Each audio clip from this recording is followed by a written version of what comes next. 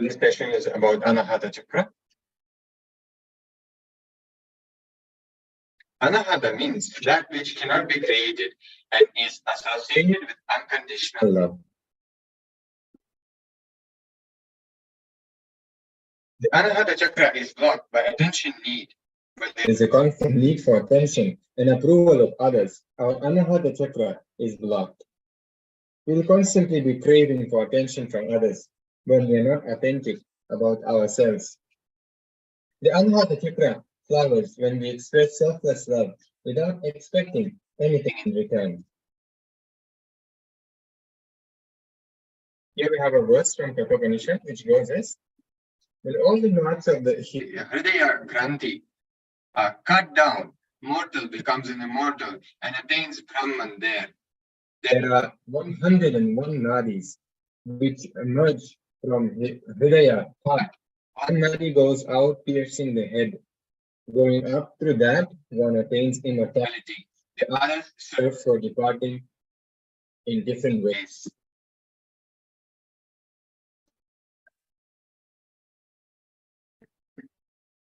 Now let us look into Apta Pramana. A beautiful incident happened in the life of Ramanuja. If you study the life of Ramanuja, you will see how he used every step of his life to move towards enlightenment. When his teacher initiated Ramanuja, he gave him a special chant. The teacher told him not to pass on the chant to anybody and that if he did so, he would go to hell. Ramanuja asked him what would happen to the others with whom he might share it. The teacher said they would be led to salvation. What would we have done? Naturally, we would have kept quiet, thinking, why unnecessarily go to hell? Ramanuja immediately stood on the platform in a temple and called out the whole village. He loudly pronounced the chant given by his teacher and told the people, let you all go to heaven. I'm not bothered about going to hell. Let you all reach heaven. When you are deeply in love, you feel as your whole being is open and you are ready to go to any extreme for the sake of anybody. You are ready to go to any boundary, but there is nothing to protect within your being. Your being is totally open. You don't feel insecure when you're wild with love. Let's look into Atma Pramana from Swamiji's own life. Arunagiri Yogeshwara is nothing but all my fantasy about how I wanted a guru to be enjoyed. It personified and became reality. That is Arunagiri Yogeshwara. In one best way the guru should be enjoyed, that personification is Arunagiri Yogeshwara. He is nothing but helping me to fall in love with my higher personality, who is Arunagiri Yogeshwara again. Understand? From one side, he made me fall in love with him. From another side, he made me fall in love with him. There are two types of love, exploiting, sucking love, and chase love. A chase love, when it opens, the first thing you will feel towards that person is, I will be integrated to him. What a being. The exploiting or sucking love will feel, let me possess him and do what I can get out of him. Chase love means the moment you fall in love, it will be, wow, I have decided I will be integrated to him from my core.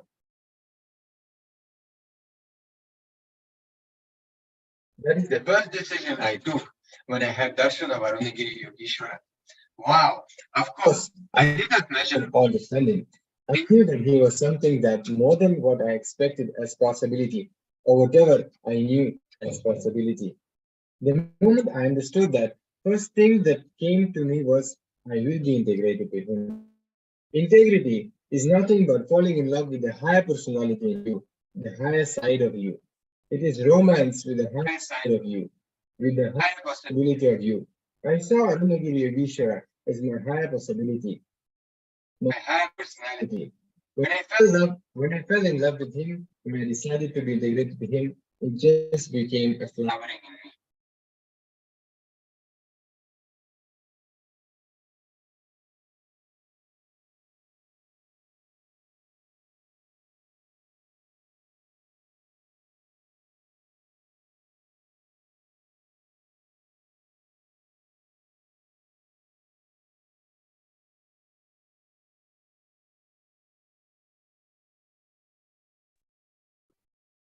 Now let us see what is attention need.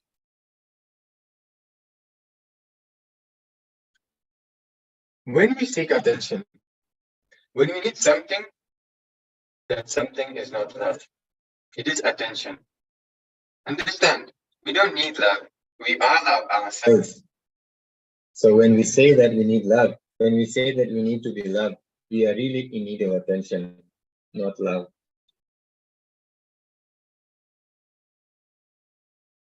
Swamiji is beautifully sharing that belief is like our house of cards. If you see children, they build the castle out of playing cards. They will place a card at a certain angle to each other and build several layers of such patterns in a pyramid shape. If you remove even one part from the castle, from anywhere, the whole castle will collapse. The higher the castle, the more the chances of collapsing. Just like this, we build our own self-image like a castle out of people's opinions of us. But we need to understand that we are not the labels.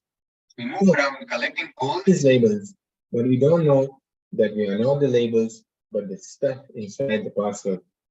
When we are dependent on others for our happiness, we are giving them control of our life. Be your own source of energy and inspiration. Come to a clear understanding that real joy is not possible when you place your center on someone else. Whatever we do, whatever we think, we are subconsciously seeking approval from the people around us. If we are not seeking it openly, we are seeking the attention in some subtle way. We are very keen that we should earn a good name from everyone. A small story. A lady once went shopping with her husband because she wanted to buy a coat for herself. They visited many shops, but she could not find what she wanted. The husband became tired. He asked, "Dear, do you know the exact kind of coat you want to buy?" The wife replied, "Of course, I am looking for a drop-dead coat." The husband could not understand what she meant. He asked, "What is a drop-dead coat, dear?" She replied, "When people see it, they will drop dead." All the time we are looking to see how we can collect certificates from people. Every action of ours is unconsciously related to what people will say to it and how people will react to it. Now let us do a quick internalization exercise. Identify 5 ways you have built your own house of cards. Explain what will happen if one person withdraws his or her certificate. Sincerely for the next 2 minutes.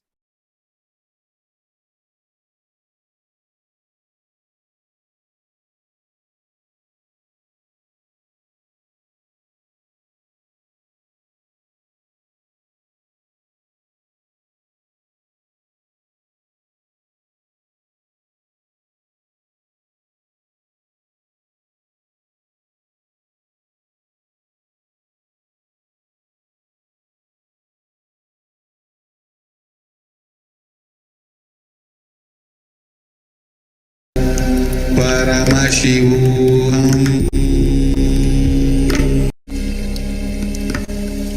Om Nithyananda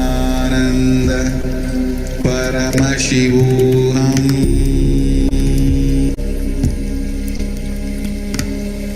Om Nithyananda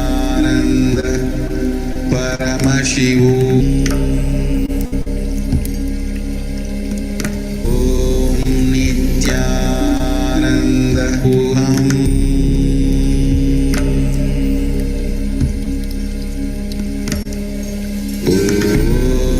Nithyananda Paramashivoham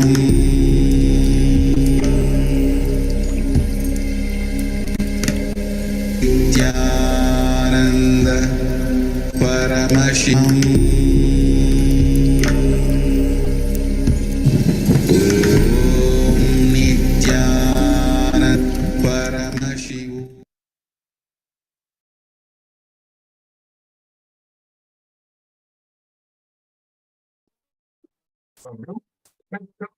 Why do we bother us? There are 2 reasons here. First reason, we don't know anything about ourselves. We know ourselves only through others' opinion, others' certificates. In the second reason, when approval and attention, they're actually giving us energy to move on. Is energy. That is why we feel so boosted when they give us attention. In such, we are not even aware of this. Now let us look into the solution seeking attention. Certainly, we're trying to get the external World to give us certification. Our inadequate inner image makes us want this attention from others. What is the solution for this? And solution Bhagwan is giving us here is stability.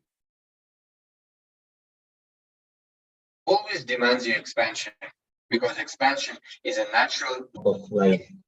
That is why you carry such a deep fear of life, especially life in the form of other people, because people are the most greater the expansion that will be demanded of you.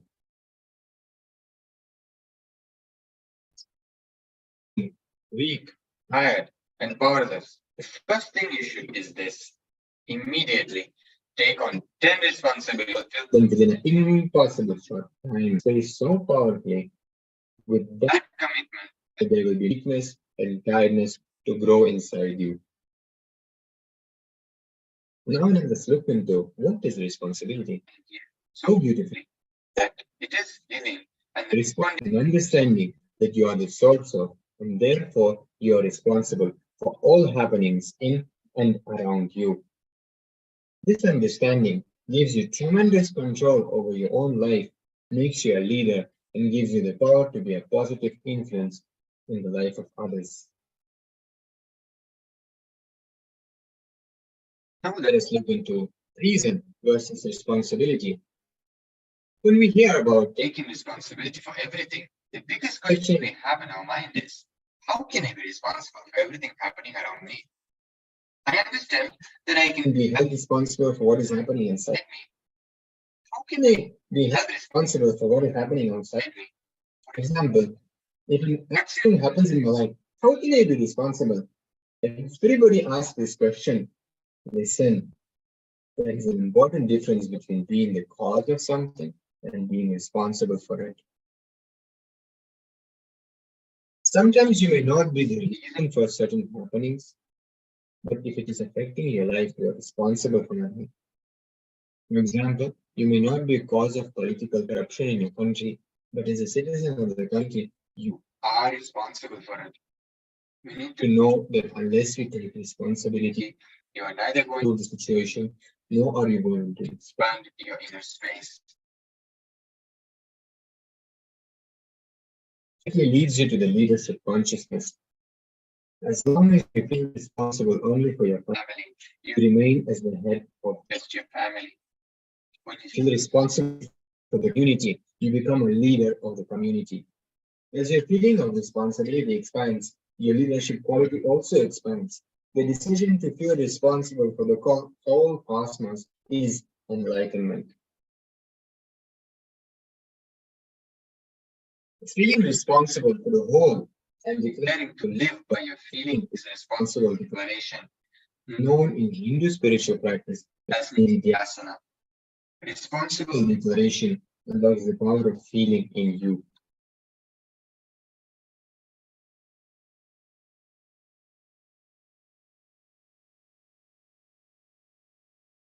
Now let us look into the beautiful technique that the Supreme Content of Hindus, Paramashivam himself has revealed to the humanity, which is called Mahamantra meditation.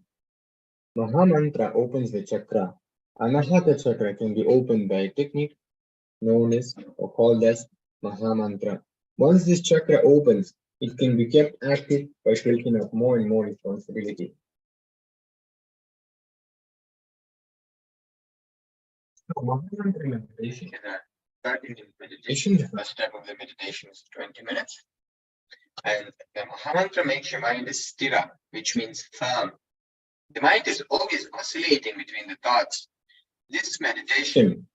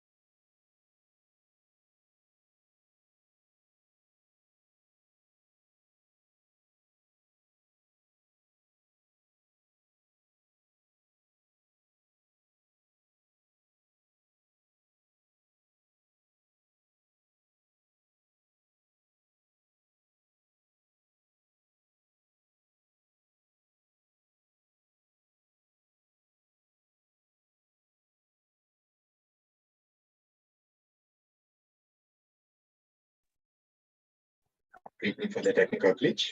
Now we are ready to resume the session. So Mahamantra makes your mind as stira, which means firm. Mind is always oscillating between the thoughts. This meditation makes your mind still and takes you into the zone of no mind. It is like jumping board to enter into infinity. This meditation should be done on an empty stomach, early in the morning or before breakfast, either alone or in a group. Total duration of meditation is 30 minutes. Stress total involvement and awareness on your humming. You should become the humming. You may feel Vibration in various body parts. Do not worry about it and just focus on the humming. The energy may cause coughing, hiccuping, etc. That is normal. Don't worry about that. Just cough and go back to humming. So now let us look into preparation for the meditation. So first will be to wear the iPad and close your eyes. Sit cross-legged in a comfortable position on the floor. If you are not comfortable on the floor, you can use a chair also. Just make sure to keep your head, neck, and spine in a straight line. Feel relaxed and close your eyes. Even after we close our eyes, we see forms and images from behind the eyelids. To erase this, imagine that your eyes have become like stones. Lock them mentally without physical effort. Then the image will harden your eyeballs with mental effort. Place your tongue on the upper palate locked. This will stop any verbalization from happening. The hardened eyeballs and locked tongue will help still the mind. This is only to start up and only require a maximum of a minute. You can both do after a minute and relax. Keep your lips together and produce the sound.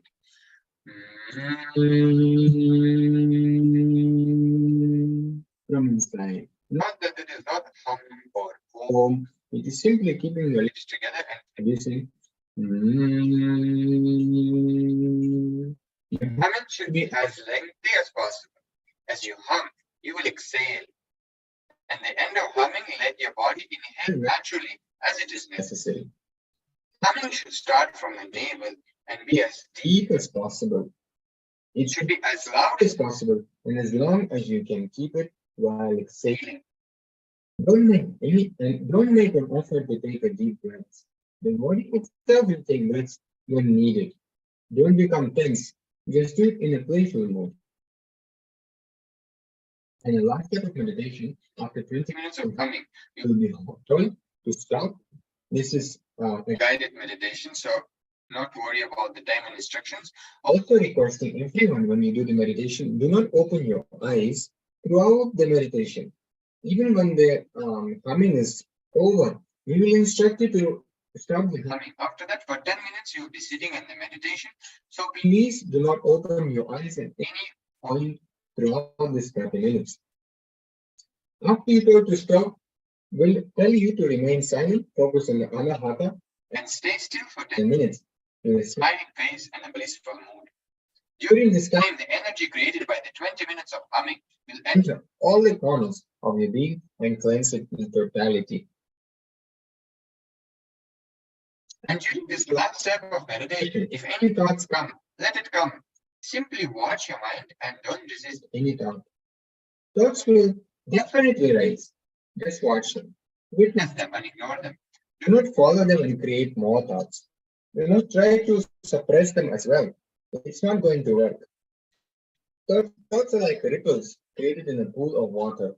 You cannot stop the ripples by putting your hand on the water. It will only create more ripples. And you need to do all you need to do is to stop throwing more stones in the water and just watch. So this Mahamantra meditation, the Supreme Pontiff of Hinduism revealed on the 18th of April of 2002. So with this, we come to an end of this session and we'll be entering into Mahamantra meditation. So please stay connected. We will be immediately entering into Mahamantra meditation. So you can get ready for the meditation. You can tie your eyes and sit with a head and neck and spine in a straight line and be Prepared for the meditation will be starting immediately.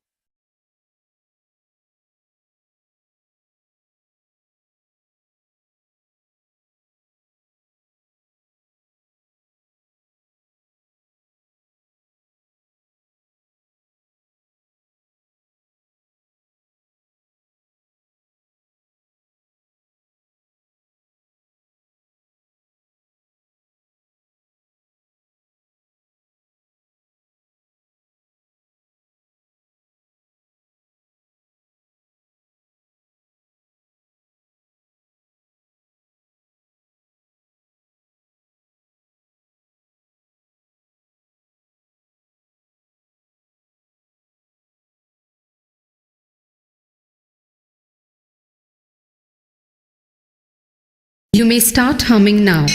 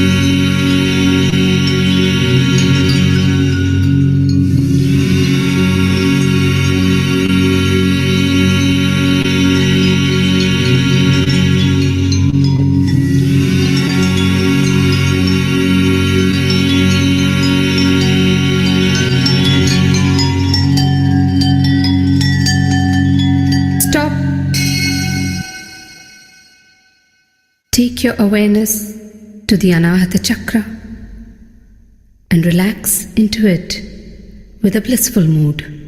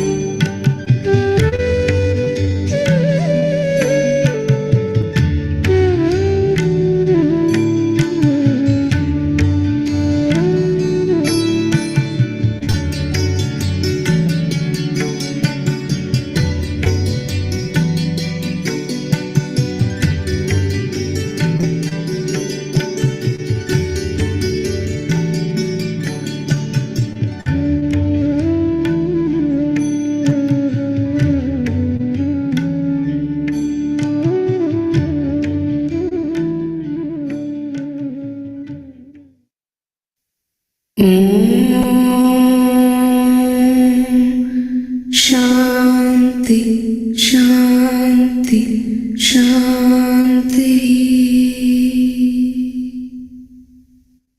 Slowly, very slowly, open your eyes, relax.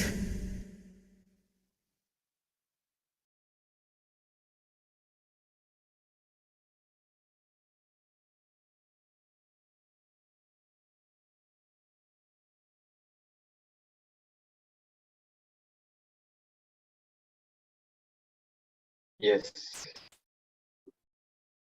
So with this, you can relax. We come to an end of this session. Next session, we'll be having initiation into the mind reading. So, and then we'll be manifesting the powers.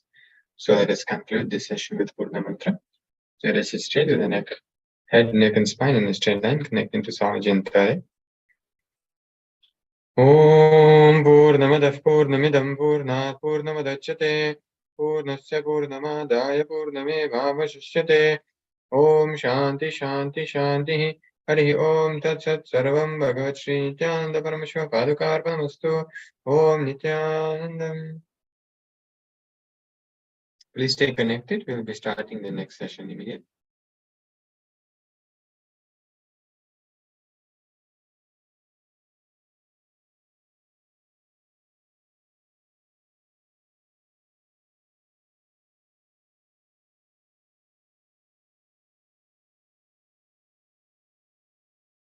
Yes, so let us sit straight with the head, neck, and spine in a straight line, holding our hands in a Manjali Mudra in front of the heart center, connecting with Swamiji in the third eye, chanting the Sadguru Mantra.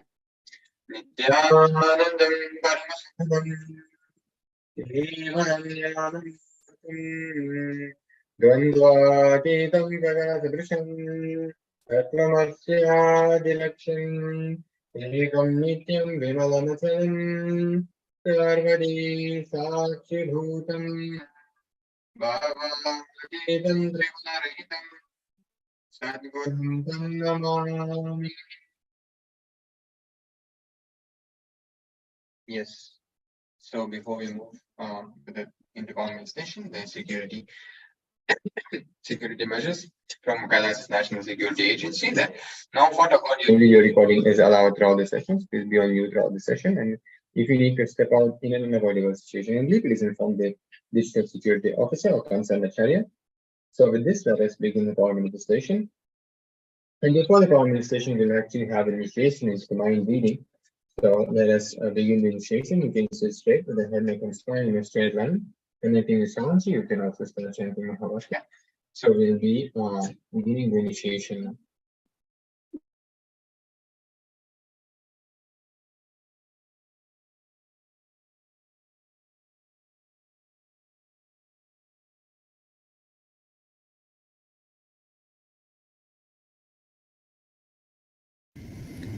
अस्मदाचार्यपर्यन्तां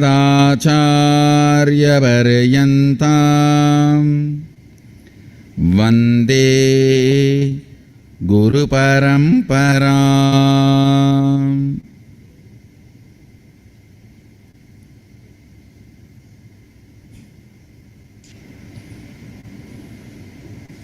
We'll directly enter into initiation.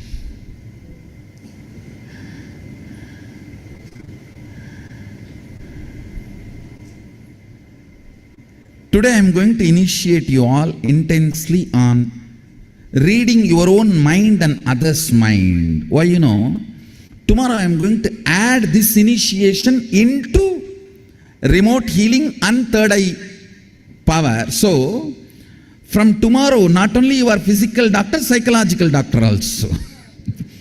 You can read others' mind and help them to get healed.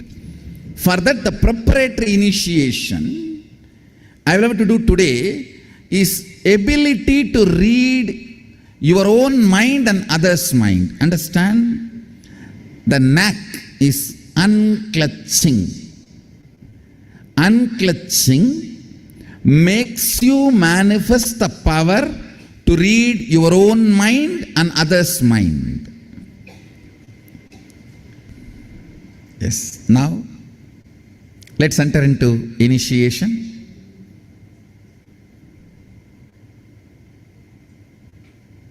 Sit with a decision to unclutch. That's all. Please tie the ribbon, sit straight. If you have Jnananjana Raushada, apply on your third eye and temples. If you have Atmalinga, pick it up and sit straight. Let's start the initiation.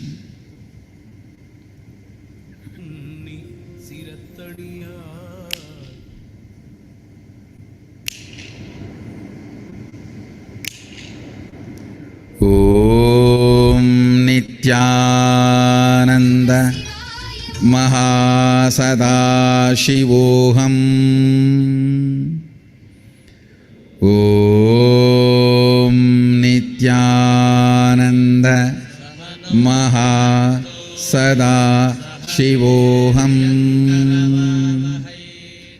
Om Nithyananda Mahasadaशिवोहम Om Nithyananda Mahasadaशिवोहम Om Nithyananda Mahasadaशिवोहम. Chant intensely. Kam kam kam ashtayogam harasiva vadivam vairavam kshetravalam gam gam gam padidegam umayaval uraya aandado maduvagam kam kam kam ayuvegam vadiyam Nithyananda Mahasadaशिवोहam nitrado agni kundam.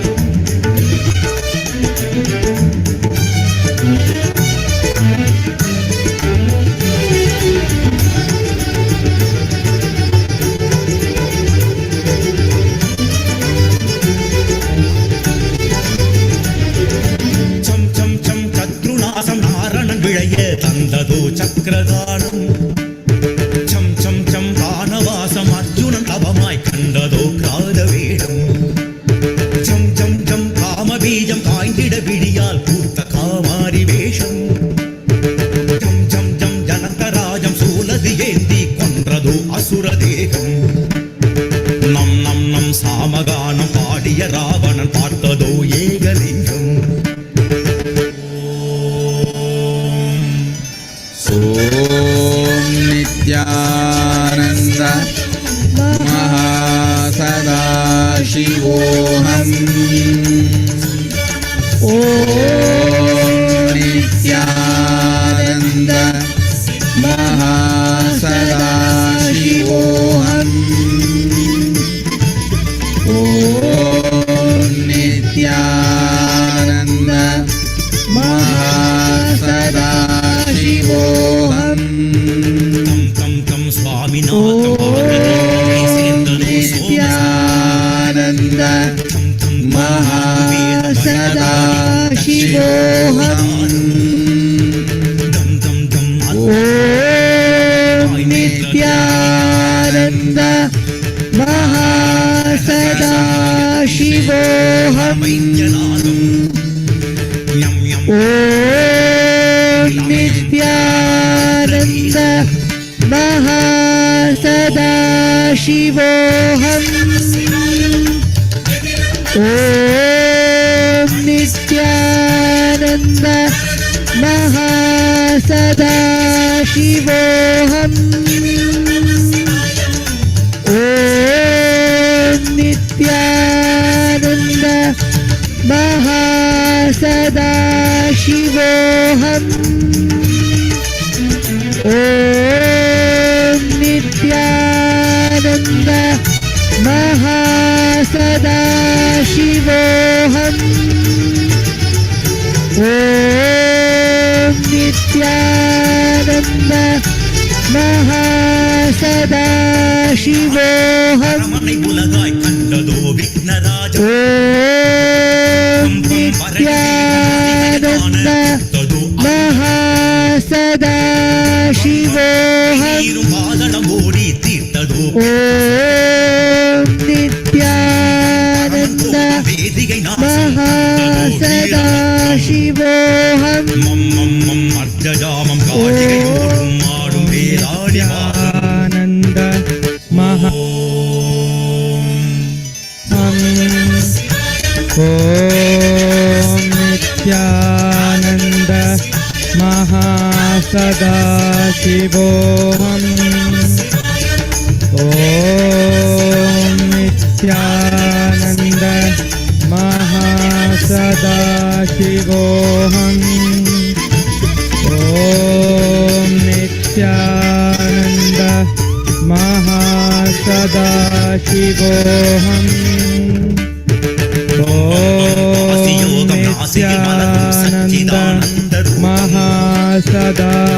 Mahasadaशिवोऽहम् தந்தையுமாகி Om Nithyananda Mahasadaशिवोऽहम् Om Nithyananda Mahasadaशिवोऽहम् மூகலிங்கம் Om Nithyananda Mahasadaशिवोऽहम् Om Nithyananda Mahasadaशिवोऽहम् Om Nithyananda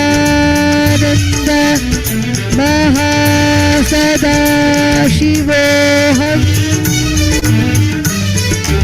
Om Nithyananda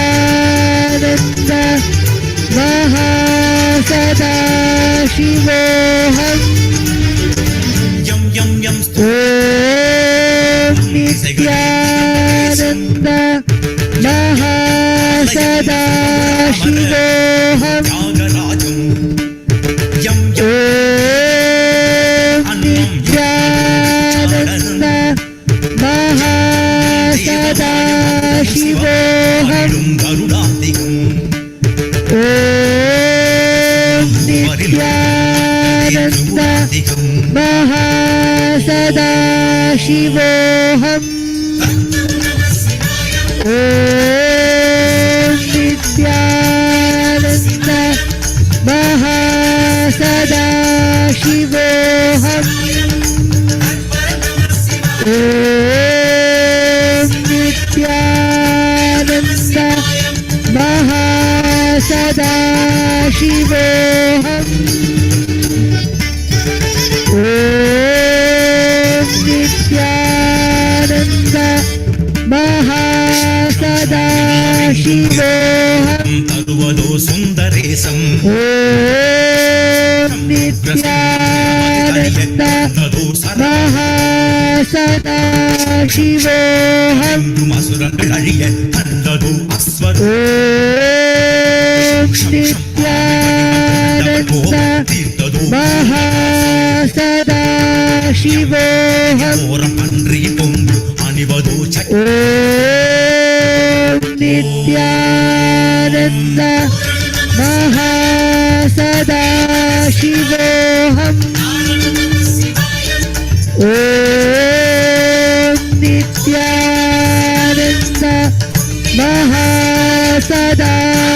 Mahasadaशिवोऽहम् Om Nithyananda Mahasadaशिवोऽहम् Om Nithyananda Mahasadaशिवोऽहम्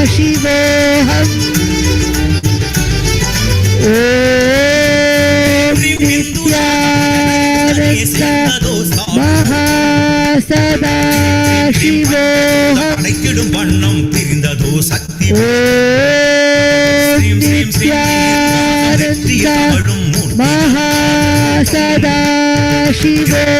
நாத பிரம்மம் பலவித வடிவாய் வந்த மூலமந்திரம் கேட்ட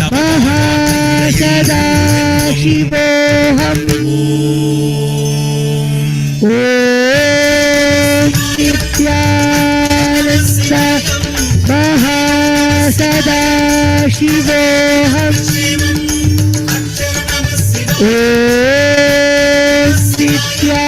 Nithyananda Mahasadaशिवोहम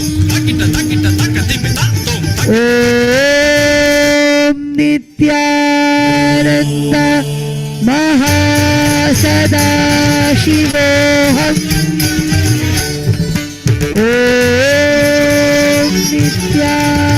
Nithyananda Mahasadaशिवोहam உண்டதோ நீலகண்டம் பைரவம் Mahasadaशिवोहam உமையவள் உரைய ஆண்டதோ மாதோ Nithyananda துணையாய் Mahasadaशिवोहam தட்சயஜமானவ பெண் Nithyananda Mahasadaशिवोहam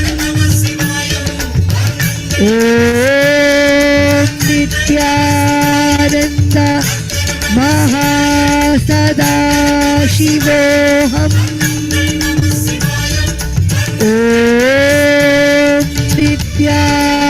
Nithyananda Mahasadaशिवोहam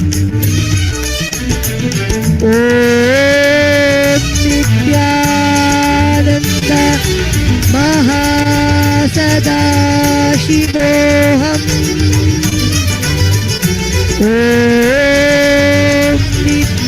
Nithyananda Mahasadaशिवोहam வானவாசம் அர்ஜுனன் தவமாய் Nithyananda Mahasadaशिवोहam ஜனந்தராஜம் சூலதியே Nithyananda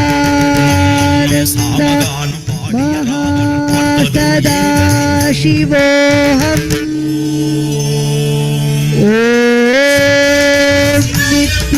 Nithyananda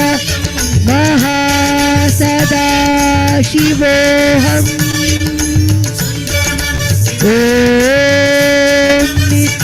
Nithyananda Mahasadaशिवोहam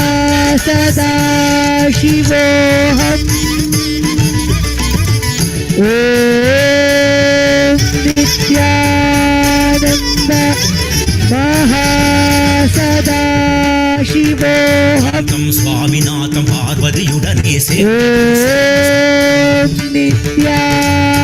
நான்கு Nithyananda வேதம் வழிபடும் Mahasadaशिवोहam ஆத்மபோதம் ஹரிஹரபடி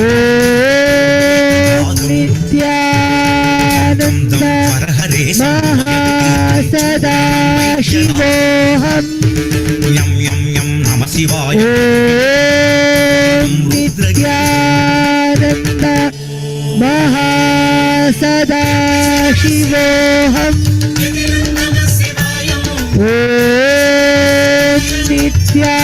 Nithyananda Mahasadaशिवोहam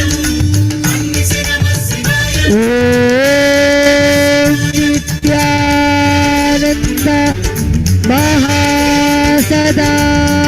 Mahasadaशिवोहam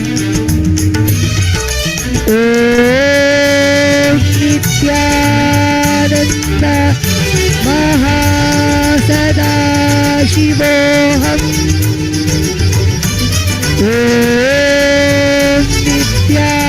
Nithyananda Mahasadaशिवोham सदाशिवोऽहम्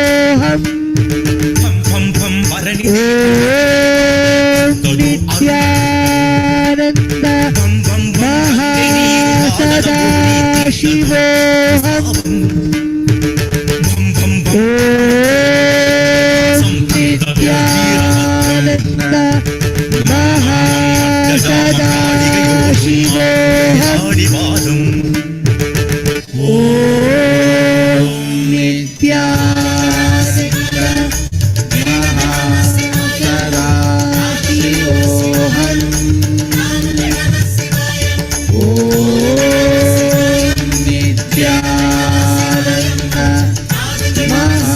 नित्यानन्द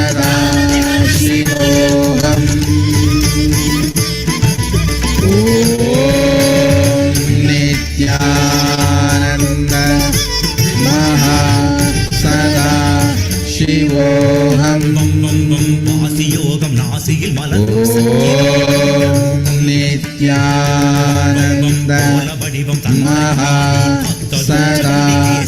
महासदाशिवोऽहम्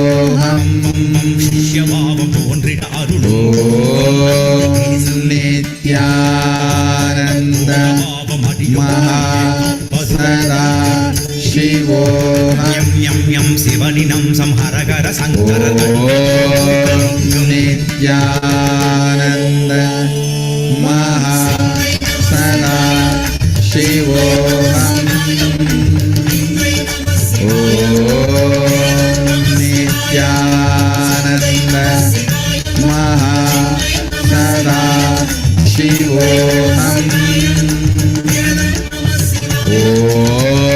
ॐ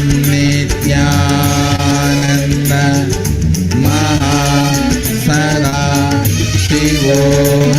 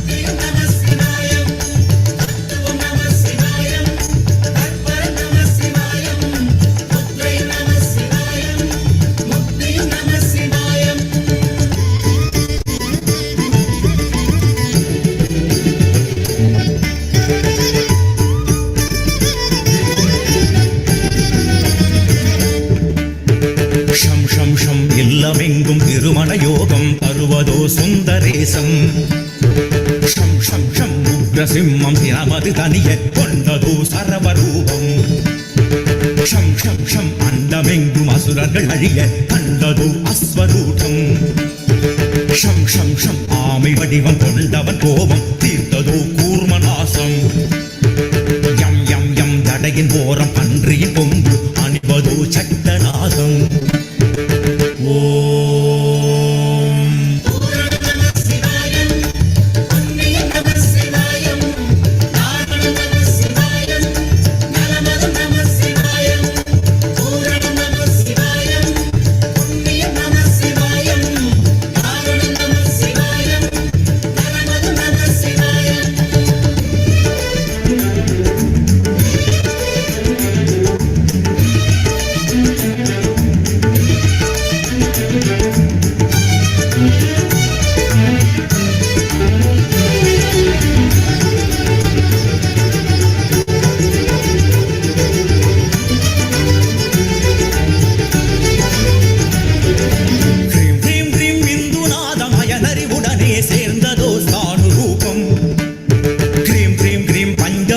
படைத்திடும் வண்ணம் பிரிந்ததோ சக்தி வேதம் ஸ்ரீம் ஸ்ரீம் ஸ்ரீம் நேருவாதம் நெற்றியில் கமழும் மூர்த்தி கங்காள ரூபம் கிரீம் கிரீம் கிரீம் நாத பிரம்மம் பலவித வடிவாய் வந்ததோ ஓம் சிவோகம்.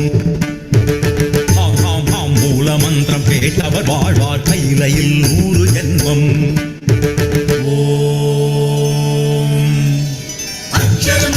You can all open all your 3 eyes and manifest the powers. Let's start the power manifestation and casting. Ability to read your own mind and others' mind. I bless you all. Let's all radiate with integrity, authenticity, responsibility, enriching, casting, living Shuddhatvaita Saivam. Sadashivoham, the eternal bliss, Nithyananda. Thank you. Be blissful.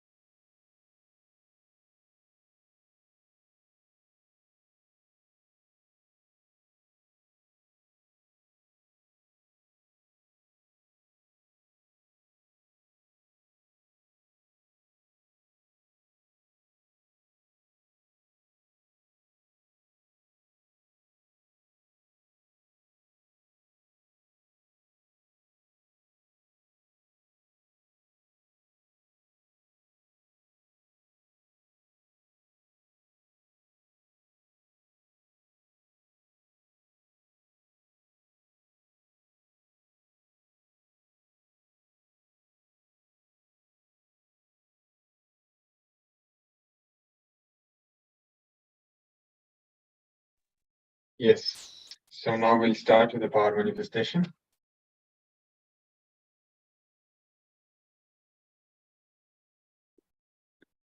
So let us sit straight with the head, neck, and spine in a straight line. We'll be starting the power manifestation.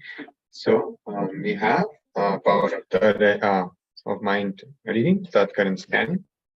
So now please keep the copy of Living Enlightenment ready. You can access it by going to Paramashivoham.org/gifts. Keep pen and paper with you, and prepare the timestamp camera as well for recording your power manifestation.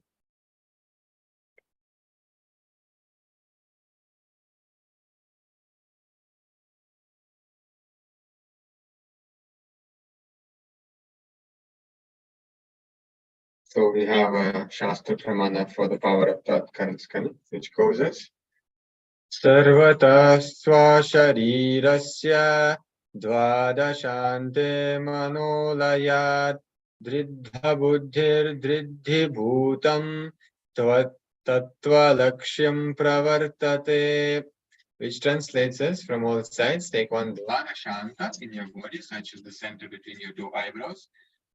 Just dissolve your mind in the third eye with a strong, constant, restful awareness.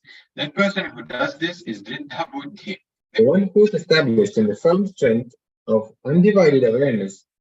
To him, the characteristics of existential reality of the Supreme Consciousness appear and manifest firmly, which do not subside at all.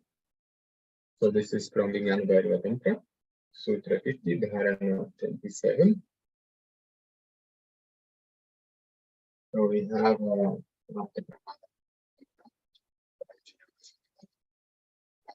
just to the heat sickness number, which means that through samyama on the heart comes knowledge of the mind. Again and again looking, find out the stuff out of which your thoughts are made, stuff out of which your mind is made. You will know what you think and you will know what others think. It is a samyama which can directly enrich your life. If you know what you think, you know what others think. And here, Atma Pramana from Swamiji's own life. When you look into your Ananda Gandha, how you look with the same awareness into others Ananda Gandha, then you will know what they are thinking. But before that, you need to look into your own Ananda Gandha. First, you need to know what you think, because you don't even know what you think. I know people take decisions without even being aware of what they are thinking. That is the reason for their suffering.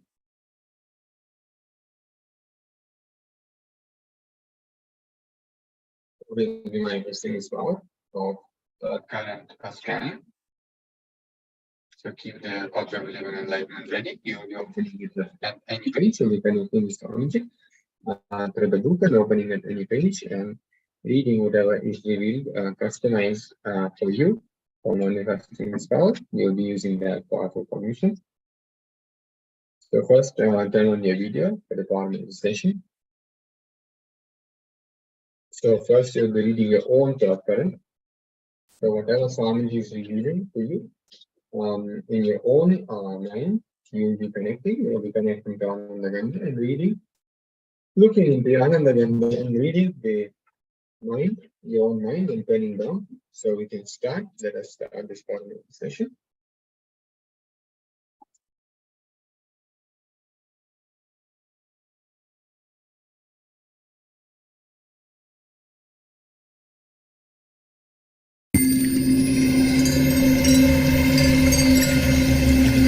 I welcome you all with my love and respect.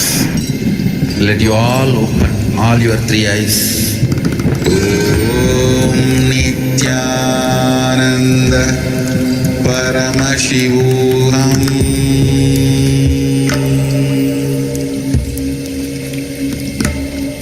Om Nithyananda Paramashivoham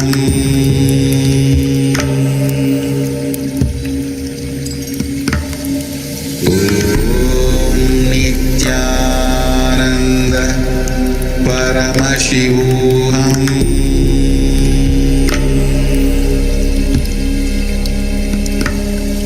Om Nithyananda Paramashivoham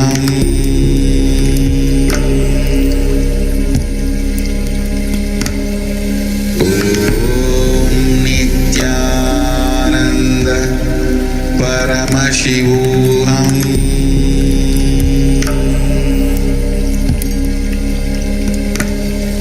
Om Nithyananda Paramashivoham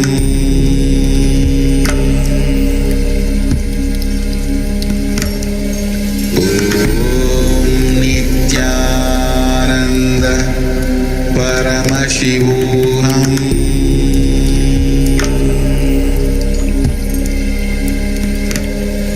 Om Nithyananda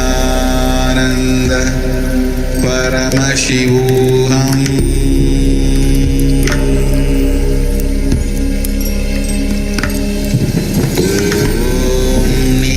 Nithyananda Paramashivoham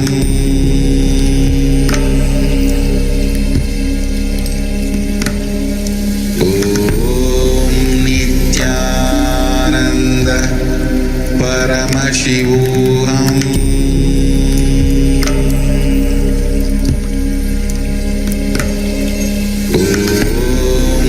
Nithyananda Paramashivoham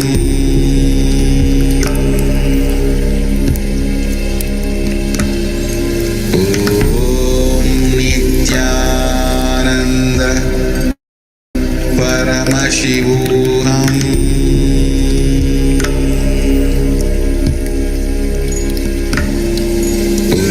Om Nithyananda Paramashivoham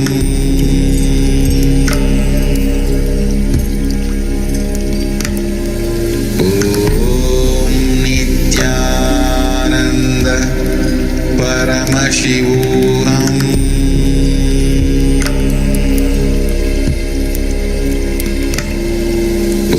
Om Nithyananda Paramashivoham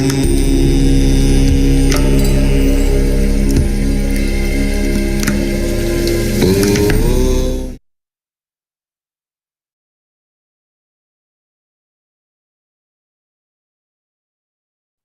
So now you can pen down what was revealed.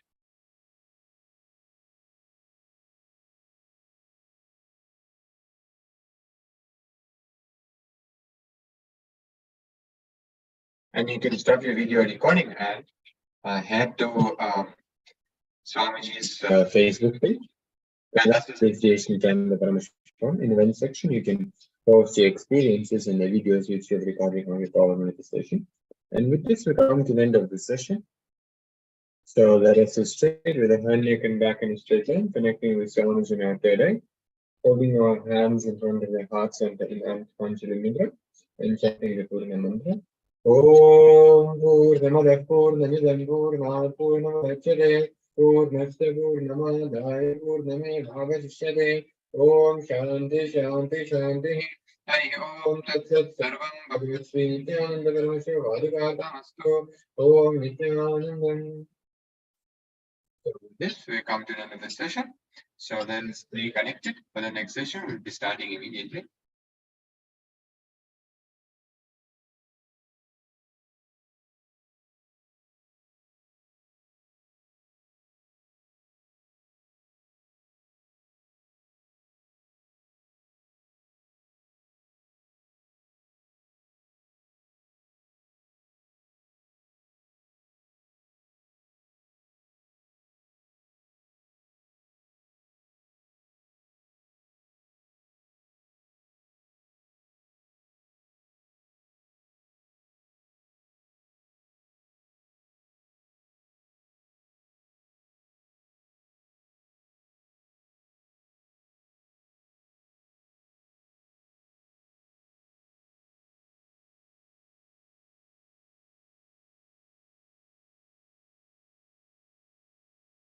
Yes, so with this, let us begin this session. So let's sit straight with the head, neck, and spine in a straight line. Holding our hands in Panjali Mudra, connecting with Swamiji in our third eye, remembering Swamiji in our third eye, and starting to chant the Sadguru Vandanam. Nithyanandam Paramasukam Kevalam Jnanamurtam द्वन्द्वातीतं गगनसदृशं तत्त्वमस्यादिलक्ष्यम् एकं नित्यं विमलनचनं सर्वदी साक्षिभूतं भावातीतं त्रिगुणरहितं सद्गुरुं तं Namami.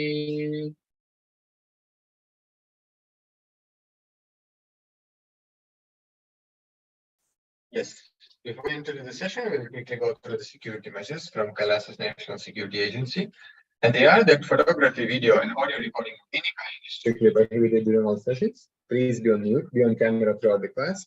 If you need to step out in any unavoidable situation, only please inform the district security officer or the concerned Acharya. This section we're going to look into completion with others. First thing you need to do is to decide I have to be in completion with others. With whom I'm living. This starts completion with others. Now let's look into how the cognition actually works. Your cognition is the way you receive, process, interpret, and respond to any information entering your system through your five senses. And here Swamiji is revealing to us the two things that we all need to understand in order to come to the completion space with ourselves and others. There are two things here, the world and my world. The world is the actual happening, which the facts which is actually happening. My world is a perception you carry about what is happening, which consists of judgments, labels, ideas, opinions, notions, interpretations, belief, experiences, expectations, and memories.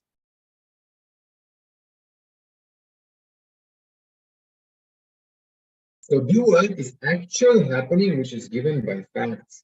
And my world, as we looked already, is different judgment, labels, and basically our perception of the whole thing. Our interpretation, which is happening from the cognition which we carry. Relationships shaped by your cognition. So your cognition is responsible for the way you relate with life and with people in your life.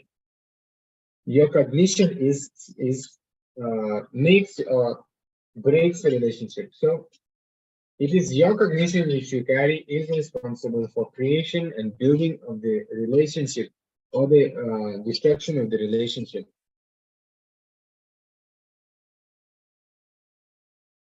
So we have words from Bhagavad Gita, which translates as Bhagavan is very beautifully describing whatever form in which you approach me, I appear to you in that form. You always see the world the way you are, not the way the world is.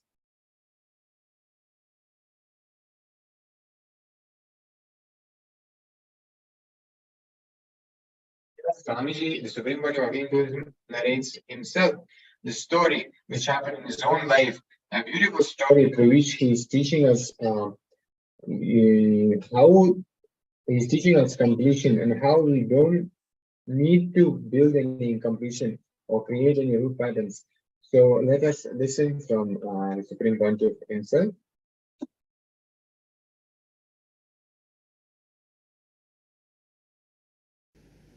Whatever happens outside, you don't need to feel hurt. I can give you one example from my own life. Let me tell you a story from my life. At the age of 5 or 4.5, my mother went and cried to my grandfather, my mother's father, her father. She went and cried, I cannot handle this guy anymore. See, my family used to tell I used to be like a Shiva Bhuta in a body, means some 1 ton weight. 1 ton means how many pounds? 1000 kg, around 2000 pounds. 1 ton weight teakwood cart, I will tumble it by one hand.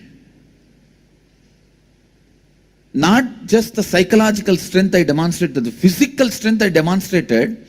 My mother used to get frightened. She goes and tells my grandfather, I feel some bhuta has come inside him. 2200 pounds teakwood cart. Once my mother told me, call your uncle. He was sleeping in that cart. I went and called him, uncle, uncle, mama, mama in Tamil. He did not wake up. I just tumbled the cart. He's rolling. Actually, he got up and ran away, thinking that some earthquake has happened. You see, you can never imagine a car tumbling. A chair tumbling is okay. A car tumbling, and what happened? Now still I can remember the scene. He thought some earthquake happened and he ran. Like this, many very powerful physically. She could not handle. She went and told my grandfather that I am not able to handle this fellow anymore. You put him in the school. And they took me to the school. My grandfather, one fine morning, took me to the school. And that school half was built by my grandfather. Means he donated the money. So he took me to school, and the whole school is literally respects him and under him.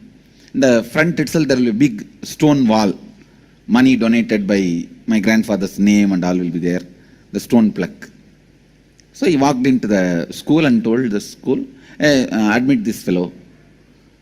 The headmaster said, no, age is not there. You have to have a minimum age. My grandfather said, no, whatever age you want, you put. No, that is the way in my certificate I am older than original. Originally I am born in 1978, January 1st. The certificate, 1 year before I am born. And anyway, we don't have a problem in India, it is normal. How many of you have the same problem in India? In India it is normal. So, my grandfather said, you put whatever date you want. So I was finally got into the school. Then headmaster told, go to that classroom where I am supposed to go, the first level or whatever. I don't know whether it's a kindergarten or remember, class 1, whatever. The moment I went, the teacher, even as a kid, my grandfather nicely put up all the sacred ash. If you see our Gurukul kids, how they are, exactly the same makeup. I'm going and standing, but in white dress. This fellow could not handle. He said, what is this? Like a whitewashing, how they do whitewashing for the wall and the house. Like a whitewashing you have done and came. Tomorrow you should come without all this whitewashing. I did not answer. I just looked him up.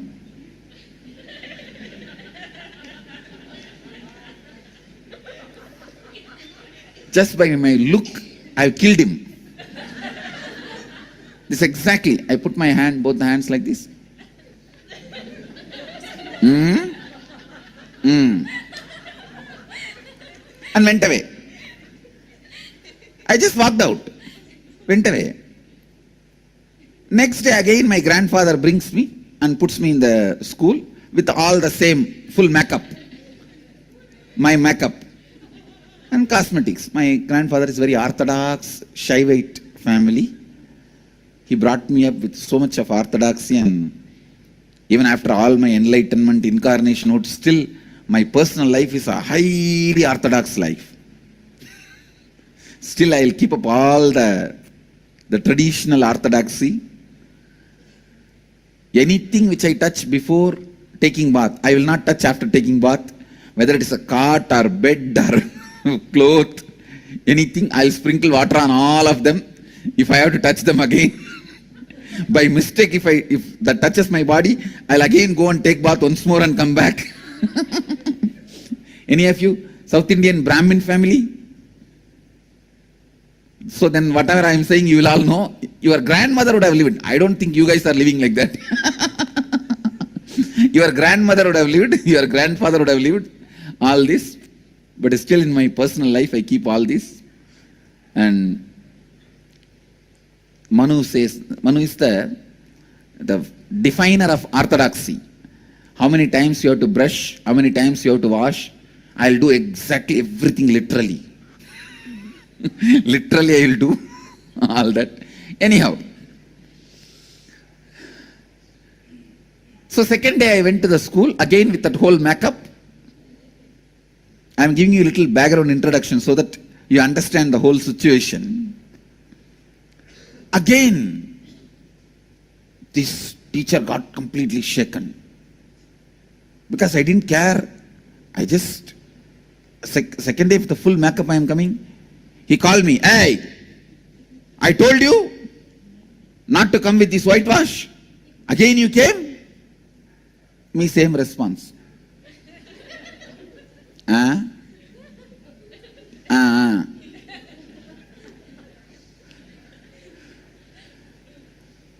No agitation, no perturbed, no desperation, completely ignoring him, not caring, not bothered. That only irritated him. Immediately threw the chalk piece in the hand. That chalk piece they will have to write on the blackboard. He threw that and said, "Come to the teacher's room." In every school there will be one small room where these teachers will sit and have tea and smoke and flirt with the lady teachers. There will be one room. And this fellow said, "Come to the teacher's room." And he went away to the teacher's room. I didn't bother. I slowly walked. When I reached the teacher's room, I am supposed to stand outside and ask, "Excuse me, sir," take the permission and go inside. That's class leader, he told me this is the way you have to do and all that. I went, but I straight walked into the room. The moment he saw me, he got up and he rushed towards me to hit or to tell, how dare I walked inside the room without asking, "Excuse me, sir. May I come in, sir?" He got up actually to hit me. How I responded, I was responding as if he got up seeing me. I said, "Please be seated."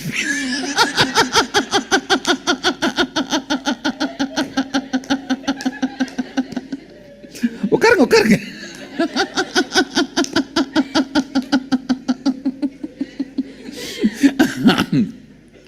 That's it, that fellow's Kundalini has gone up. And he caught hold of my one hand and started twisting and started wiping my vibhuti. The moment his hand touched my vibhuti, that's all, my Kundalini has gone up. And I just held his one hand with one hand, that's all.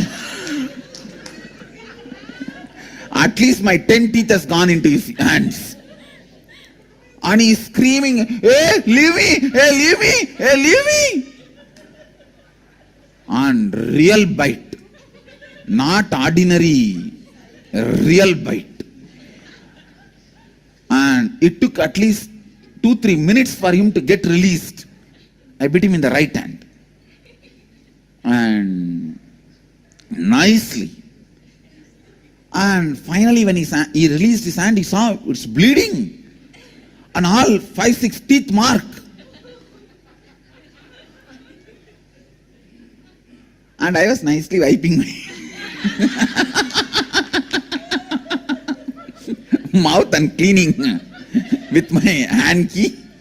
I had a small hand key in my trouser. With that I was cleaning and all that.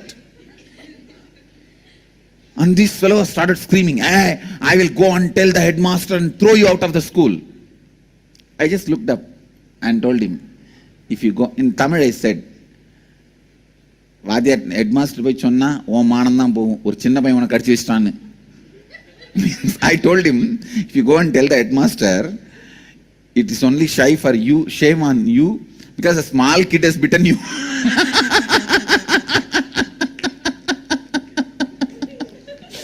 And that fellow was so angry. He said, "Even if it is shame on me, it's okay. I'll go and tell the headmaster." And the next word which I uttered only, I shook him. He had an extramarital affair with another one teacher. And both of them will come to the temple every day and sit under the banyan tree. And that usually I used to sit on that tree only. So I've heard about them, but I never thought I will go to the same school and same teacher. And they will come and sit and flirt there only. It's a remote area in the temple. I usually used to sit on that banyan tree. I'll sit on the banyan tree playing, and we will be playing around in that area only. Because we were kids and these two will never bother about us. And they would have never expected I will come to the same school and under them. And I told him, okay, I told in Tamil, வாங்க head master போகலாம், நீங்களும் Lakshmi டீச்சரும் daily ஸ்கூலுக்கு வந்து என்ன பண்ணுறீங்களோ, கோயிலில் வந்து என்ன பண்ணுறீங்களோ நான் சொல்கிறேன், நீங்களும் சொல்லுங்கள் நானும் சொல்கிறேன், 2 பேரும் வாங்க போகலாம். In Tamil I said, let's go to the headmaster and you tell what I did and I'll tell what you and Lakshmi teacher do every day in the temple after the school hours. Come on, let's go to the headmaster. That's all. That's all. That fellow took his kerchief and wiped his hand and he told me in Tamil, Sari po, nee sollada nanu sollala.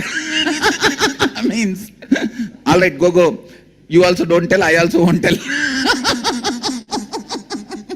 That's all. After that, he never bothered about my vibhuti. My sakradash, he never interfered. Please understand why I want to tell this. The same situation, if any one of you, it could have become a root pattern in you. All I am trying to tell you is you don't need to develop incompletion. Developing incompletion is not mandatory.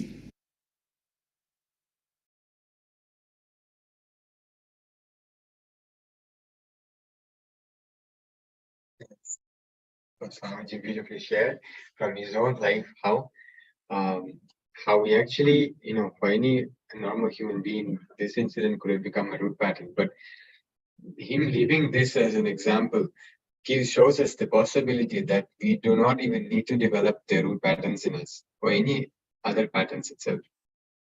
So now let's look into perception of the happening.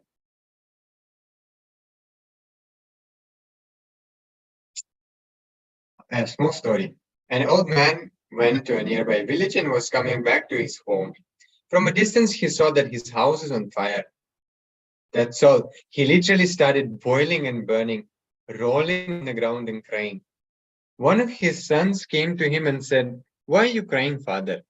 The old man said, "Oh, my house is on fire. My house is on fire." The son reminded him, "Don't you remember? Just yesterday we sold the house." Immediately, the old man got up and became completely all right. He was okay. All his suffering, his pain, everything disappeared. Everything became all right for him. But in a few minutes, the second son came and told him, "Father, we sold the house, that is true, but the money has not yet come to us. We have not received the money."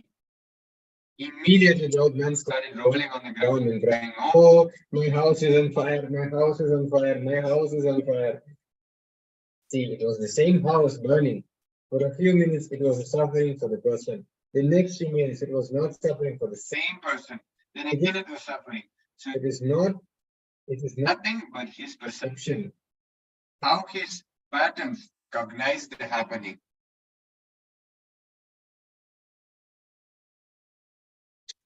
Now we'll do a short assignment, an internalizing assignment about the world in my world. So you can you can open up a book, a notepad. You can start that. So we'll be writing, there will be 3 columns. One will be situation or incompletion. So a certain situation which happened, the incompletion which got developed, or any incompletion which you have, you can write there. Then you will be writing the world and my world. So the world means it is something which is a fact. Like for example, I'll give you one example. For example, a boy is coming back home and he's coming back late, right? And his father asked him, "Where have you been? Why are you coming so late?" So the way the boy perceives it, right?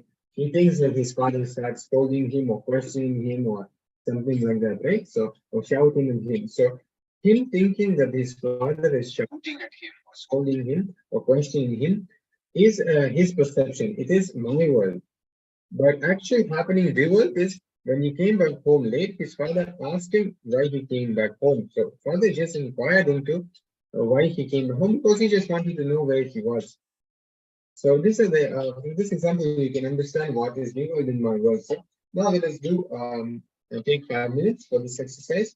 So you write the incompletion and the world in my world of that specific incident or incompletion. So We can start Start now before we move to the next part of the exercise.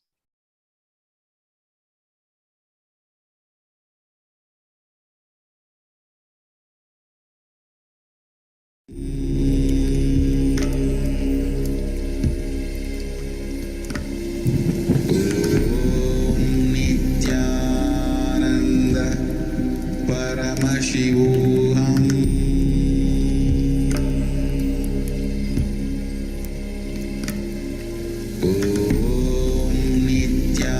Nithyananda Paramashivoham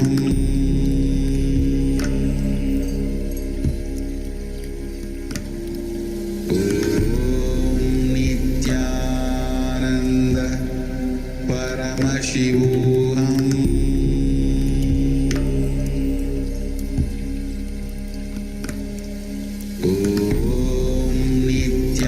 Nithyananda Paramashivoham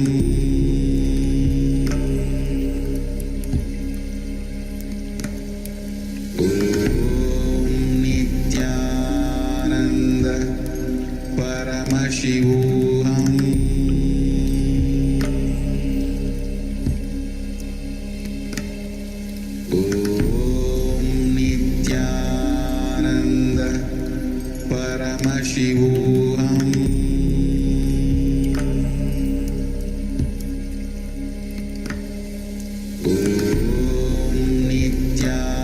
Nithyananda Paramashivoham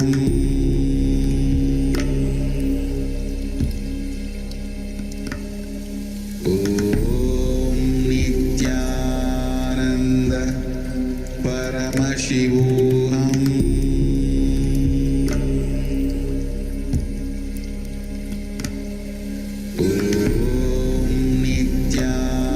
Nithyananda Paramashivoham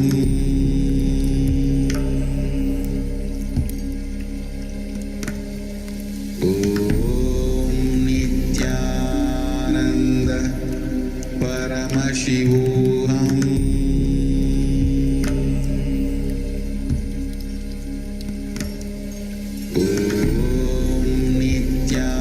Nithyananda Paramashivoham Nithyananda Paramashivoham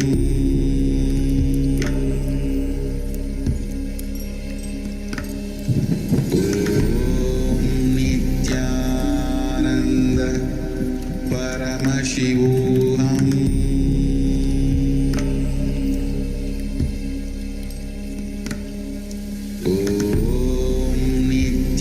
Nithyananda Paramashivoham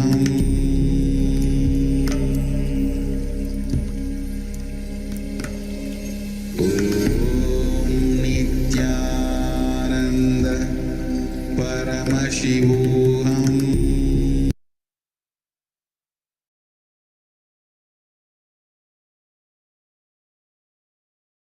Yes. So with this, we can continue with the session. And here, the Supreme Pontiff is sharing that first you have to take responsibility for everything happening around you. You have to recognize that you are the source of everything happening around you.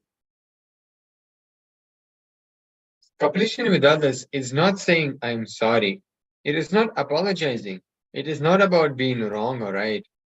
Feeling sorry comes from powerlessness. Completion comes out of responsibility, not out of powerlessness. Anything you consciously build stays with you and makes you more and more powerful. True love and fulfilling relationship is your birthright. Fulfilling relationship means every relationship which reminds you again and again and gives you the experience of oneness. Now let us look into the purposes of completion. Purpose of completion is not just healing of relationship. Your whole energy and consciousness will be different. Please know that what happened was not wrong. What is happening is right. Completion is right. Past is not wrong. And another thing is that you are not blaming or complaining. You're only completing and dropping it from your inner space. Now let us listen from the Supreme Content of Hinduism himself a deeper insights into completion with others.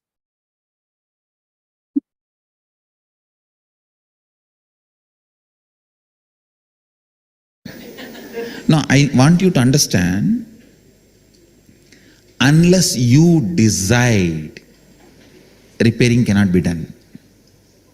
Unless you decide, repairing cannot be done. Repairing cannot be done. Listen.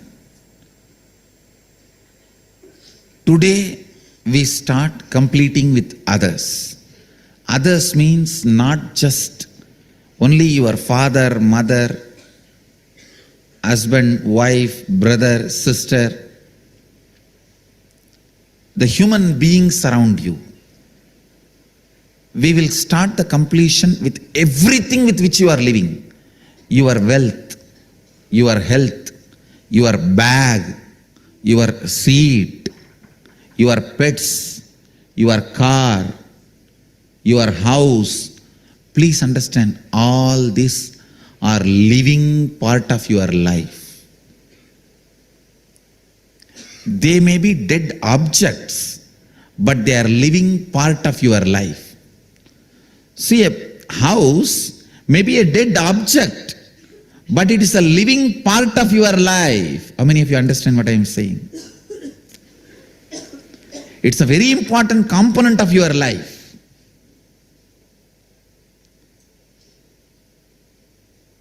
First, we will start completion with all the human beings with whom we are living. First step, completion with everything. With every human being. First thing you need to do is deciding, I have to bring completion with others, with whoever I am living. I have to bring completion with whoever I am living. Even if they don't want, I will stretch my best and I will decide I am in the space of completion. Whenever they want, I am open to have them. I am open. I am going to be in the space of completion. Whenever they are also ready, it will become completely complete. Understand? Completion with others does not mean you are going to apologize to them. No. Apologizing is not completion. Asking sorry is not. So many people were saying, I want to apologize, I am sorry. No. I am sorry is not completion. I am deciding to drop hurting pattern in my life. Or any incompletion, misunderstanding, anything, I am deciding to drop, and I am deciding not to bring them, not to give life to it again. See, past, you can't say you are wrong or you are right. No one can say you are wrong, you are right. It is not apologizing. It is not feeling sorry for the past. No. Deciding, I am dropping this incompletion, hangover of the past, and I will not allow this to happen once more. Completion is actually responsibility, not apologizing. See, apologizing or feeling sorry comes out of powerlessness, but completion comes out of responsibility. Understand the difference. Please listen, see the difference. Now when I am saying you need to complete with your mother, with your father, with your brother, with others, I am not asking you to apologize. I am not asking you to call them and say, oh sorry, oh sorry, oh sorry, bus bus. No. No. Feeling sorry comes from powerlessness. That is not completion. When you call, you explain, this is what has been perceived by me. Here, I am not interested in looking into you are wrong or I am wrong. That will only create more and more anger, hatred, and suppressed violence. I am only saying one thing. I am ready to drop the past and its powerlessness, incompletion. I am declaring I am dropping the past and I am complete. I don't have incompletion. And I will not create any incompletion anymore. Your decision and declaration, when it reaches them, you will suddenly see they also open up and start coming towards completion.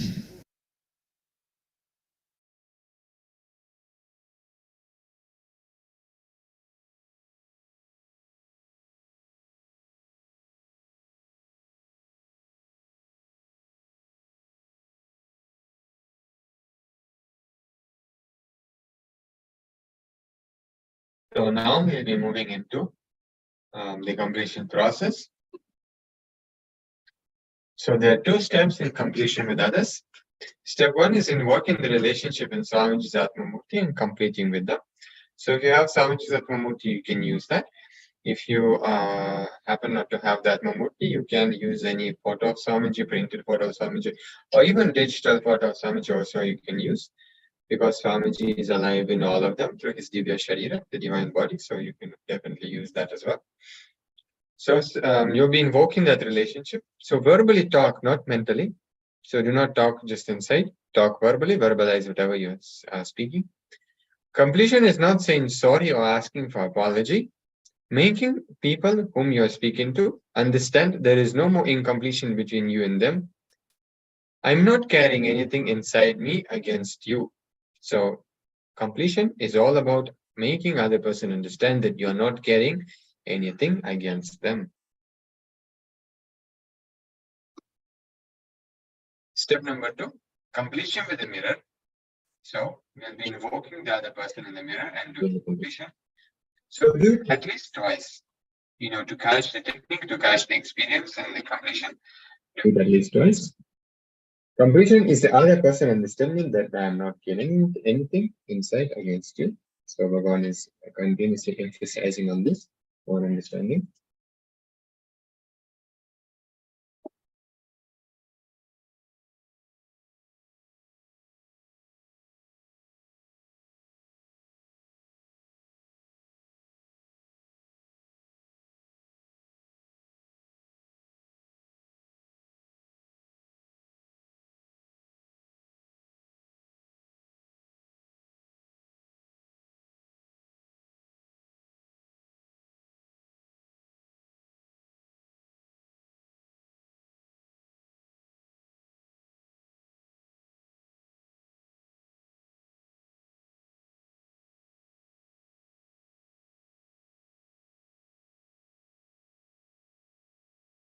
So with this, we come to the end of this session. So let us just straight with the head, neck, and spine in a straight line, connecting with Swamiji. Incorrect. Remembering Swamiji in the third eye, requesting his grace and blessings.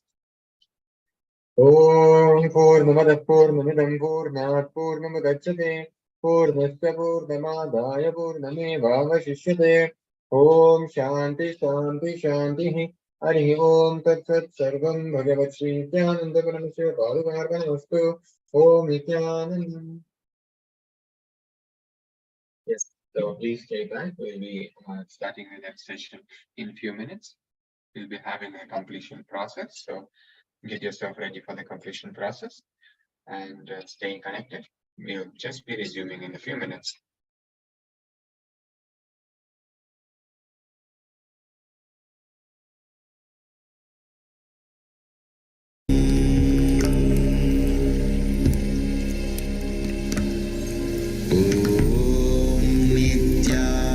Nithyananda Paramashivoham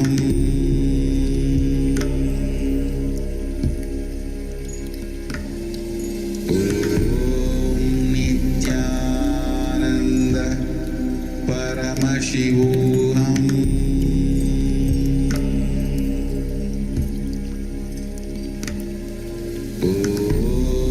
Nithyananda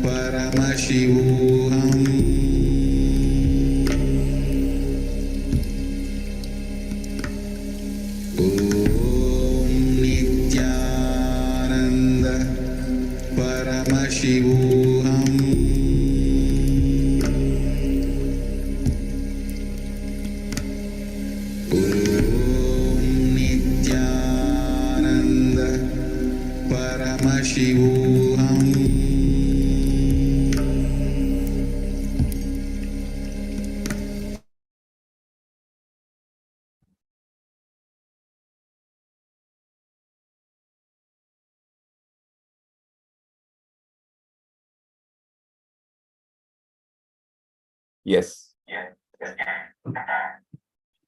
So we now move on to the next session in today's series of sessions with the powerful cognitions on completion with others and achieving fulfilling relationships.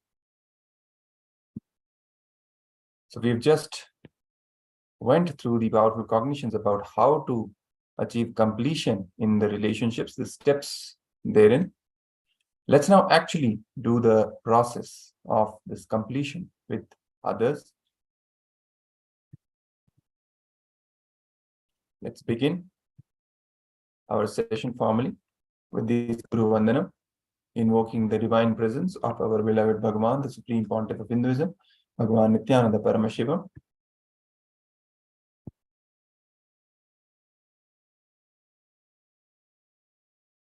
Nithyanandam Paramasukadam Kevalam Jnanamurtim Dvandvatitam Gagana Sadrisham Tattvamasya Ekam Nityam Vimalamachalam Sarvadhi Sakshi Bhutam Bhavatitam Triguna Sadgurum Tam Namami.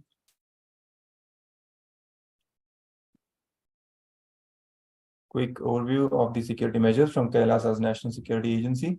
Photography, video recording, audio recording are strictly prohibited during all the sessions. Be on mute and be on camera throughout the class. If you need to step out in an unavoidable situation only, please inform the digital security officer or the concerned Acharya. Some more important notes. Completion with others. After the previous session, all your spicy, chilly, anger, vengeance, everything will come out through the words. Only then you will then be ready to complete the other person. Don't complete directly.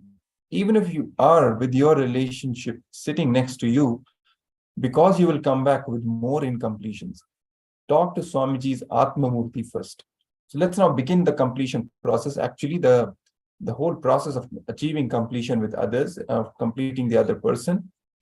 But before we actually call the other person or talk to the other person, let's first sit with Swamiji's Atma Murti and invoke the other person in the Atma Murti and complete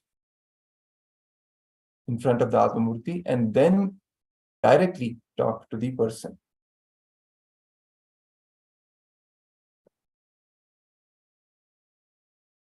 So this is the exercise which we are going to do in this session, very important for all those who are participating. This is the process through which you will actually be achieving complete completion with others. So you can now start. First, sit in front of Swamiji's Atma Murti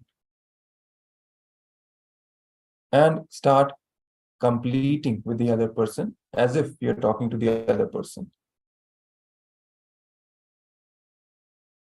And then once you're done, call the other person and complete the other person. Let's now begin.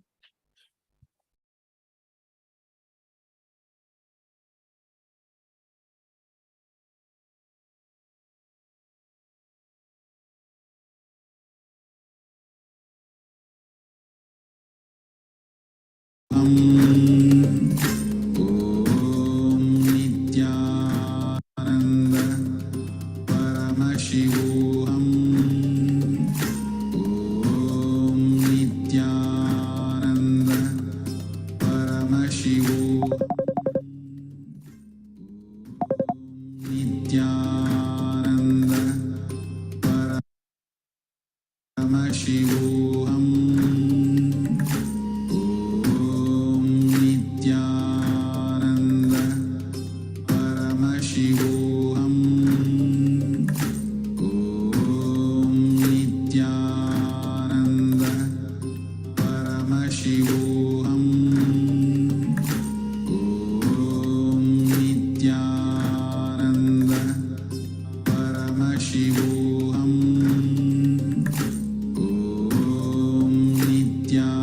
Nithyananda Paramashivoham Nithyananda Paramashivoham Nithyananda Paramashivoham Nithyananda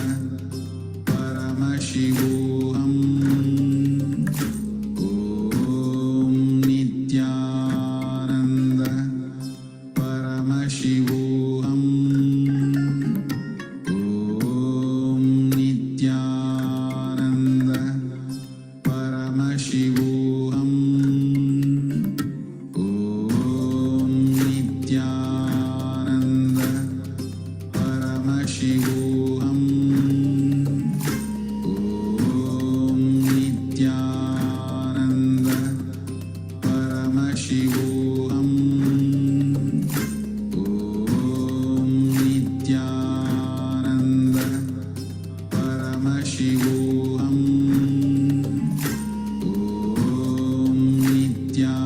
Nithyananda Paramashivoham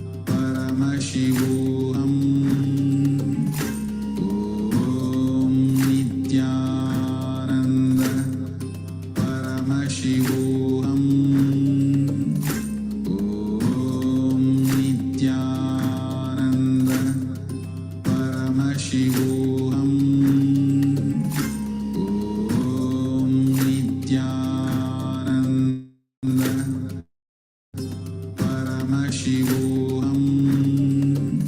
Om Nithyananda. Paramashivoham. Om Nithyananda. Paramashivoham. Om Nithyananda. Paramashivoham. Om Nithyananda. Paramashivoham. Om Nithyananda. Paramashivoham. Om Nithyananda. Paramashivoham. Om Nithyananda. Paramashivoham. Om Nithyananda.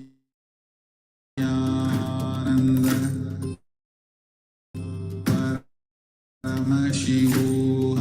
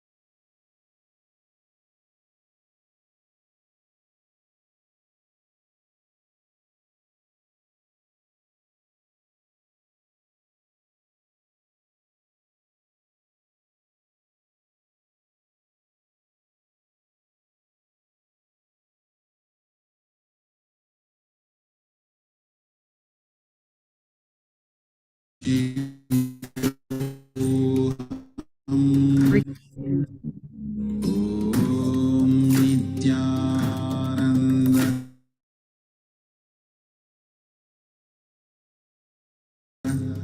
Paramashivoham.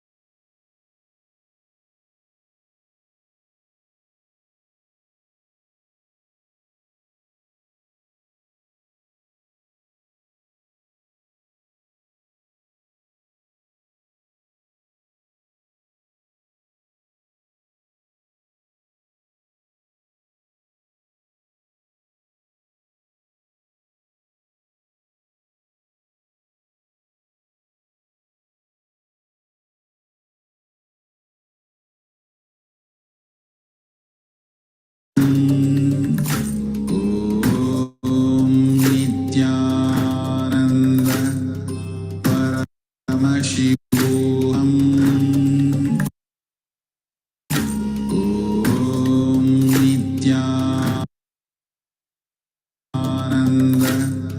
Paramashivoham Om Nityananda Paramashivoham Om Nityananda Paramashivoham Om Nityananda Paramashivoham Om Nityananda Paramashivoham Om Nityananda Paramashivoham Om Nityananda Paramashivoham Om Nityananda Paramashivoham Om Nityananda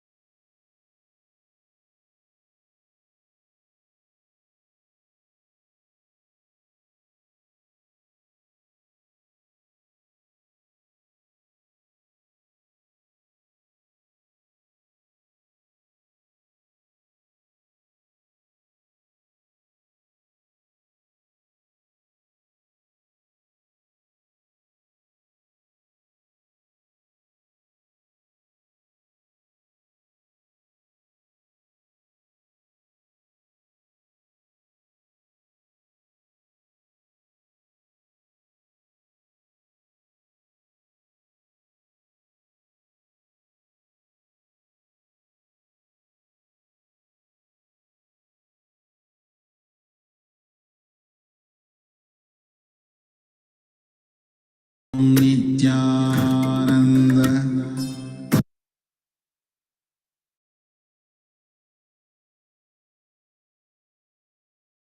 Paramashivoham Om Nityananda Paramashivoham Om Nityananda Paramashivoham Om Nityananda Paramashivoham Om Nityananda Paramashivoham Om Nityananda Paramashivoham Om Nityananda Paramashivoham Om Nityananda Paramashivoham Om Nityananda Paramashivoham Om Nityananda Paramashivoham Om Nityananda Paramashivoham Om Nityananda Paramashivoham Om Nityananda Paramashivoham Om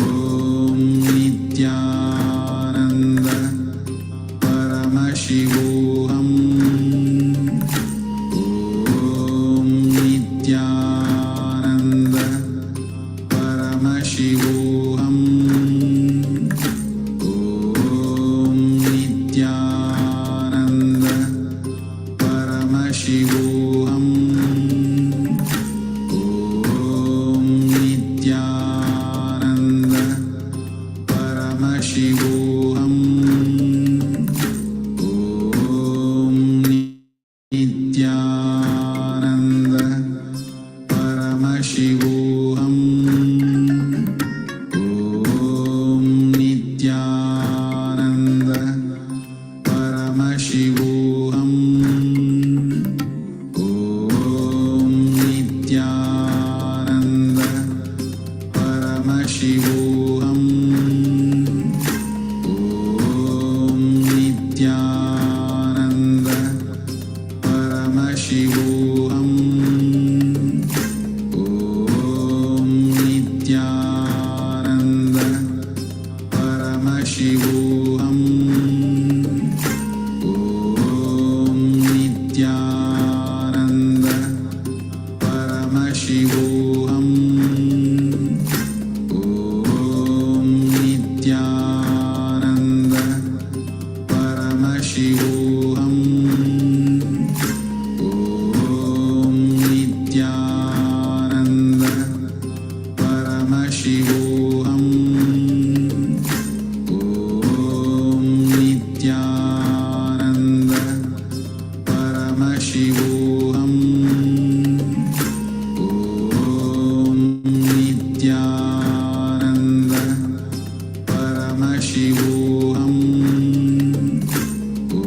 Om Nithyananda. Paramashivoham. Om Nithyananda. Paramashivoham. Om Nithyananda. Paramashivoham. Om Nithyananda. Paramashivoham. Om Nithyananda. Paramashivoham. Om Nithyananda. Paramashivoham. Om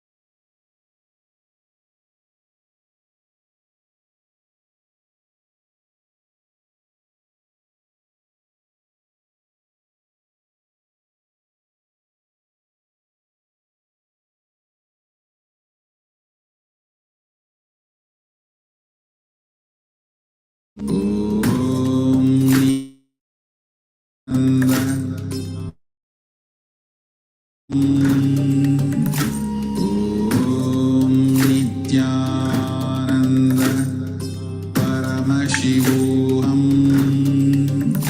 Om Nithyananda Paramashivoham Om Nithyananda Paramashivoham Om Nithyananda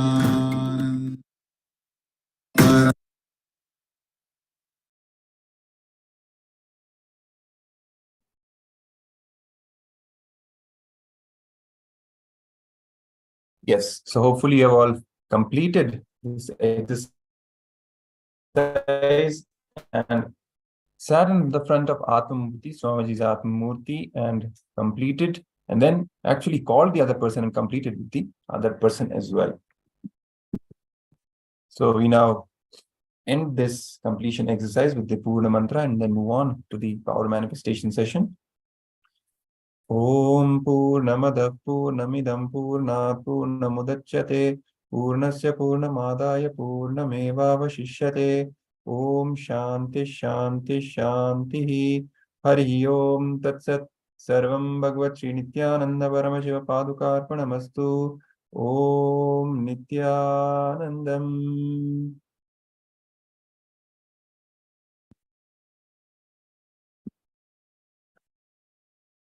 Let's now move to the power manifestation session.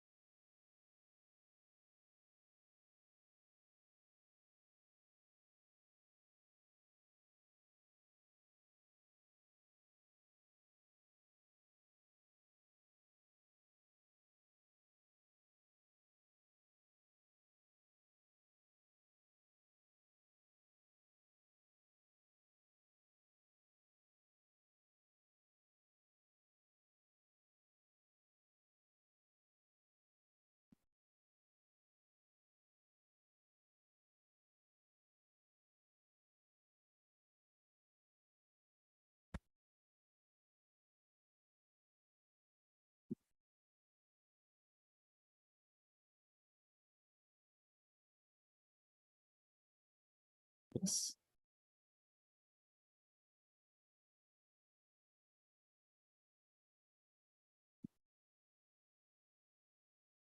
So we will now be moving to the power manifestation session. After every Jnana session, we are engaging in the power manifestation session so that the powerful cognitions that we imbibe in the Jnana session get completely bolted into our system.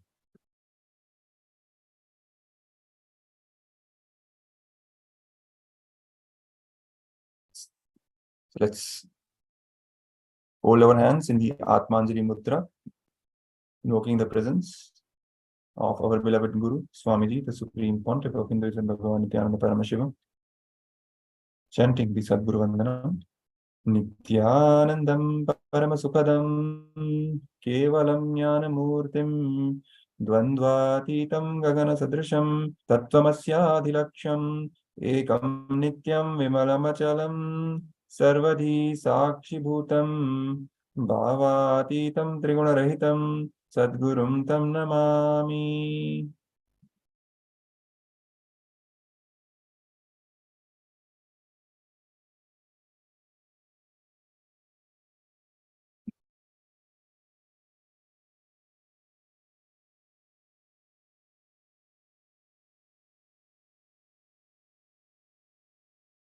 Quick overview of the security measures from KAILASA's National Security Agency.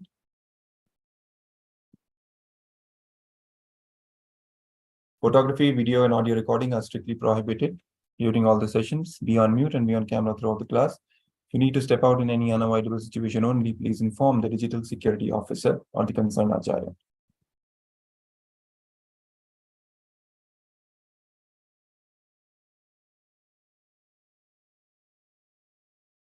We're going to manifest the power of the thought current scanning, level 3, sharing the colors thought by the other person. So this is the power which we are going to manifest in this session.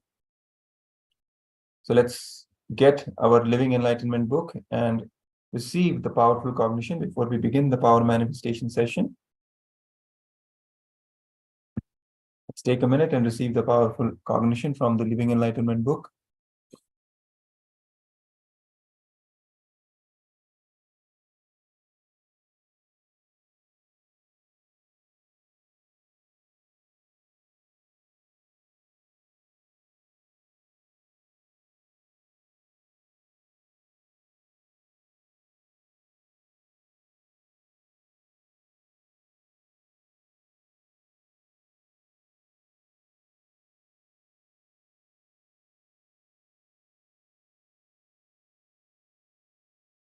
Now let's begin the power manifestation session. So in this session, I will be thinking of a color, and you have to scan my mind, read my mind, and in your third eye, request Swamiji to reveal the color that I am thinking about. Okay?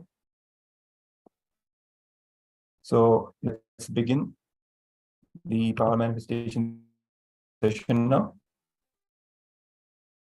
Let's sit with our head, neck, and spine in a straight line. Turn on the video and start chanting the Mahavakya.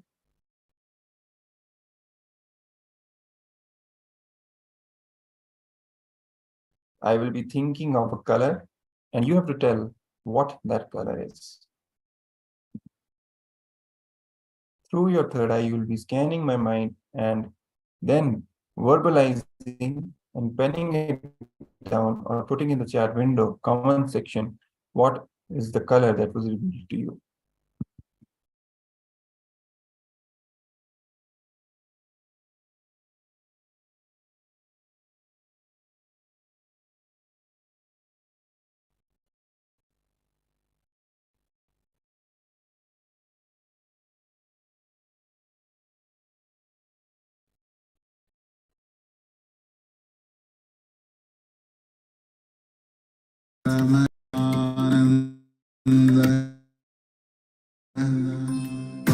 Paramashivoham Om Nithyananda Paramashivoham Om Nithyananda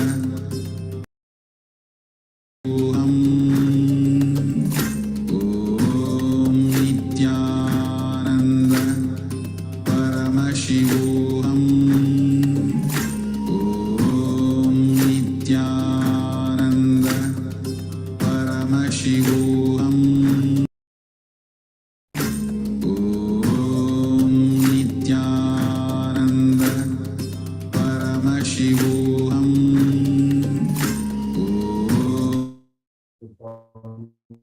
Om Nithyananda Om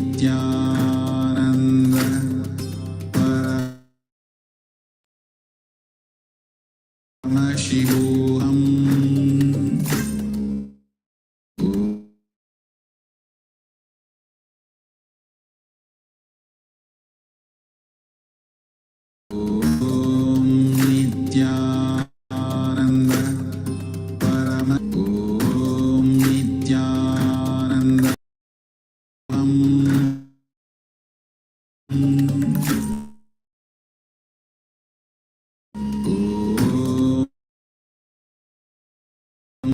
Paramashivoham Om Nithyananda Paramashivoham Om Nithyananda Paramashivoham Om Nithyananda Paramashivoham Om Nithyananda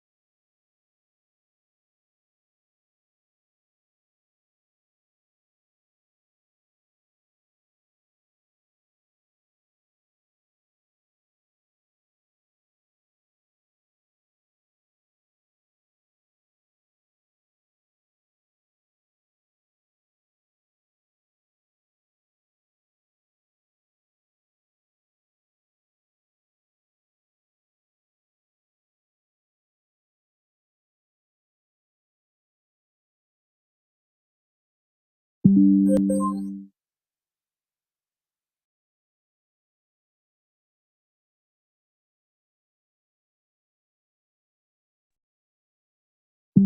can put in the comment section the color that was revealed to you, and then you can verify. The color that I was thinking about was red. So for all those who got it right, congratulations, you manifested this power well. And even for those who could not get the right answer, keep trying, keep playing, keep practicing, keep manifesting the power. So let's now move to let's first upload, make sure we upload the recordings that we have made during this powerful power manifestation session, so that more and more people can be enriched. You can post it on the social media and invite others also to join the Paramashivoham Level 2.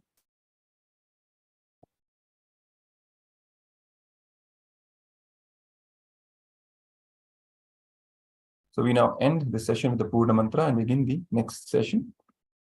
Om Purnamada Purnamidam Purnat Purnamudachyate Purnasya Purnamadaya Purnamevavashishyate. Om Shanti Shanti Shanti. Hari Om Tat Sat. Sarvam Bhagavat Shri Nithyananda Paramashiva Padukarpanamastu. Om Nithyanandam. Yes.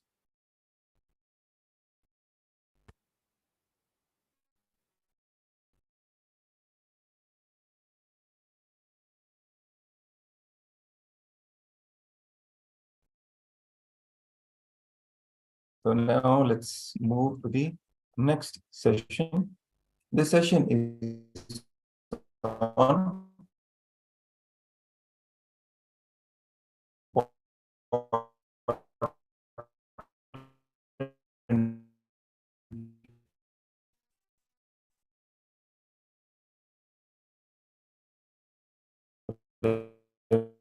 revelation from the Supreme Pontiff of Hinduism.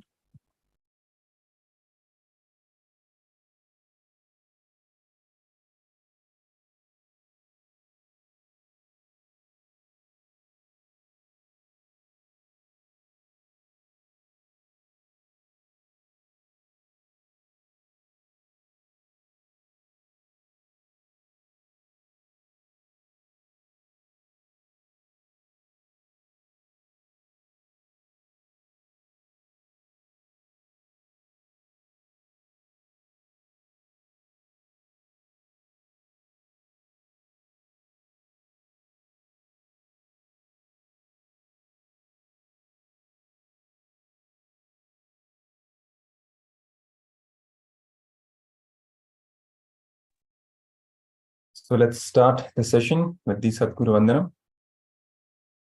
Atmanjali Mudra, invoking the divine presence of our beloved Bhagavan, the Supreme Pontiff of Hinduism, Bhagavan Nithyananda Paramashivam. Nithyanandam Paramasukadam Kevalam Jnanamurtim Dvandvatitam Gagana Sadrisham Tattvamasya Ekam Nityam Vimalamachalam Sarvadhi Sakshi Bhutam Bhavatitam Trigunarahitam Sadgurum Tam Namami. Security measures to be followed from KAILASA's National Security Agency. Photography, video recording, and audio recording are strictly prohibited. Be on mute and be in front of the camera throughout the class. If you need to step out in any unavoidable situation only, please inform the digital security officer. Diagnose your gender.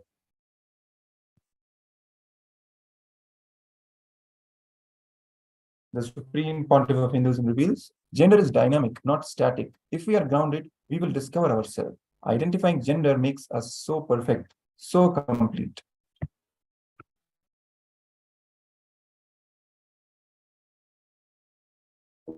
Gender is the totality of our identification there and your will about you.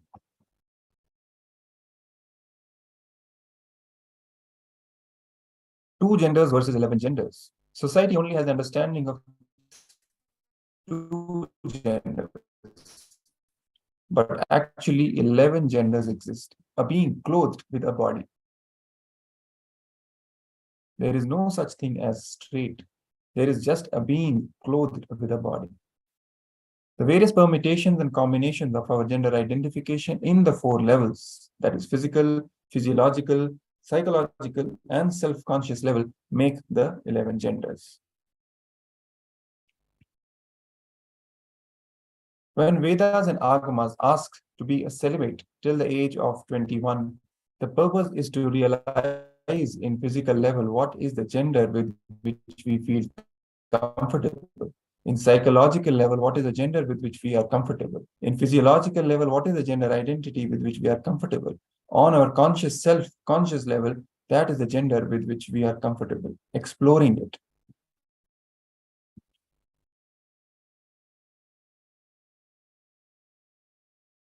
Nature of Ardhanarishwara. Shastra Pramana from Shiva Sutras, Sutra 1.13, Uma and Kumari, the Uma Kumari, which translates to his will is the energy of Shiva, and it is called Uma, the independent will power of Sadashiva, and it is called Kumari, the cosmic energy that plays.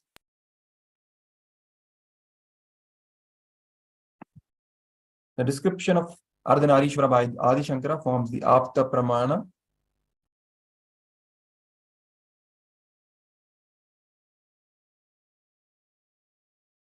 He says, my salutations to both Parvati and Shiva, to her whose dance marks the creation of the world, to him whose dance destroys everything, to her who is the mother of the universe, to him who is the father of the universe.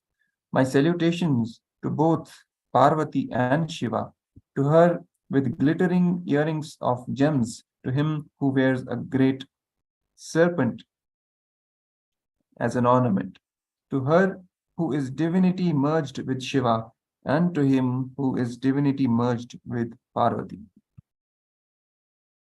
Ardhanarishwara, beyond all duality. An avatar is the physical manifestation of the metaphysical union of Shiva Shakti. He exists in the state of pure consciousness, Shiva, even as he manifests as an embodied form, Shakti.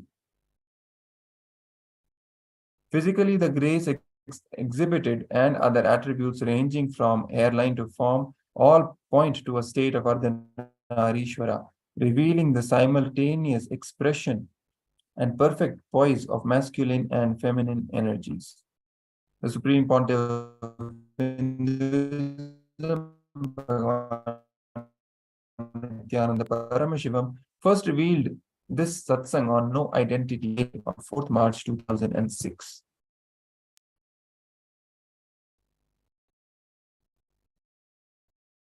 Let's now hear from the Supreme Pontiff of Hinduism this great revelation on gender identification, the primal detoxification you need.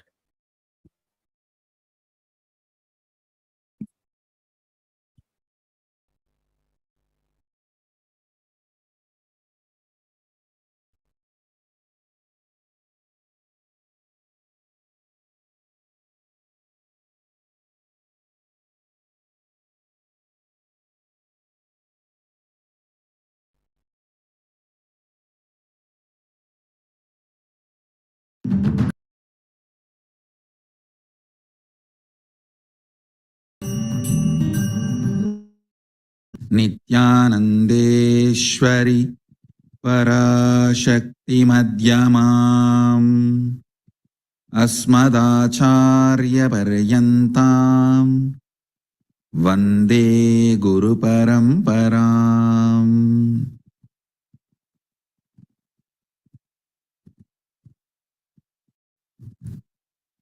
I welcome you all with my love and respect.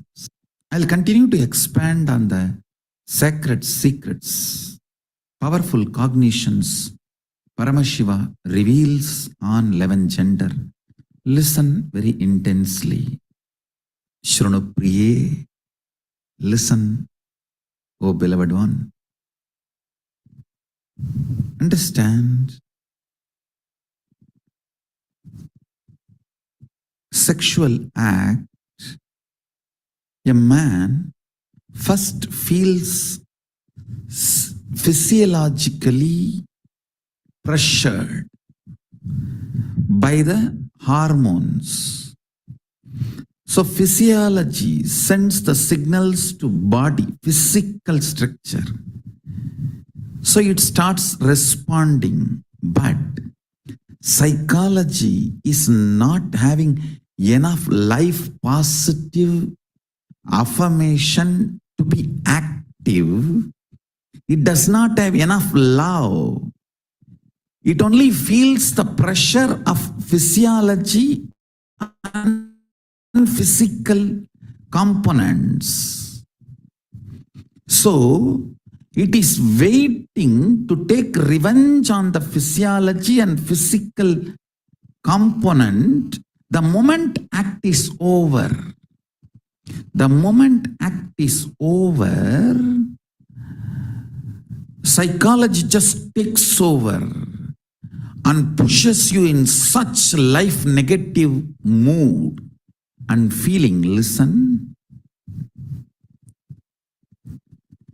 if the integrity between physical, physiological, psychological components of you is not achieved about your gender identification, whether you are oversexed or undersexed, you will be constantly struggling. If you are undersexed, you will have so much of struggle in your dreams.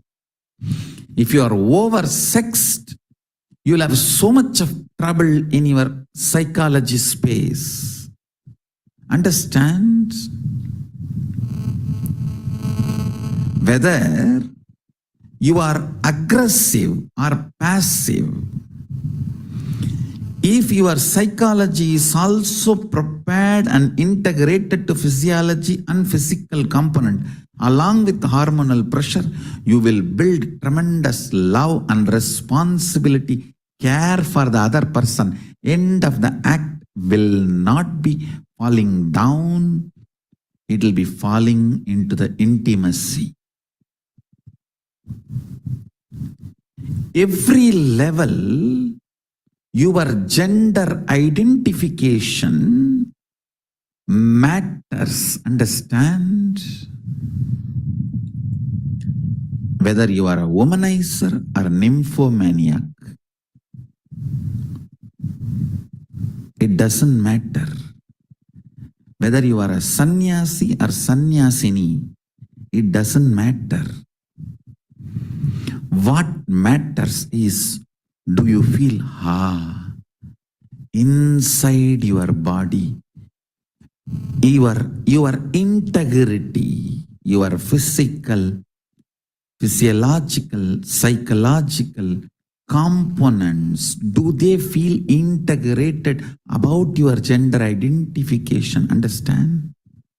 Very recently, I was reading some of the articles in the research papers in the internet. I saw literally there is nobody called straight.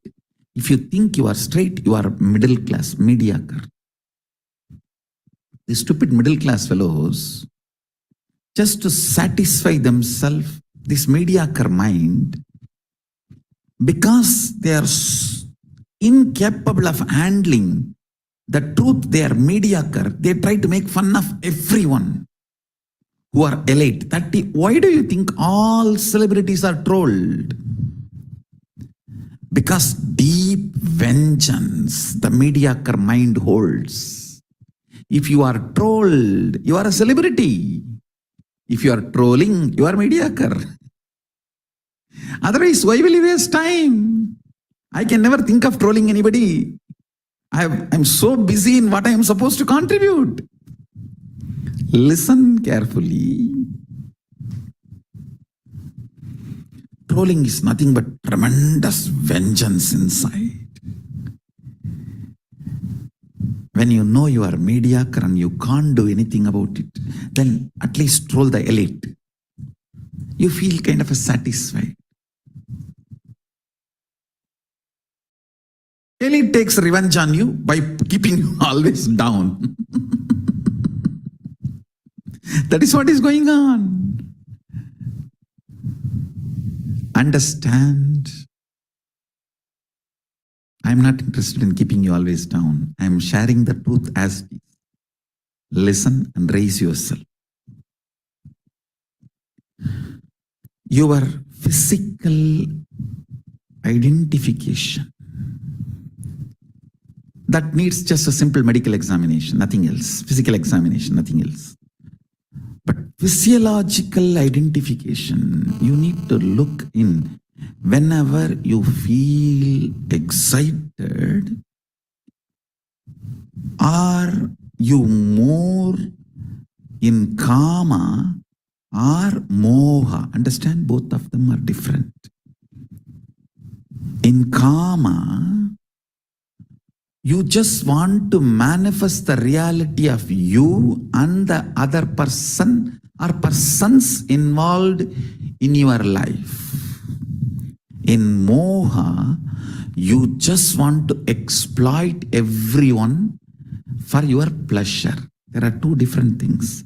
In kama, you are very sure you want the completion for everyone involved. In moha, it is all about you feeling complete. I should not even use the word complete. You feeling relieved. Listen carefully. Whenever your physiology is pressured, if your psychology feels kama, it is integrity. You will be such a beautiful being. Whenever your physiology feels pressured and your psychology feels moha, you will just be exploitative.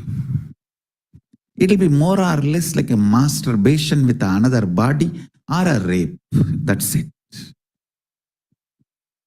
Understand? The reflection of Paramashiva in you, Pratyagatma Chaitanya, the individual consciousness, as a freedom to align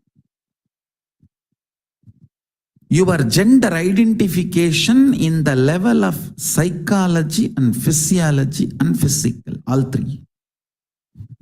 I wanted to make a statement. By your willpower, you can change your gender completely, even physically. Ramakrishna demonstrated it. Sri Ramakrishna Paramahamsa demonstrated. There was another one great yogi called Madanagopala Swami. Natananayagi Swamigal, he used to be called. In South India, he was in Mathura Bhava with Sri Krishna. With his power and willpower, he just manifested all the female characters in his system, whole system. Listen, first truth you need to know, there is no such thing as straight. Nobody is straight. You are just a being clothed with a body. Sexual attraction has nothing to do with the gender of the opposite person. It is the grace you feel with the opposite person. Beautifully Upanishad says, you love your husband or wife not because he is male or female, or husband or wife, he is or she is reflection of your integrity with your identity. Understand? Attraction is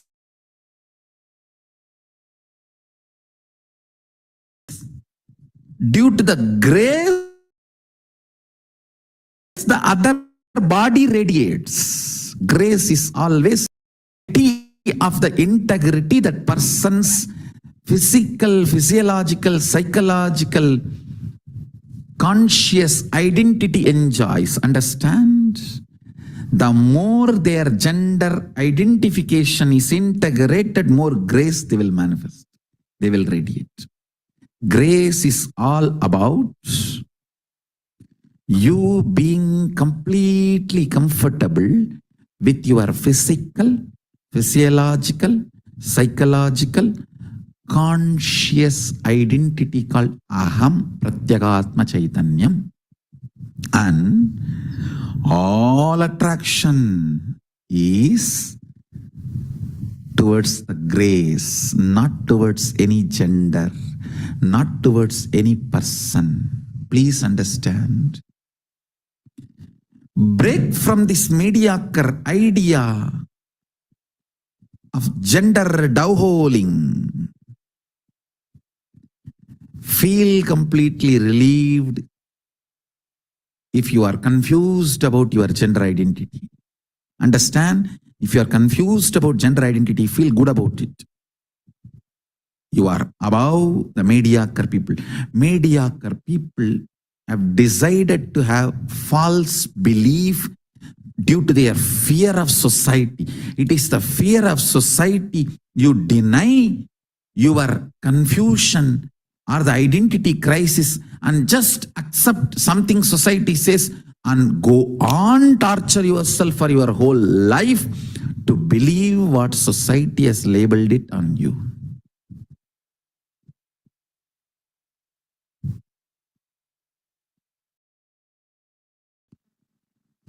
I am so grateful to my gurus. At right age, I received these lessons, these understandings, revelations.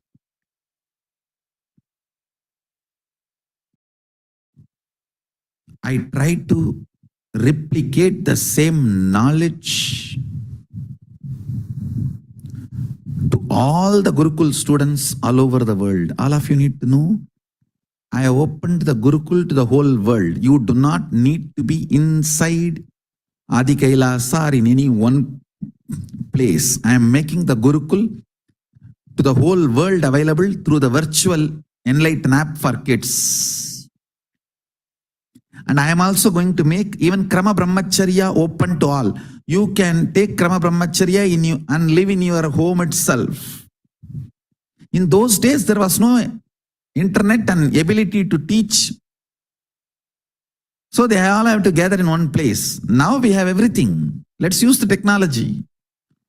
For the best results, I always recommend come to Adi Kailash. But just because you are not able to come to Adi Kailash, I don't want to deny you trying it on your own. See, even Paramashivoham program, for best results, come to Adi Kailash. But just because you are not able to come to Adi Kailash, I don't want to deny you trying out on your own. Actually, I am opening it for everyone to attend, even from your home. I'll call that as Paramashivoham, trying it out on your own.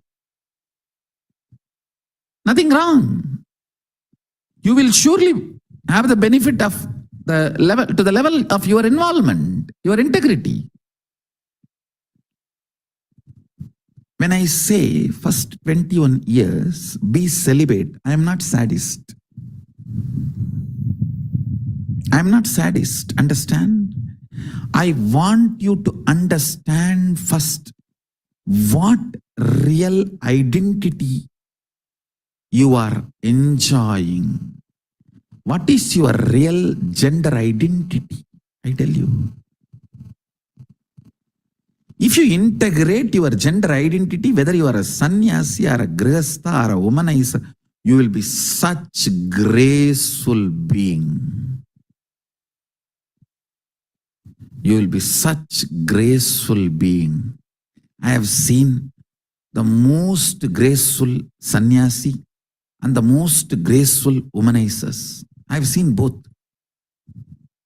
And sometimes I used to wonder how both of them radiate such grace. I realized it is not about the action. It is about the integrity and identity you feel in physical, physiological, psychological and conscious level. Most graceful celibate I have seen is Yogi Ram Surat Kumar. He's absolute brahmachari, but such grace. And the most graceful grihastha I have seen, Raghupati Yogi. He had 14 kids, but his grace is, I'll say, equivalent to Ram Surat Kumar. And another one graceful, most graceful person I have seen, Osho. I will not classify him. I am not interested in that. But I can say surely as per his own words, he is not celibate. Let's stop with it. But all three I will say equally graceful. It means your outer actions do not matter when it comes to sex. Your innermost gender identity is all that matters. Solve here, everything is solved. Solve here, everything is solved. All three have solved here. Because they solved here, whether they were celibate or lived with one wife as a grihastha or one husband as a grihastha, the most graceful women I have seen, Kuppammal, my guru, she lived with only one husband and 4 kids. Such grace.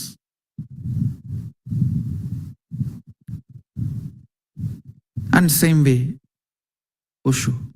All 3, all 4, such graceful beings, because the grace comes from inside completion.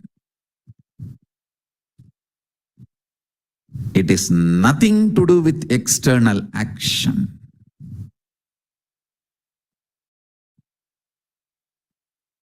Grace means ability to generate huge love and respect in the other person the moment he sees you, she sees you. Just by sight, if you are able to instigate, invoke tremendous love and respect, that is called grace. Beautifully, Valmiki describes when Sita entered the court, the whole court stood up, including Janaka. Understand? Janaka is father. He says the grace she was carrying was such. All the rishis, munis, and the people who came for Sayamvaram, who were supposed to get married to her, or who came with a lust to marry her,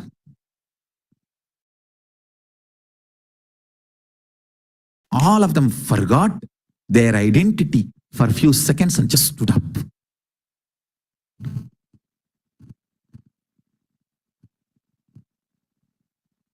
The grace she was radiating. I tell you.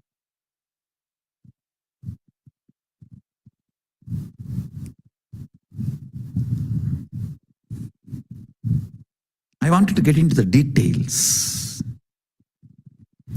All the mood swing women suffer and feeling exploited women feel is just because their 3 layers are not integrated. Physical, physiological, psychological does not feel the same gender identity.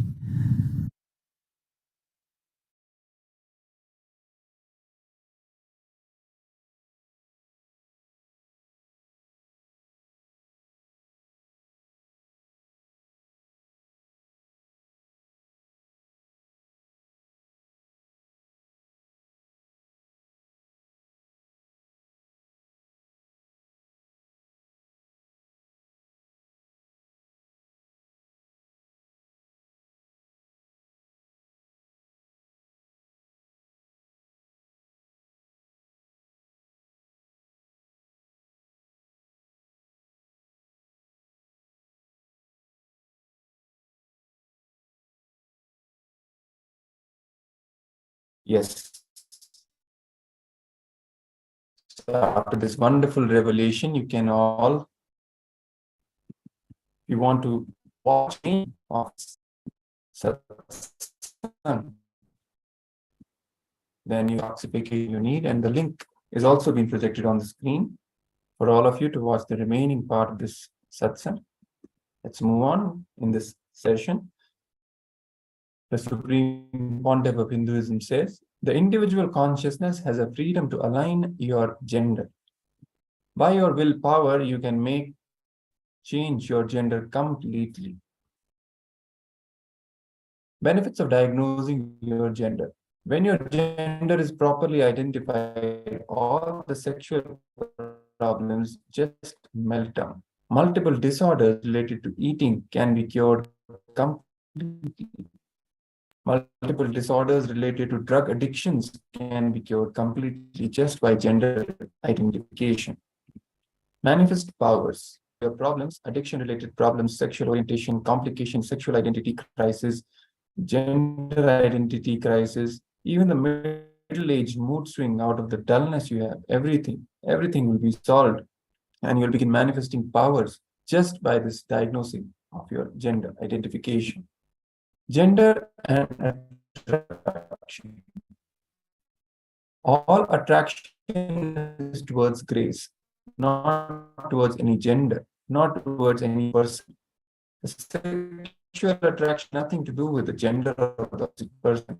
It is the grace we feel with the opposite person the moment they see you.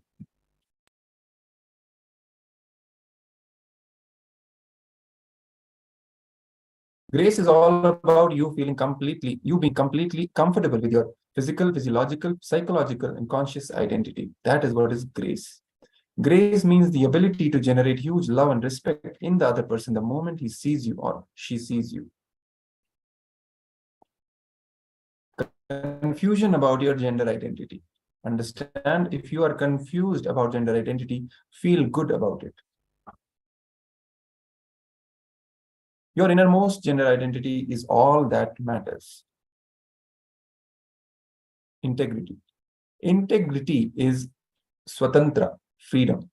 Ability for the existence of swa, not choices, is the freedom of consciousness to exist.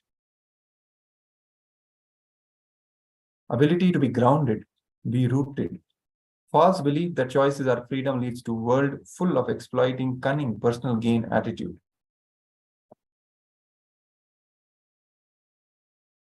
Psychological setup.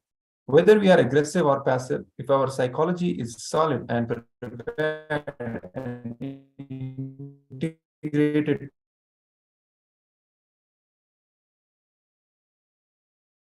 pressure, we will build tremendous love and responsibility, and care in the act will not be falling down. It will be falling into the intimacy.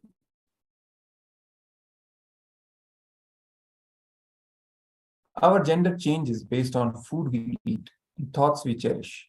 Your outer actions do not matter when it comes to sex. Your innermost gender identity is all that matters. Solve that and all is solved. Let's do a quick internalizing exercise for 5 minutes. Make a list of all your cognitions of each of the 4 levels. How you cognize you, what are your ideas, what judgments you have about 1, your physical body, 2, your physiology, 3, your psychology, and 4, your conscious will. Let's start with this exercise. The first step is to make a list of all your cognitions that you carry about you, your ideas, your judgments about you at all these 4 levels: physical body, physiology, psychology, and conscious will. Let's begin.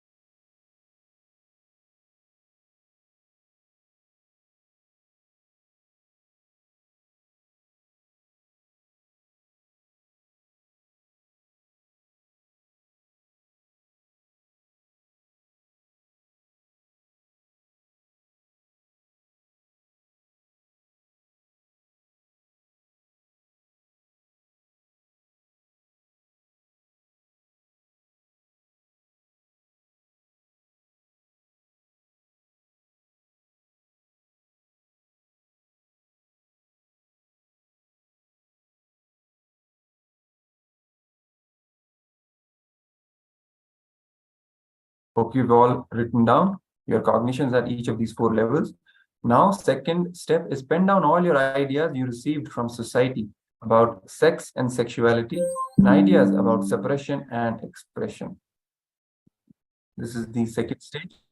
Pen down all your ideas you received from society about sex and sexuality, ideas about suppression and expression. So let's begin.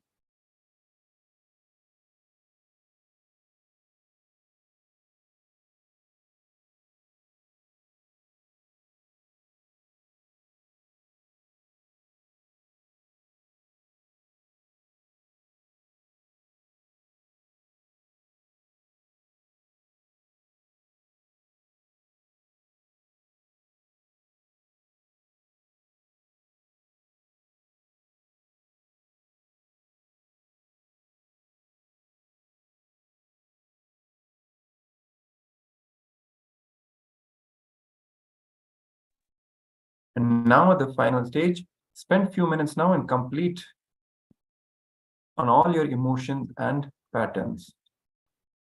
What all you penned down till now, based on that, all the emotions and incompletions and patterns that you carry related to your gender identity, related to the ideas you carry about you, each of the 4 levels, and about the ideas you received from society about sex and sexuality, about suppression and expression. Now is the time to complete on all your emotions and patterns. So let's begin this completion process now. Take a few minutes and start completing.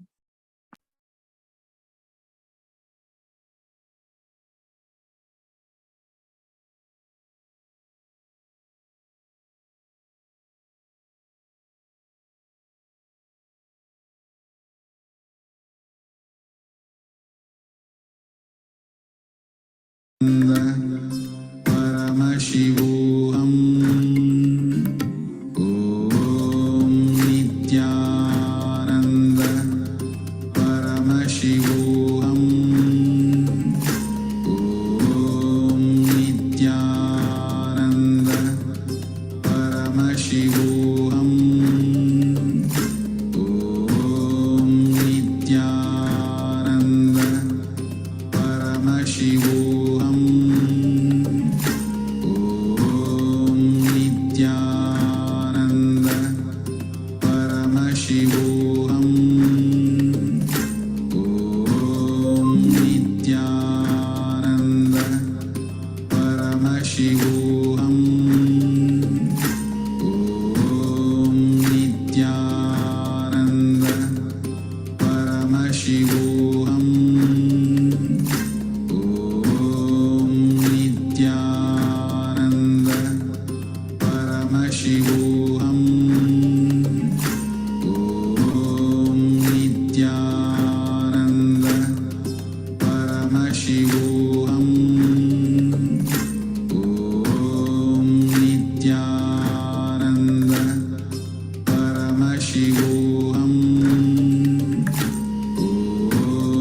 Nithyananda Paramashivoham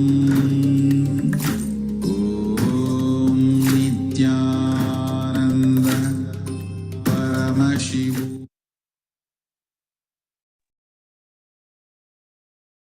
Yes. Now move to the next slide. Here, the Supreme Pontiff Hinduism reveals impact at different levels. In physical level, what is the gender with which you feel comfortable? In physiological level, what is the gender identity level with which you are comfortable? In psychological level, what is the identity you are comfortable with? In the self-conscious level, what is the gender with which you are comfortable? Explore.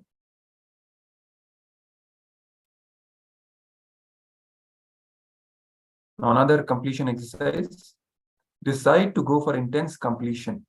All the combinations inspired you to explore other body or allow others to explore your body. And after exploring the physical relationship, the kind of the cognitions, emotions, mood swings you were going through, pen down all of that, all of the effects and side effects and after effects of you exploring that other body or another person exploring your body. Go through the whole thing and completely go for completion. So let's begin this completion exercise. Intensely and authentically decide to complete with all the side effects and after effects of you exploring the other body and allowing other to explore your body and all the effects and after effects of that on you and various levels. Decide to go for complete completion with that. Let's begin.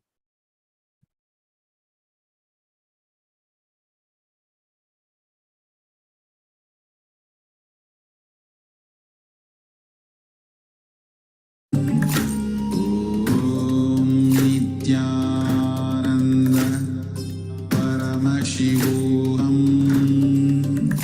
Om Nithyananda Paramashivoham Om Nithyananda Paramashivoham Om Nithyananda Paramashivoham Om Nithyananda Paramashivoham Om Nithyananda Paramashivoham Om Nithyananda Paramashivoham Om Nithyananda Paramashivoham Om Nithyananda Paramashivoham Om Nithyananda Paramashivoham Om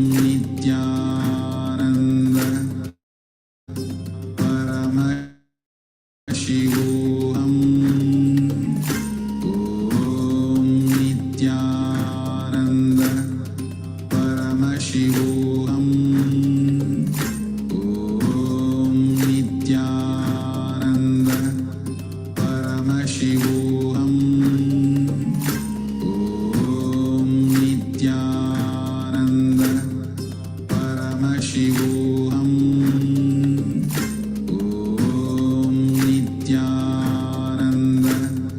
Paramashivoham Om Nithyananda Paramashivoham Om Nithyananda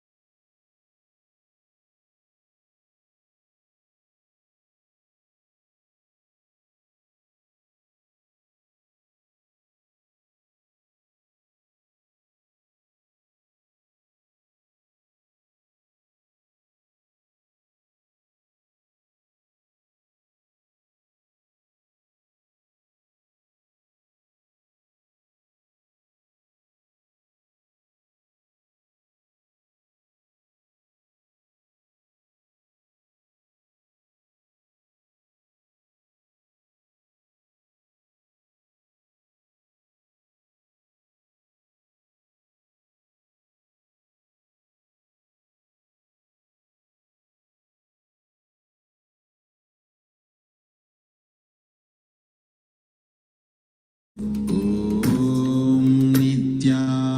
Nithyananda Paramashivoham Om Nithyananda Paramashivoham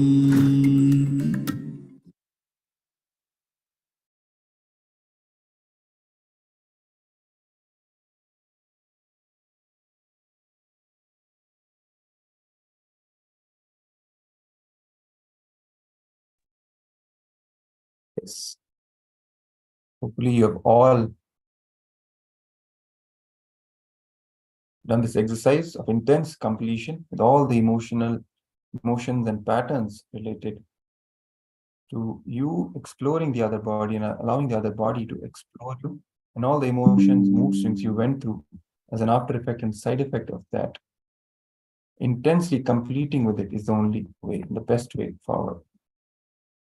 So gifts from this session for all the participants, 2 ebooks, Open the Door, Let the Breeze In, and Shastras, Sutras, and Stotras. Take a selfie with Swamiji's picture and share it on Facebook, Instagram, and with the tagline, I am Paramashiva, I am his extension. Let's do this quick exercise and enrich as many people as possible on the social media with the mandatory hashtags, hashtag Paramashivoham, hashtag Paramashivoham Level 2, and hashtag KAILASA. You can also call 2 people and share the experience and knowledge you got from this diagnosing your gender, this session. Tell them the need for Paramashivoham and make them also invite and join the Paramashivam Level 2. So we now end this session with the Purna Mantra and we will move to the power manifestation session.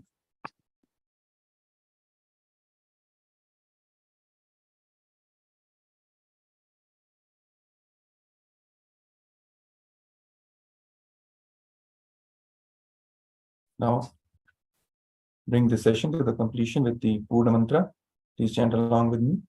Om Purnamadah Purnamidam Purnat Purnamudachyate Purnasya Purnamadaya Purnamevavashishyate Om Shanti Shanti Shanti Harihi Om Tatsat Sarvam Bhagavad Shri Nithyananda Paramashiva Padukarpanamastu Om Nithyanandam.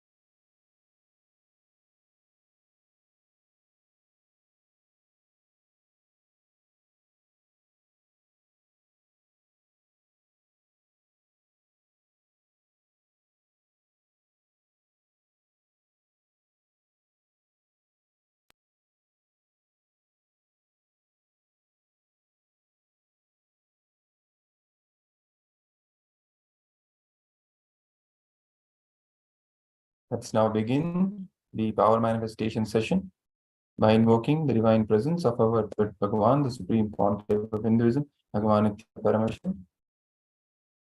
Nithyanandam Paramasukadam Kevalam Jnanamurtim Dvandvatitam Gagana Sadrisham Tattvamasya Ekam Nityam Vimalamachalam Sarvadhi Sakshi Bhutam Bhavatitam Trigunarahitam Sadgurum Tam Namami. Quick overview of the security measures. Photography, videography or recording of any kind is strictly prohibited during all the sessions. Please be on mute and be on camera throughout the class. If you need to step out in any unavoidable situation only, please inform the digital security officer.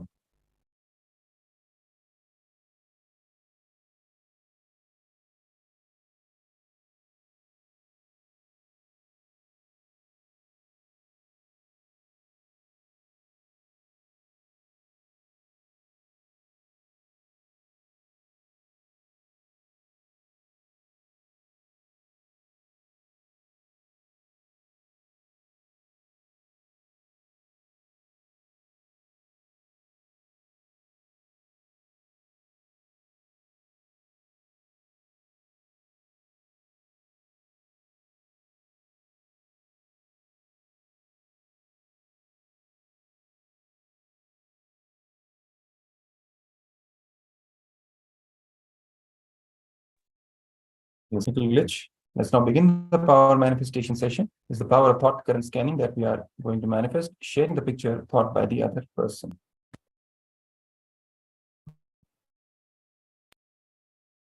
Let's quickly get and receive the powerful cognitions from the Enlightenment book. Remembering the supreme point of Hinduism in our inner space, let's just open a random page from the Living Enlightenment book and receive the powerful cognition. Begin the power manifestation session. The instructions and guidelines for manifesting this power. You can either do this power manifestation session with one more person, anyone who is next to you. Turn on the video recording.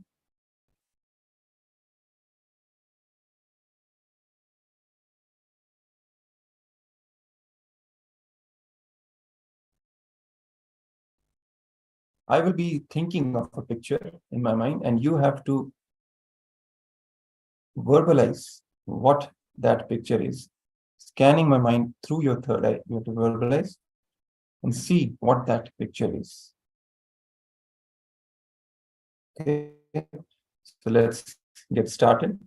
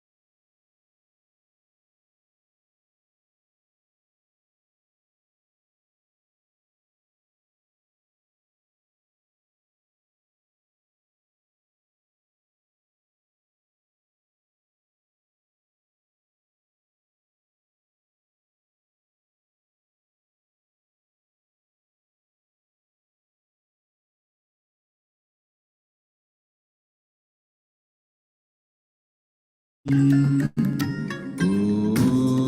Nithyananda Paramashivoham Om Nithyananda Paramashivoham Om Nithyananda Paramashivoham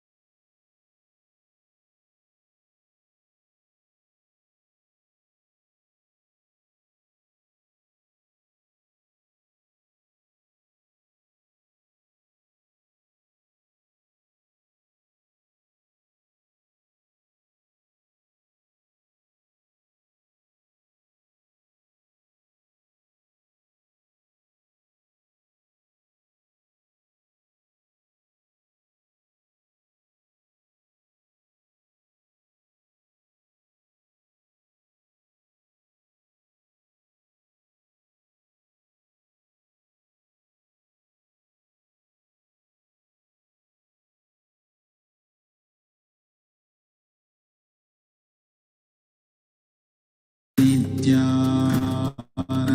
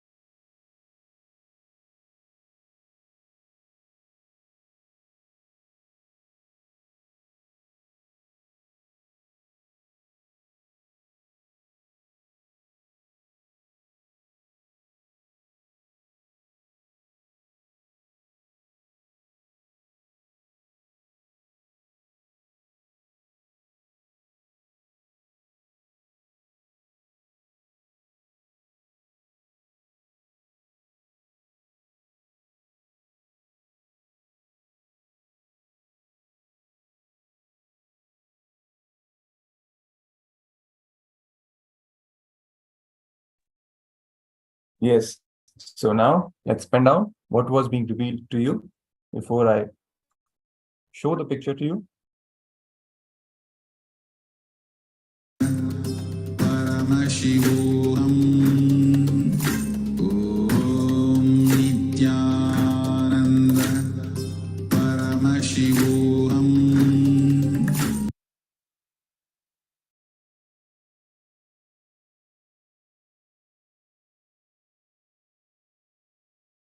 Yes. So let me just reveal what the picture was. So I was thinking and visualizing. This is the picture. This is the Gopuram, the temple tower of the Madurai Meenakshi Amman temple. This is the picture which I was thinking about. So all those who have got this as the revelation in your third eye, congratulations. Even if partially you've got some hints about this kind of structure, that is also good. You started manifesting the power, manifest more so you can get more and more grounded in this power of mind reading. Yes.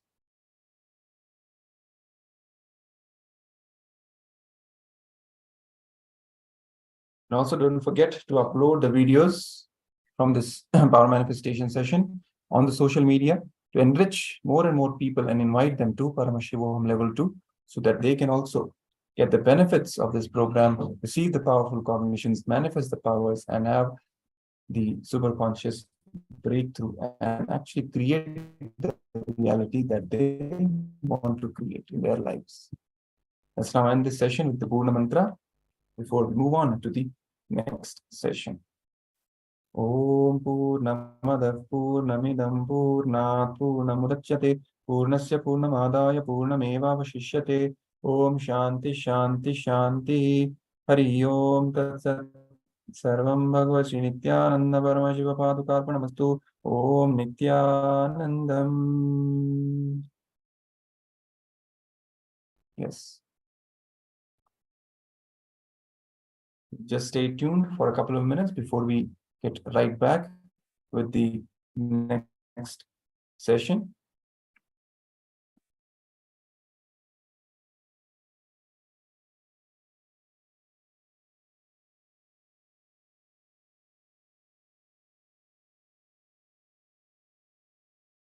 Om Nithyananda. Paramashivoham. Om Nithyananda. Paramashivoham. Paramashivoham Om Nithyananda Paramashivoham Om Nithyananda Paramashivoham Om Nithyananda Paramashivoham Om Nithyananda Paramashivoham Om Nithyananda Paramashivoham Om Nithyananda Paramashivoham Om Nithyananda Paramashivoham Om Nithyananda Paramashivoham Om Nithyananda Paramashivoham Om Nithya Paramashivoham Om Nithyananda Paramashivoham Om Nithyananda Paramashivoham Om Nithyananda Paramashivoham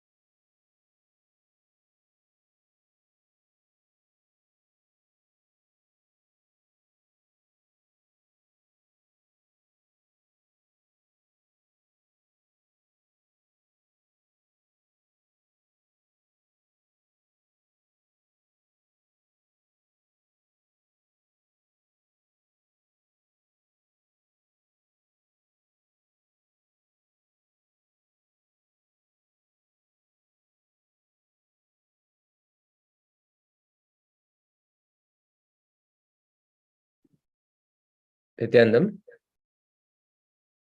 welcome back. We'll continue with the sessions.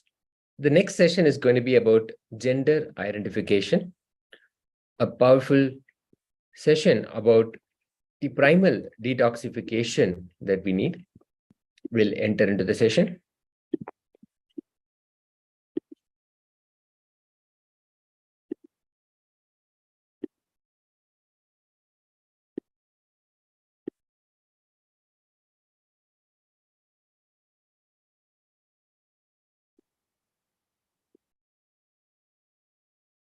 We'll begin with the Sadguru Vandanam. Nithyanandam Paramasukadam Kevalam Jnanamurtam Dvandvatitam Gagana Sadrisham Tatvamasyadilaksham Ekam Nityam Vimalamachalam Sarvati Sakshibhutam Bhavatitam Trigunarahitam Sadgurum Tam Namami.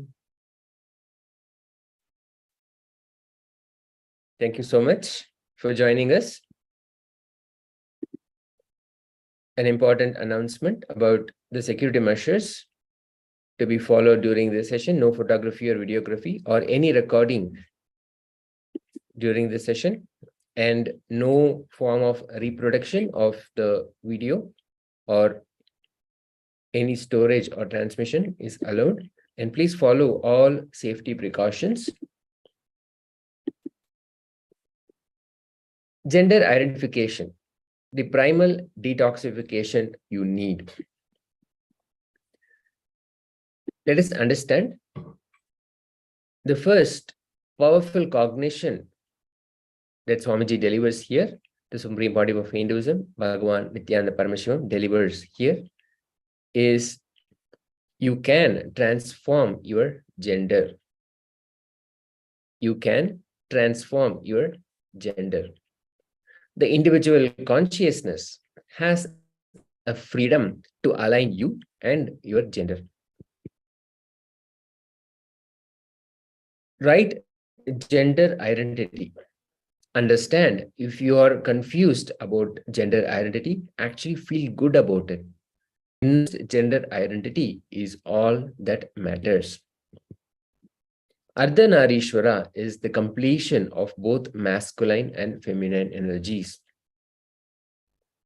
Here in Kamikagama Uttarapada, Vishnu Martha Pratishta Vidhi, verse 2, says, Umardam Vamabhagam tu Harardam Dakshinam Vapuhu Sarata Makutam Daksha Shashyardankitam Agrajaha.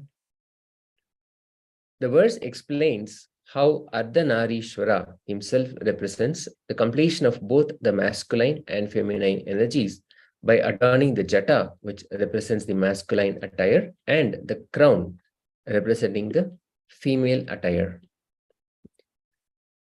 The Ardhanarishwara form represents the completion of both masculine and feminine energies.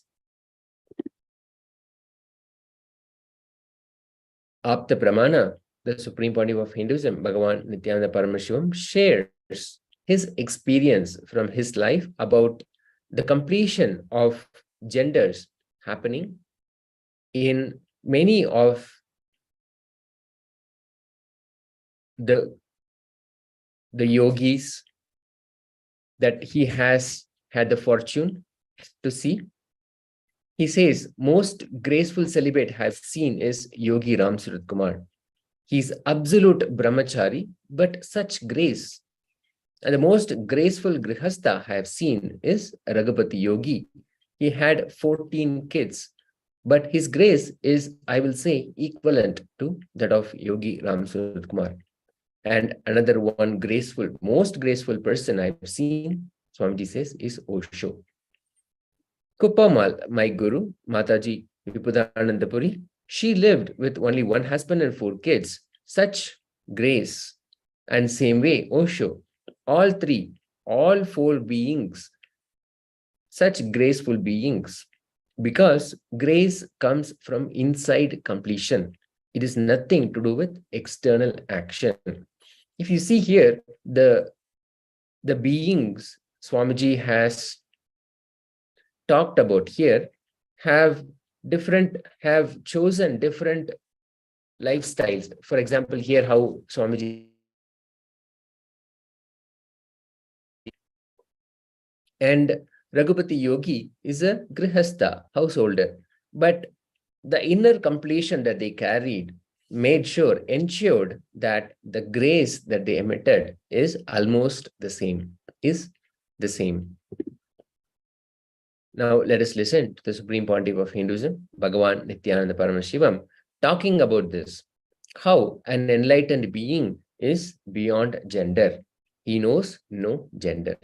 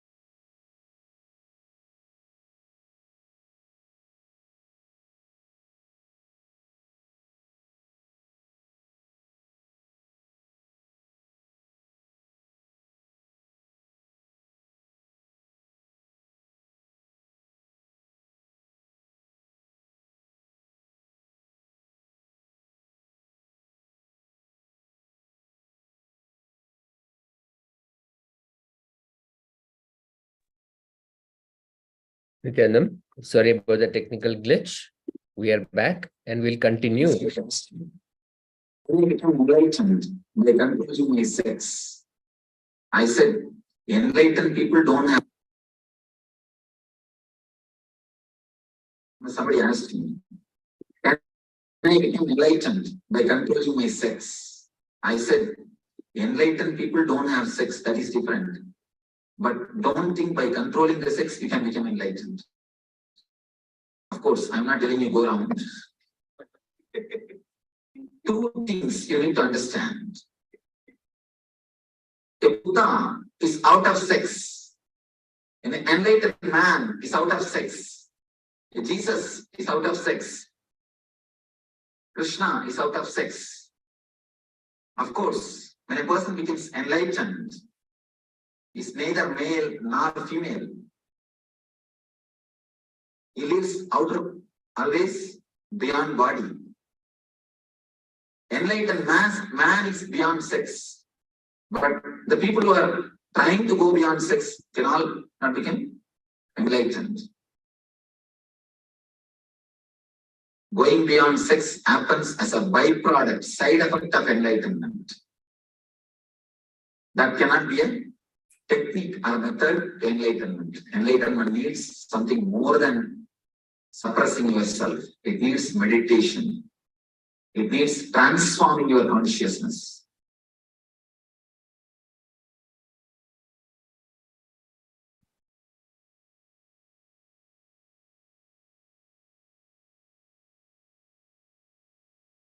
Now, beautifully, Swamiji explains the completion that we carry inside is the source of the grace. Grace is completion with gender. Grace is all about you being completely comfortable with your physical, physiological, psychological, and conscious identity. And we'll see how our gender, our identity is a combination of all of these identities. Grace means ability to generate huge love and respect in the other person the moment they see you.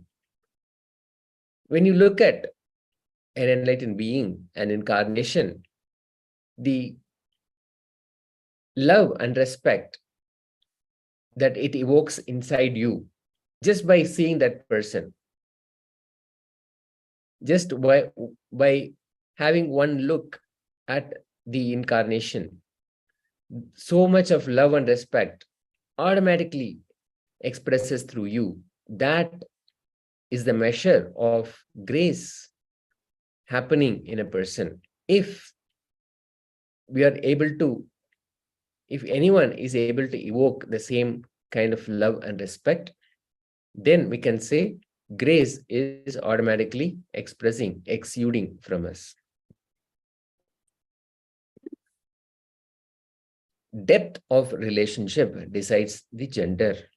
And very importantly, the most powerful cognition given here is gender is dynamic. It's not static.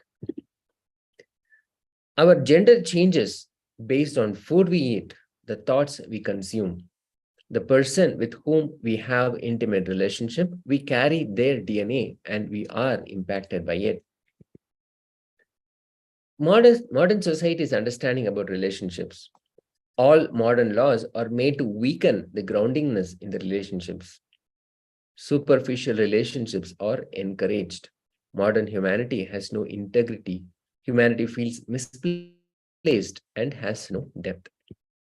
If we are grounded even in one relationship, we will discover ourselves. We actually carry the biomemory of people we have psychological relationship. Now, let us once again listen to the Supreme Pontiff of Hinduism, Bhagavan Nithyananda Paramashivam, about the gender identification and what really happens to us when the right gender is identified.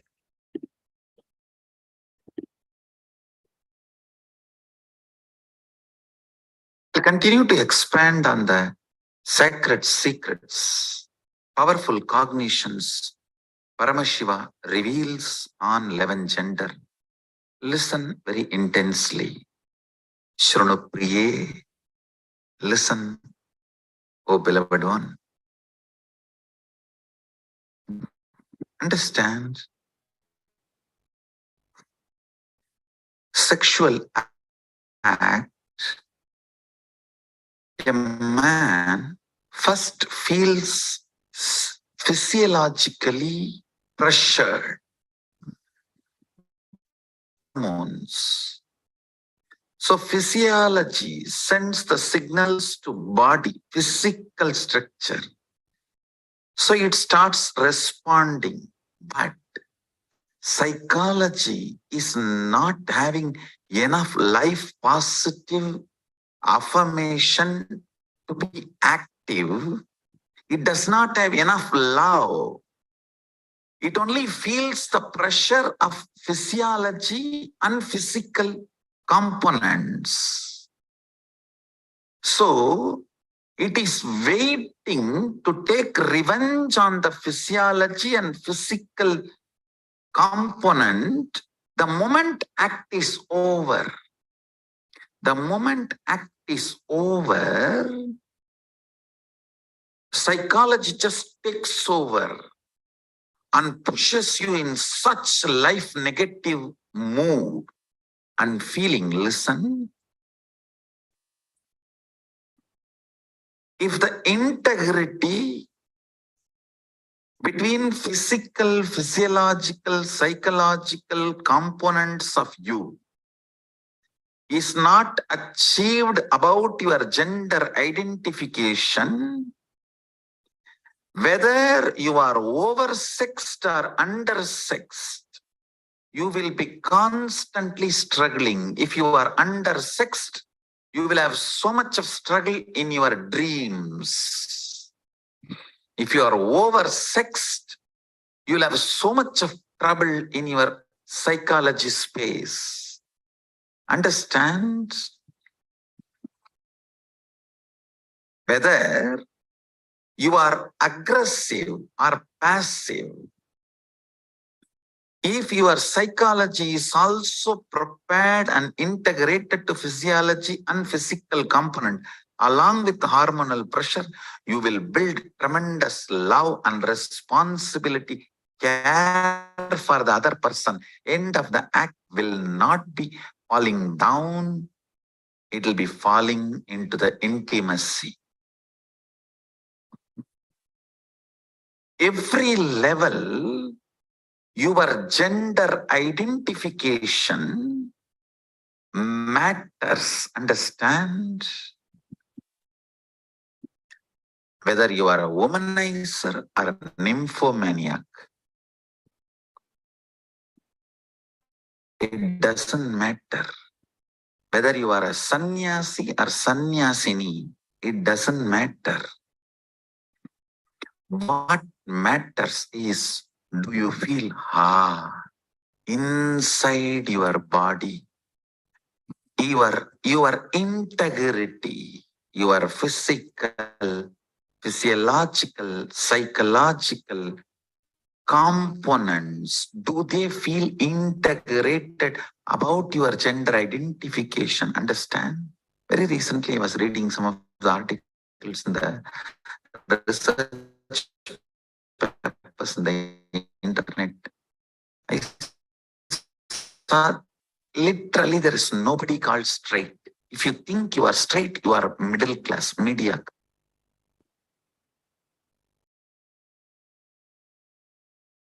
With this powerful cognition, let us see how we can bring about completion within us, inside us. The Gurukul system, which is an incubator for the superconscious growth of individuals, kept male and female bodies in separate places during adolescence, because who we fall in love with first will be the base for us to know our gender. Any relationship before our sexual identity grows is like killing our sexual identity.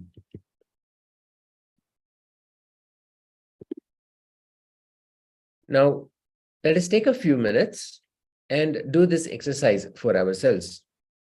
Decide to go for intense completions with all physical relationships you have had, the cognitions, emotions, mood swings you are going and went through. Pen down all of that, all of the effects and side effects and after effects of you.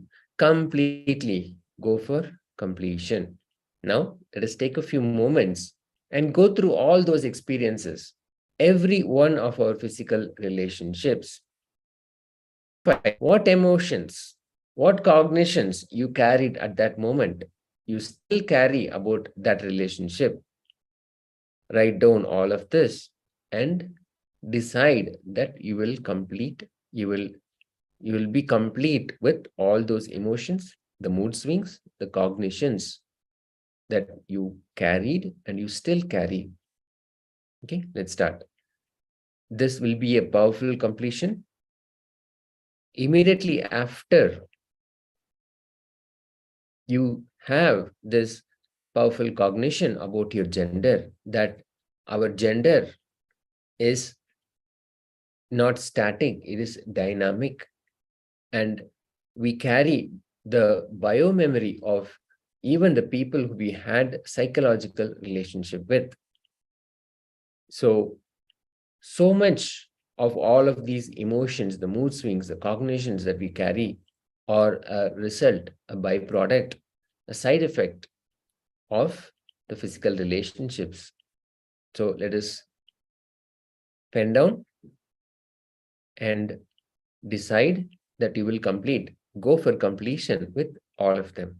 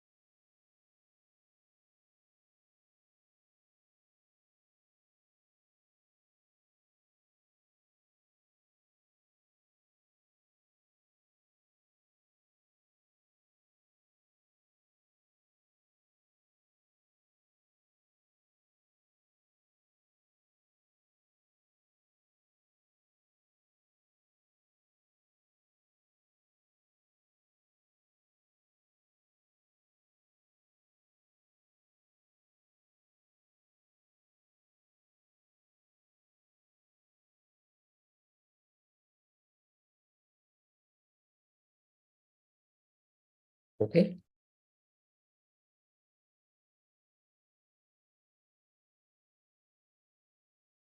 If you've had a powerful revelation, a powerful completion experience, please do share. If you're joining us on YouTube or Facebook, you can use the comment section there to share your experience from the completion process. And if you have any questions, you can also post them there. Now, let us again listen to the Supreme Pontiff of Hinduism, Bhagavan Nithyananda Paramashivam, giving yet another technique for enlightenment.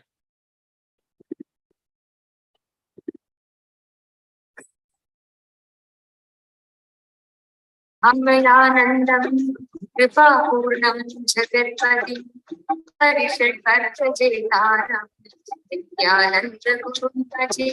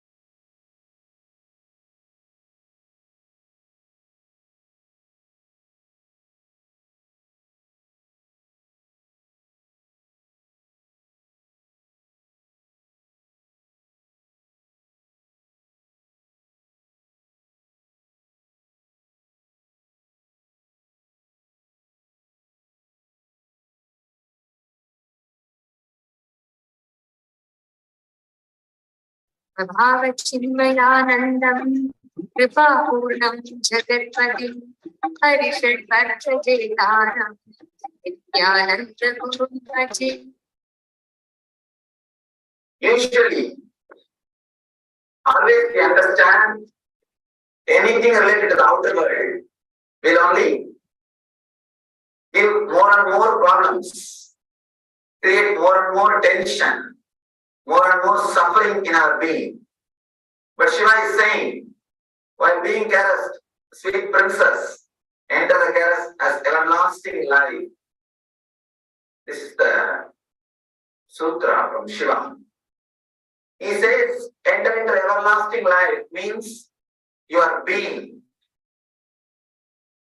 You can enter into your being.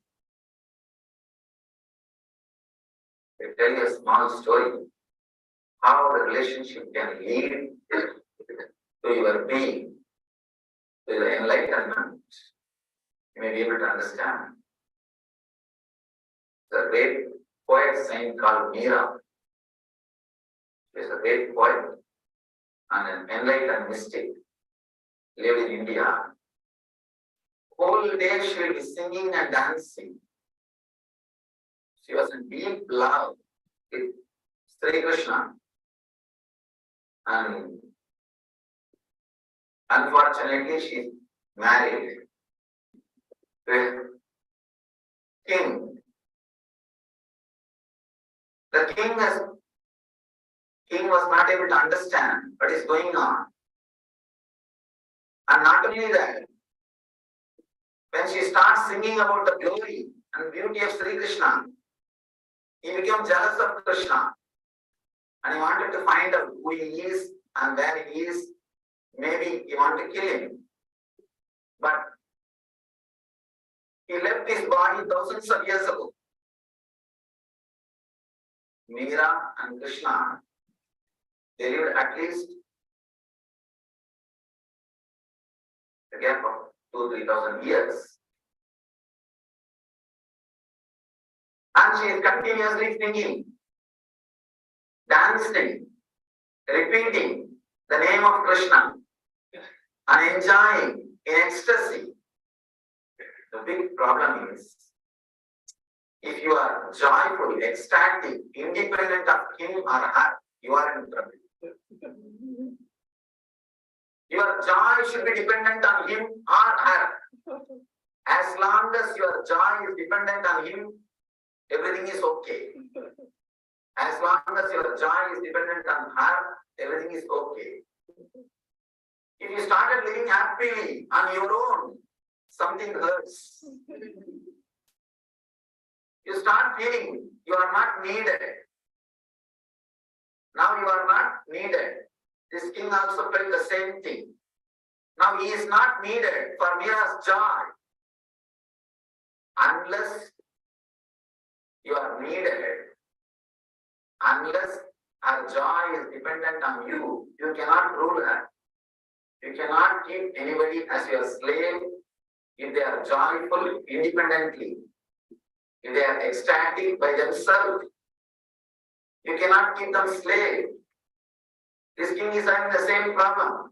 He is having the same trouble. What is going on? He answered, where is he? Technically, if you see, he is no more alive. He is dead thousands of years ago. He is not there. But for her, he is very much present. He is here. And she is singing, dancing, ecstatic. You can't even say she is just imagining. Because the whole body language is different. Our whole body is expressing the love, radiating the energy. You can't say it is just imagination. This king tried his best to convince her that Krishna is not alive.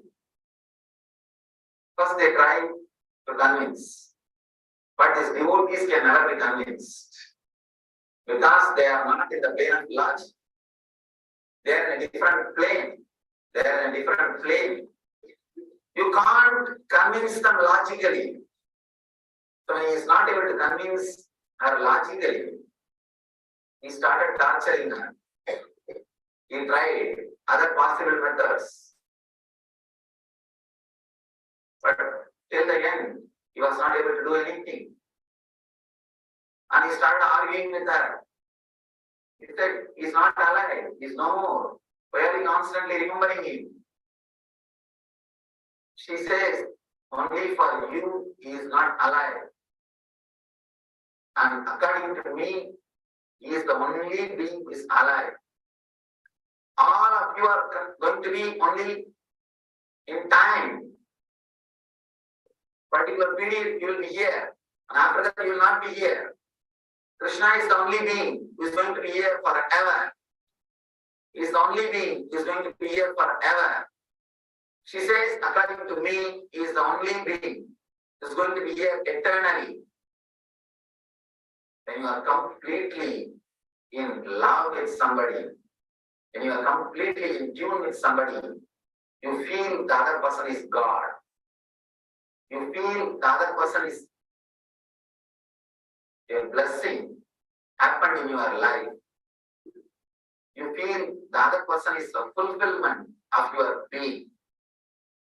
You feel a totally different energy, totally different connection, totally different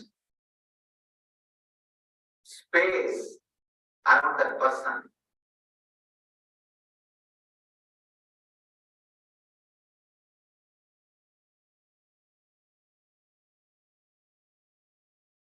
Now, let us claim the gifts from the Supreme Pontiff of Hinduism, Bhagavan Nithyananda Paramashivam, from this session. The book Open the Door, Let the Breeze In, and chapter 1 of the discourse on Bhagavad Gita, Shastras, Stotras, and Sutras. With that, we come to the end of this session. With all the powerful cognitions that we received, share your understanding, how you understand, you internalized the truths about gender, the truths about relationships, what your experience has been, and how these cognitions create a change within you, and how you think, how you act, and how you plan your life. You can use the hashtag Paramashivoham Level 2, KAILASA, hashtag KAILASA, hashtag Nithyananda. Thank you so much for joining. We'll conclude with the Purna Mantra and we will immediately begin the power manifestation session. After this, Om Purnamada Purnamidam Purnat Purnamudachyate Purnasya Purnamadaya Purnamevavasishyate. Om Shanti Shanti Shantihi. Hari Om Tat Sat. Sarvam Bhagavat Sri Nithyananda Paramashiva Padkarpanamastu. Om Nithyanandam. Thank you so much. In just a moment, we will begin the power manifestation session.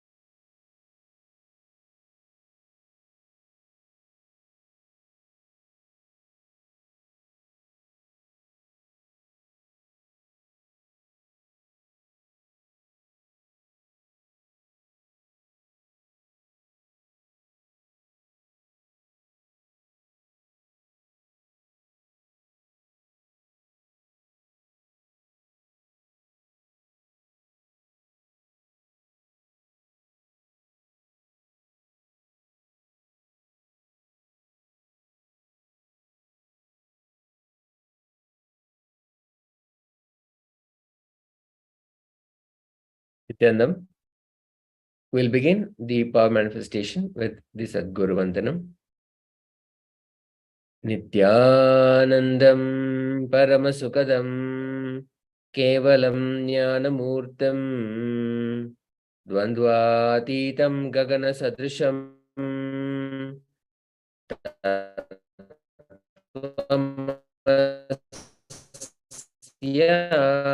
Yadilaksham Ekam Nityam Avatitam Trigunarahitam Sadgurum Tam Namami. Once again, a reminder that there is no photography or video recording of any kind and no storage or transmission of these sessions in any form, and please follow all safety precautions and guidelines. Shastra Pramana for the power manifestation that we are going to do is Sarvatas Swasharirasya Dvadashante Manolayat Drida Buddhe Driti Bhutam Tattva Lakshyam Pravartate. From the Vijnana Bhairava Tantra, Sutra 50 and Dharana 27, revealing answers to life critical decisions through third eye.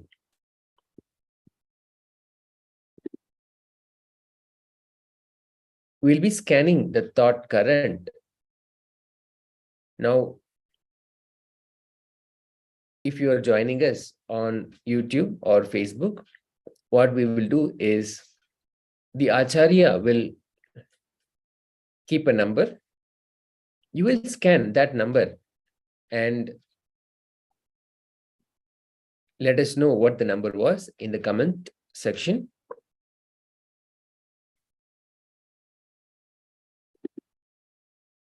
With a powerful cognition from the living enlightenment.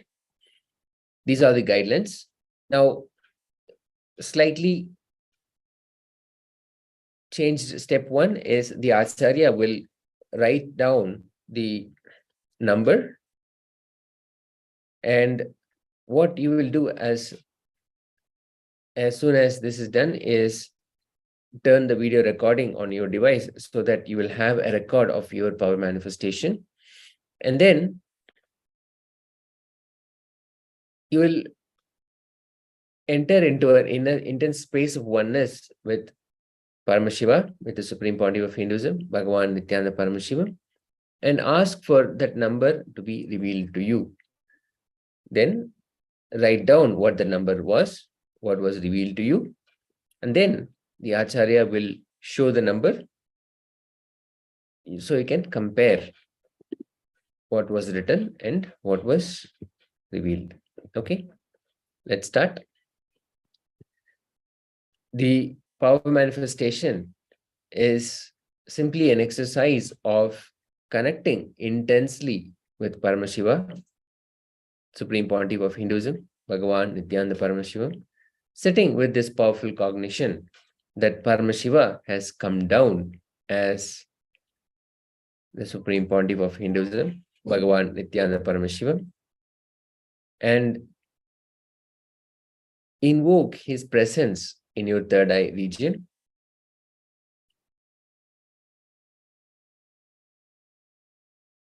Whatever it is that you are manifesting, do not guess, do not try to think what the number could be. Simply ask for the number to be revealed to you. Chanting the Mahavakya, entering into the space of oneness, a deep feeling connection with the Supreme Pontiff of Hinduism, Bhagavan Nithyananda Paramashivam. Om Nithyananda Paramashivoham. Om Nithyananda Paramashivoham. Om Nithyananda Paramashivoham.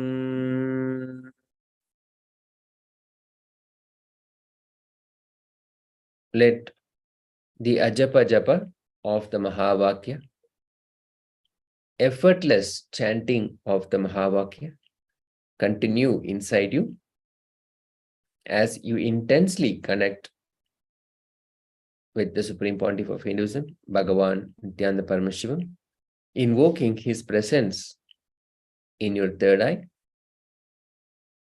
Ask for the number to be revealed. The Acharya has written the number down. So simply ask for this to be revealed.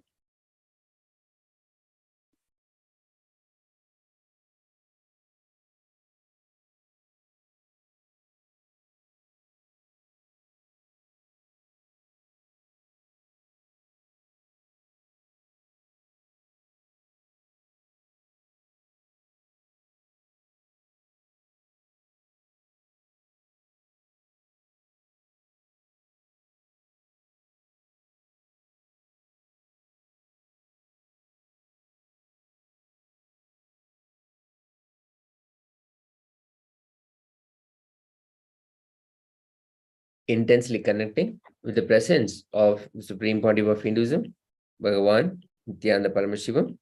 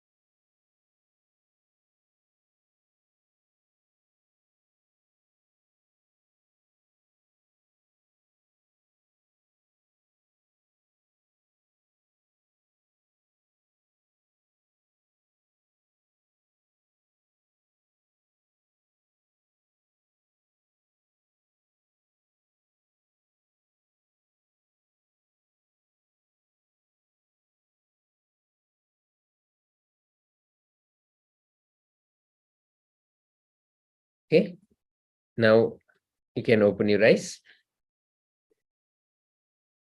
pen down. Whatever was revealed to you, do not worry about if this is right or wrong, if it's going to be accurate. Nothing, don't worry about it. Simply write it down. Now the Acharya will reveal.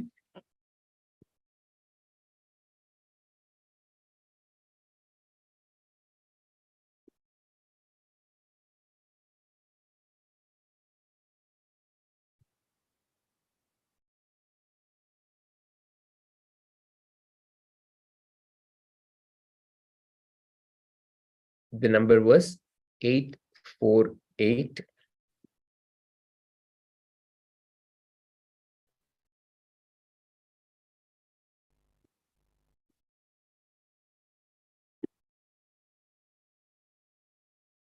Now let's go for the second round. Once again, intensely connect. The Acharya will write down one more number. This time it will be a 2-digit number.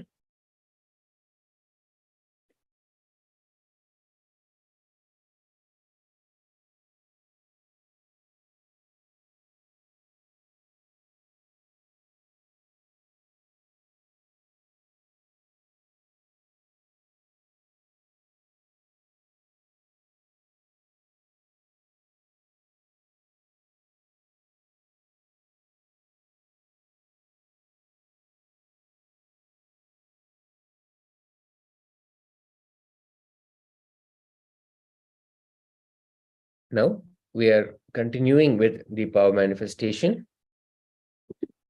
The Acharya has written down a 2-digit number. By intensely connecting with the Supreme Pontiff of Hinduism, Bhagavan Nithyananda Paramashivam, and invoking his presence in your third eye region,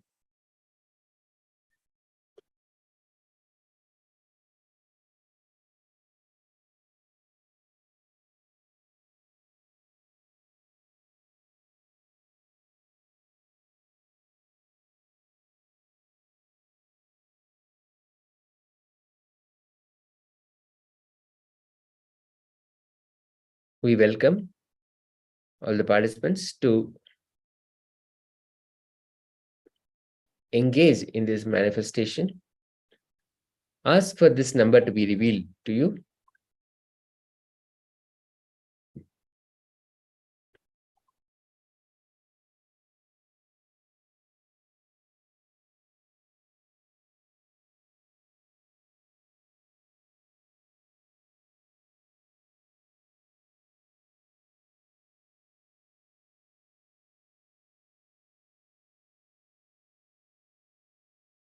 Okay. Now you can write down what was revealed. Just take a few seconds to write it down.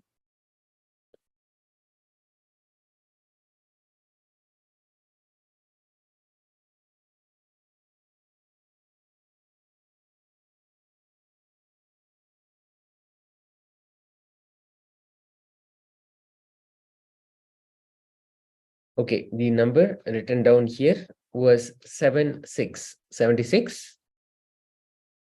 Now you can compare and see,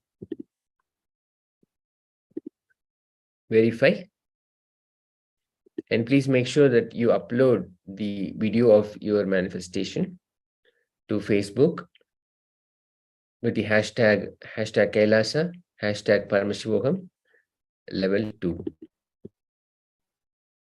Once again, thank you so much for participating in this session and the power manifestation.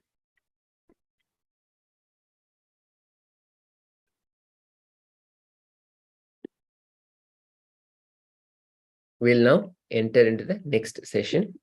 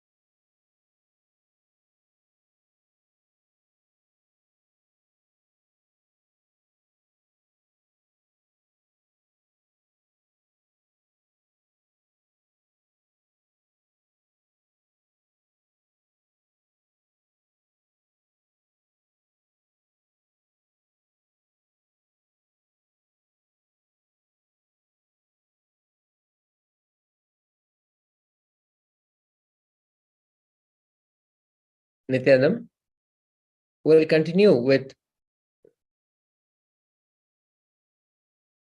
the next session. We'll be looking at the contributions of the Supreme Pontiff of Hinduism, Bhagavan Nithyananda Paramashivam. Since the time his public life started, the multiple dimensions, the multiple areas where the Supreme Pontiff of Hinduism has continuously contributed to Hinduism. And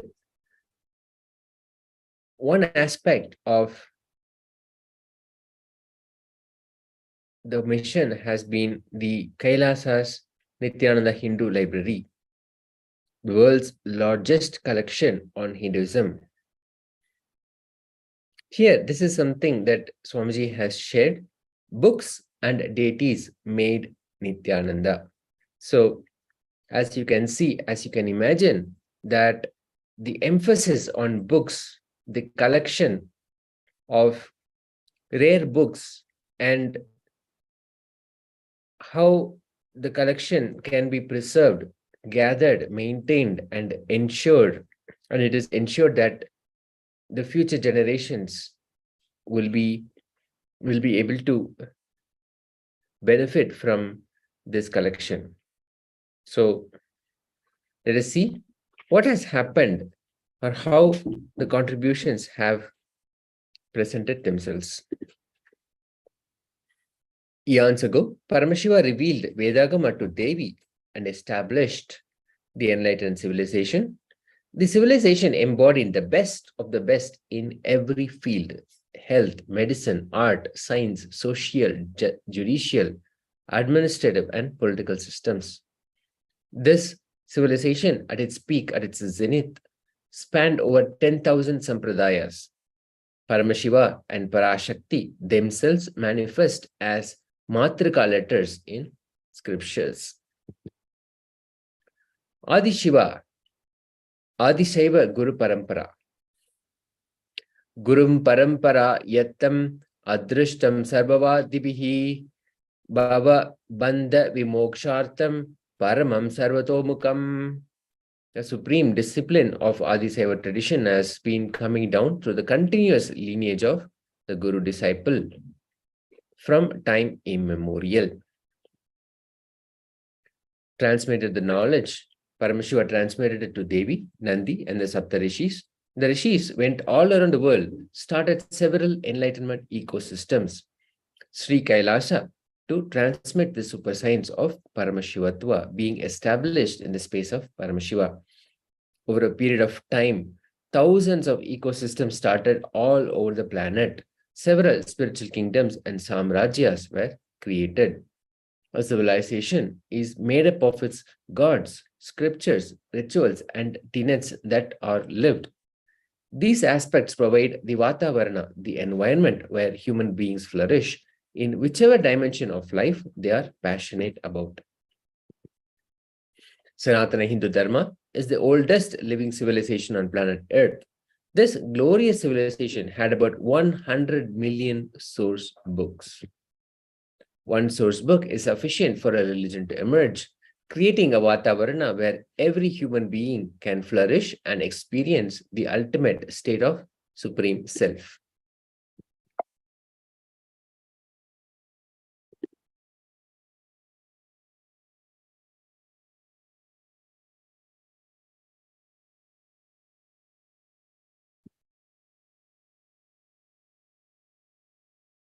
As you can see in this representation, the source scriptures are at the root of all of these different various aspects: economical, social, religious, spiritual, cultural, political, and historical legitimacy. They give legitimacy to the civilization, to the entire civilization. The Hindu scriptures, this is a complete picture of how the Hindu scriptures are organized. Shrutis, Smritis, Itihasas, Puranas, Agamas, and Darshanas.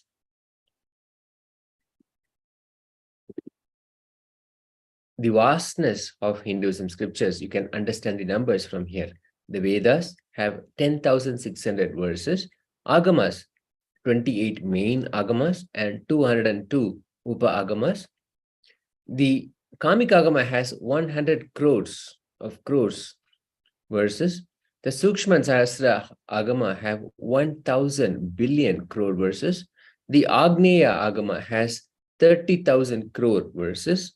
The Varama Agama has 10,000 crore verses, and many more Agamas and Upagamas with millions of verses.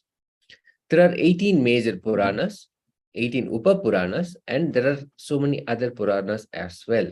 More than 4 lakh verses in major Puranas. Vedagama, or from Paramashiva, the source. Sya Mahato Bhutasya Nishvasita Meta Dyadurgaivedo Yajurveda Samavedo Atarvangirasa Ittihasaha Puranam Vidya Upanishadaha Slokaha Sutran Yanavyakyanani Vyakyananyasyai Vaitani Sarvani Nishvasitani. This is a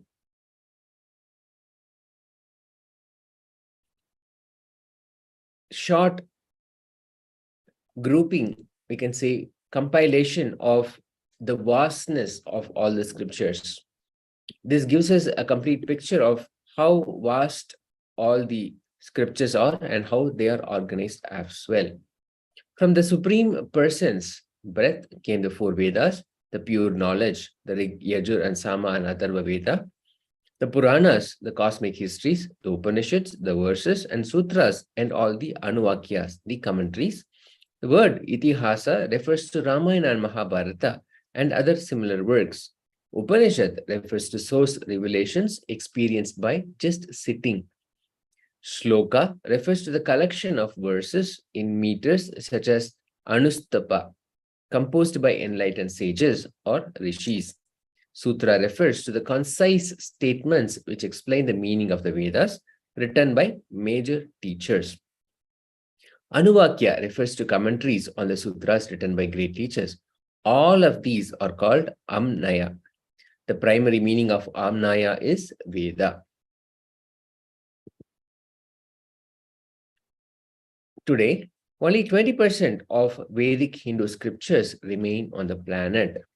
This is the result of the untold story of the Hindu Holocaust. Almost 100% of Hindu universities were destroyed. 8 major libraries, including Nalanda, Takshashila, Vikramashila, with millions of books, were destroyed. There are more than 2 million temples in India, but not with library. Thousands of mud libraries were destroyed or poorly maintained. The major collection of manuscripts in hand of Oriental Institute or institutes funded by foreign countries. The millions of scriptures were stolen by invaders. Selective brutal description of knowledge communities also happened. 7 genocides of Kashmiri Pandits, 3 to 6 lakhs were brutally kicked out. Genocide of Shivacharya in Tamil Nadu under atheistic governments. Destruction of Hindu universities and libraries. And the world's largest Tamil Hindu library, Jaffna Public Library, was burnt down. 13,000 universities across Bharat and 1 lakh gurukuls were destroyed in Bengal and Bihar alone. As you can see, the remains of the Hindu universities that flourished at one point. In Nalanda alone, 9 million books burnt by Islamic invader Bakhtiyar Khilji. The Nalanda University, Takshashila University, Vikramshila University, Telhar University, all of them were destroyed. India has more than 2 million temples, but very few with libraries. And this is how the scriptures, the ancient scriptures are available to us. And as you can see, the condition they are in. Evam parampara praptam imam rajasyo viduhu sakala neha mahato yoga nashta parantapaha. The supreme science was thus received through the chain of master-disciple succession, and the saintly kings understood it in that way. But in the course of time, the succession was broken, and therefore the science as it was appears to have been lost. This is the reason over the period of time, with increasing consumerism, these life positive values diminished in all cultures.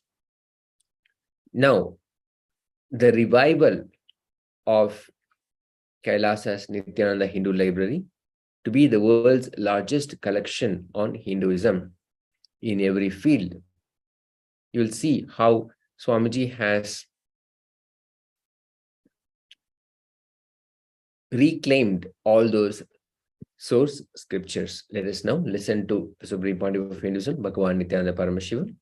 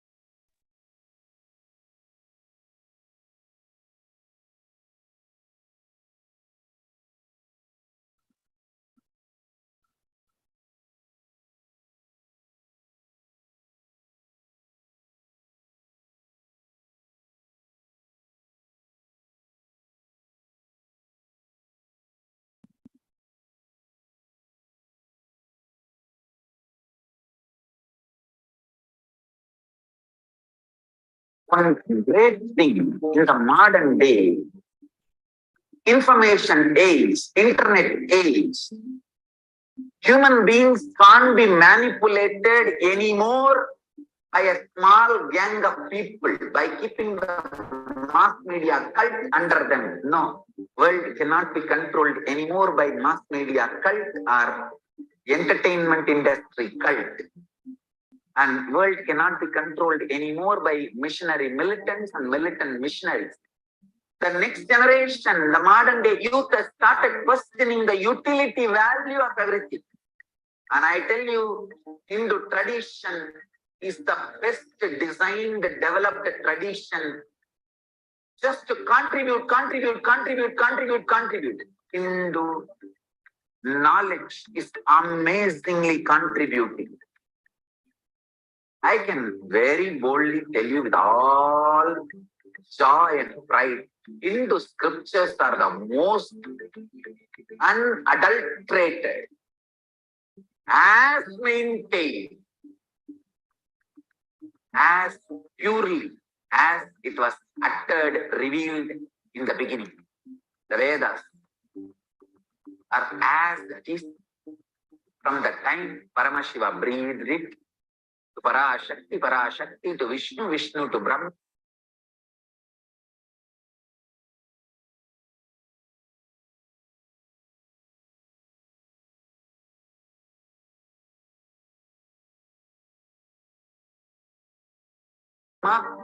And the Guru Parampara.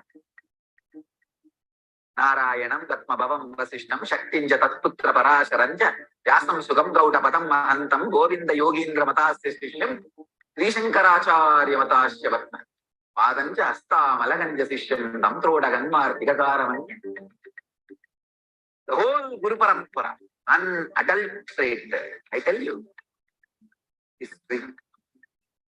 geography, astrology, astronomy, cosmology, physics, chemistry, biology, medicine, mysticism, religion, economy, in every field, administration, social justice, law and order, in every field, the field of education itself, spirituality, super conscious mind, power manifest in every level. Nothing compared to the extreme life positive knowledge source of Hinduism. This is the most non-violent, life positive knowledge tradition in every field. Unimaginable knowledge source is lying in that 2 crore 20 million source books of Hinduism. Around 10,000 traditions are still alive. I am not talking about what we lost, what we still have, kept it alive, at least in the museum, which I can revive.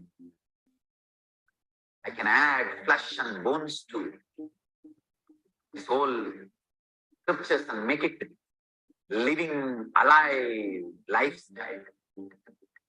I want all Hindus to start becoming real Hindus, non-violent, extremely life positive and contributing. This is what is the core identity of Hinduism. Let's start living that core identity, core narrative of Hinduism. That's the best strategy to stop the Hindu Holocaust. I tell you, Hindus have a great future. I want it.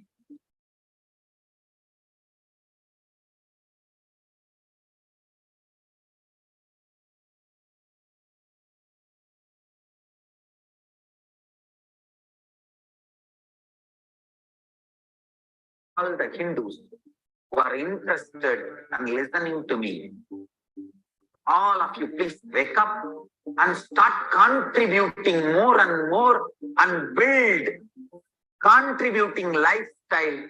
That's the best way to stop the Hindu Holocaust. At least 10% of the Hindus should become Brahmana by Varna. Only then we can collect all these books and store it properly, make digital and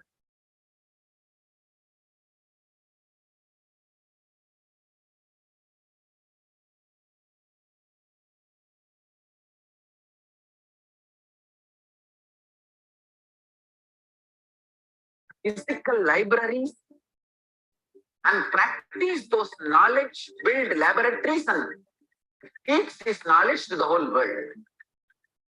This is what is my life mission.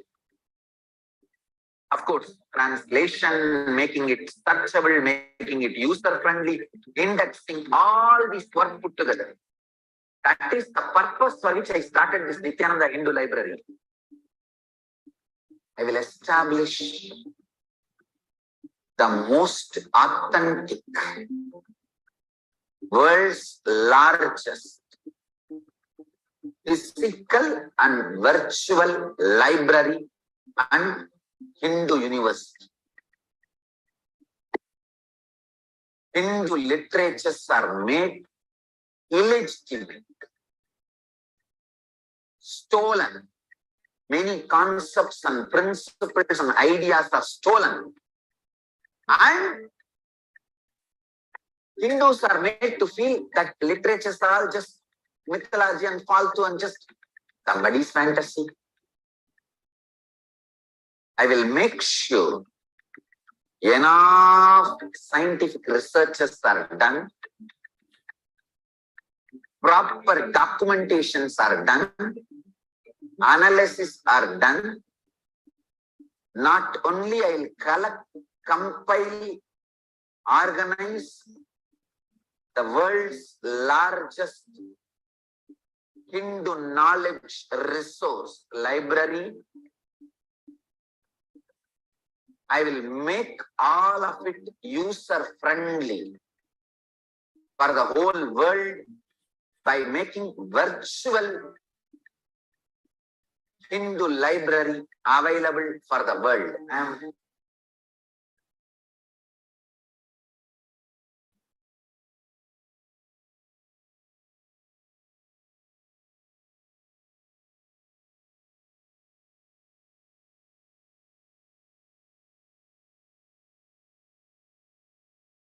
Related to Hinduism. Source scripture, various commentaries and translations, good or bad. Some translations are true to the original, some are 80% true, some are 70% true, some are absolutely distorted. But I'm going to collect everything, organize, index. My initial level plan is 10,000 students will be able to reside and study. 2 crore means 20 million Hindu scriptures and largest virtual library, very organized and made user-friendly. Collecting all the 2 crore, 20 million source books, organizing, indexing, then translating, making it user-friendly, making library, physical library, and making digital library, then studying it, researching it, making laboratories. For example, the Hindu battery, which can be charged, recharged by consciousness, does not need any other chemical from outside. The Hindu aircraft, which can fly through the conscious sound technology, the consciousness-based light technology, sound technology, consciousness-based biology, consciousness-based biology-based technology. When consciousness starts growing in your biology becomes totally different. And that biology can be used to fly, empower, energize multiple machineries in Hindu tradition. Collecting this 2 crore, 20 million scriptures, organizing, indexing, translating, building laboratories, not just libraries, laboratories, universities, where we conduct clinical trials, medical trials, scientific researches. Everything gets organized, made user-friendly for the humanity and shared with the humanity free of cost. I invite people from all over the world to share your time, treasure, talent. I invite all the practicing Hindus, living, practicing Hindus and Hindu sympathizers, 200 crore, 2 billion population. At least 10% of you, 2 crore, please come and become Brahmanas by Varna.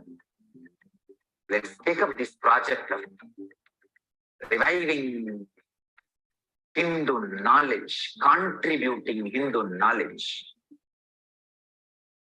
Jatis belongs to Brahmana, or Vaishya, or Kshatriya, or Shudra, does not matter. An Acharya incarnation, Avatara Purusha, has a right to declare which Varna you belong to. Whether you are Shudra by Jati, Vaishya by Jati.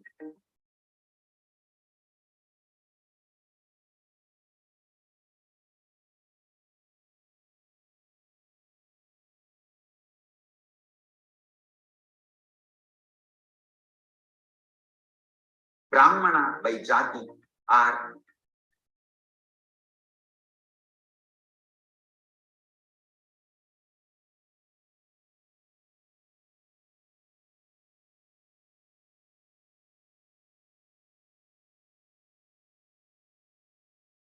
Kshatriya.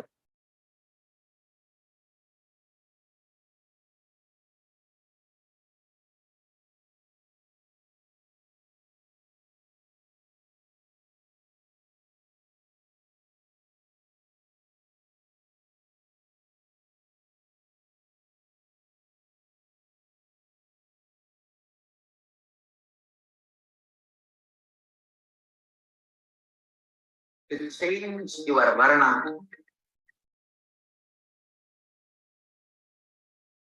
to Brahmana Varna by taking up this responsibility of Nithyananda Hindu Library. I already started the work. Last 20 years I am doing work in this line. This time, in next few years, you will see the fruit. This revival of KAILASA, Nithyananda Hindu Library, it starts.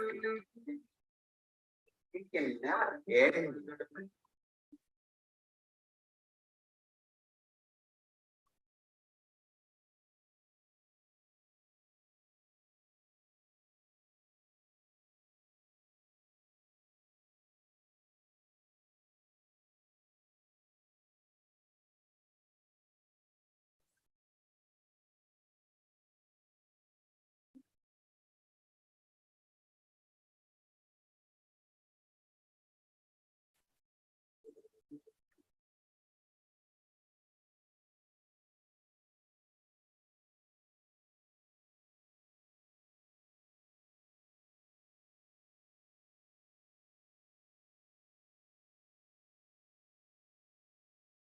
As we saw, the supreme body of Hinduism, Bhagwan Nithyananda Paramashivam, laid out this massive vision of time capsuling all Hindu scriptures.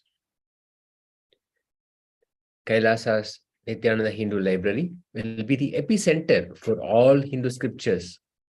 Locate, acquire, collect, organize, publish, preserve, teach, and spread the Shastras. Embracing and enlivening the true glorious Sanatana Hindu Dharma, Sri Kailasa runs and administers under the cosmic constitution of the scriptural authority on eternal truths, the Hindu Shastras.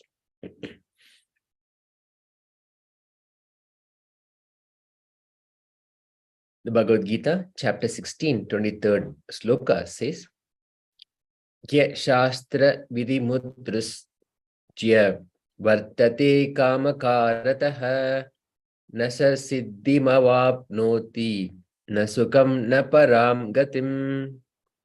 He who discards scriptural injunctions and acts according to his base impulses attains neither perfection nor happiness nor the supreme destination.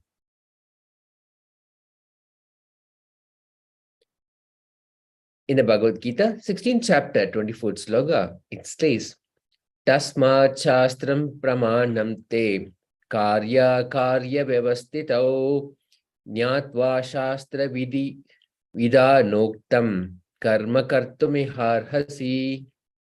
By the regulations of the scriptures, Shastra Pramana, one should understand what is duty and what is not duty. After being versed in scriptural injunctions, one should act accordingly. Vidyanama narasya rupamadikam prachannaguptam dhanam vidya bhogakari yashasukakari vidya garunam guruhu vidya bandhujano videsha gamane vidyam param daivatam. Sacred knowledge is human's ultimate beauty, the hidden treasure. Through knowledge, one can enjoy different happiness, success, and it is the master of all masters. During travel, knowledge is our kin. Knowledge is verily the supreme divine, Param Daivatam. The world's largest collection of Hindu scriptures started with the book Atma Puranam.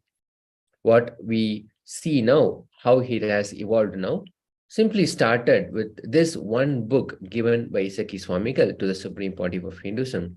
This is the first book in his collection for humanity, which has grown as the world's largest collection of online and physical Hindu scriptures.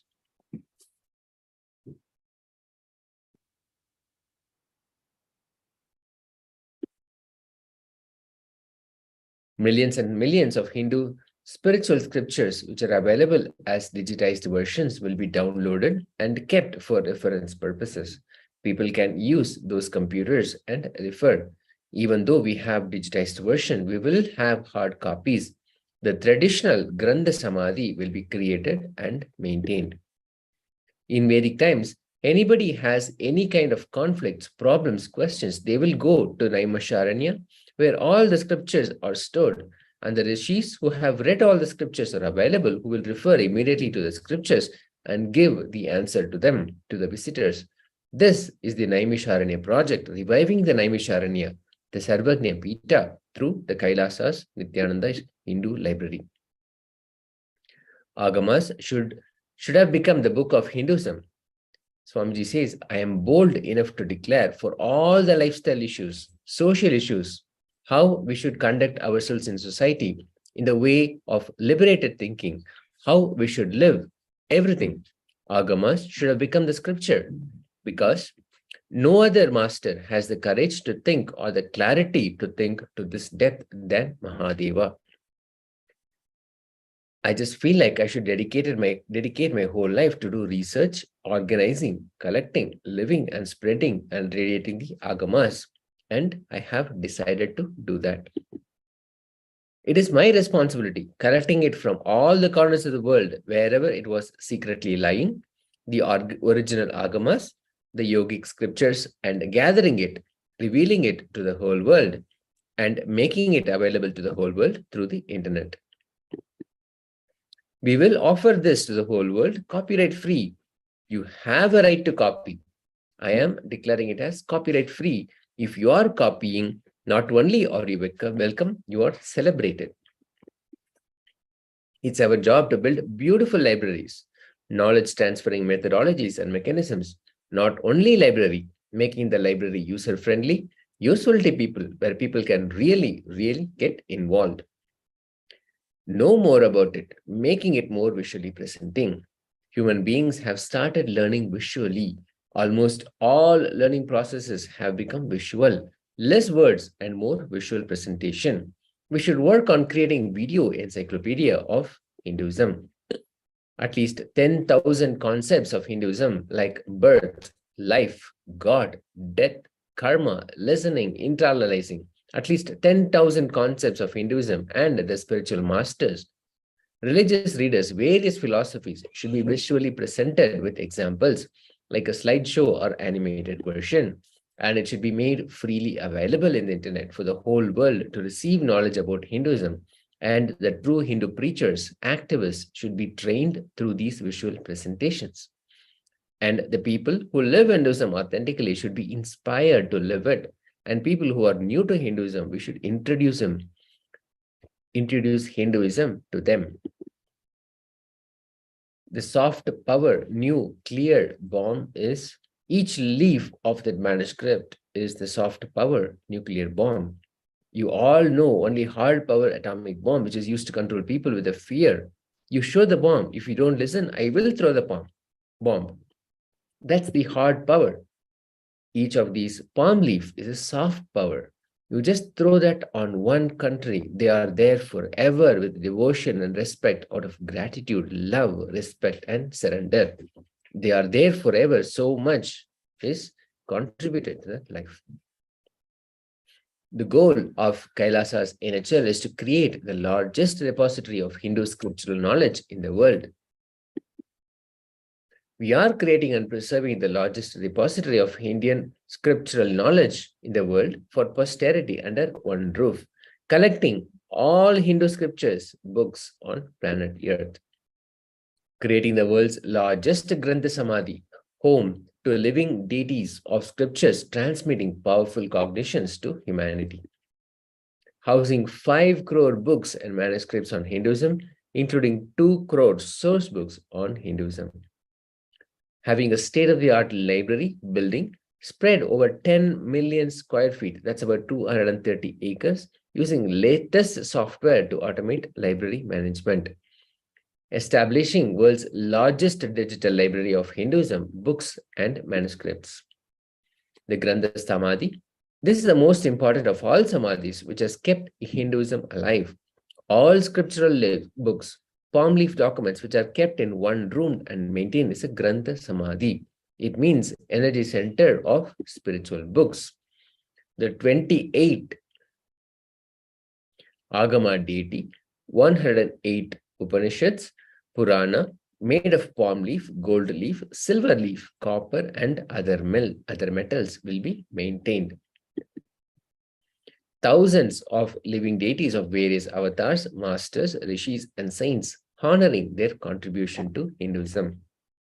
Research and reference section for 10,000 Sampradayas of Sanatana Hindu Dharma.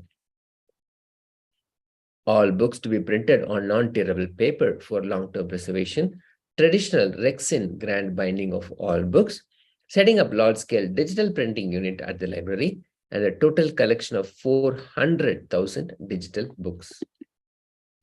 Digitization as in preservation and dissemination of knowledge using the latest technologies. Palm leaf printing, keeping tradition alive by printing scriptures on palm leaf. Scripture collection of all in-publication books from all around the world. Organizing the scriptures with a descriptive catalog as per international standard. The classification of complete scripture as per scripture tree revealed by the Supreme Pontiff of Hinduism. We saw this slide earlier. The digital collection of 3 crore books and manuscripts from libraries all over the world. So far, we have collected 100,000 books on Hinduism.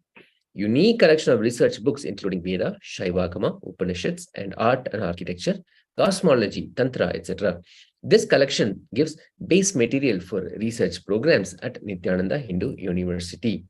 Art and architecture books are base material for development of Vedagamic cities and temples.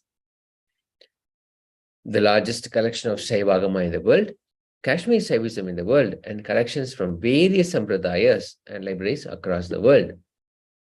A detailed structure and classification of the Hindu source scriptures of Sanatana Hindu Dharma as ordained by Lord Paramashiva.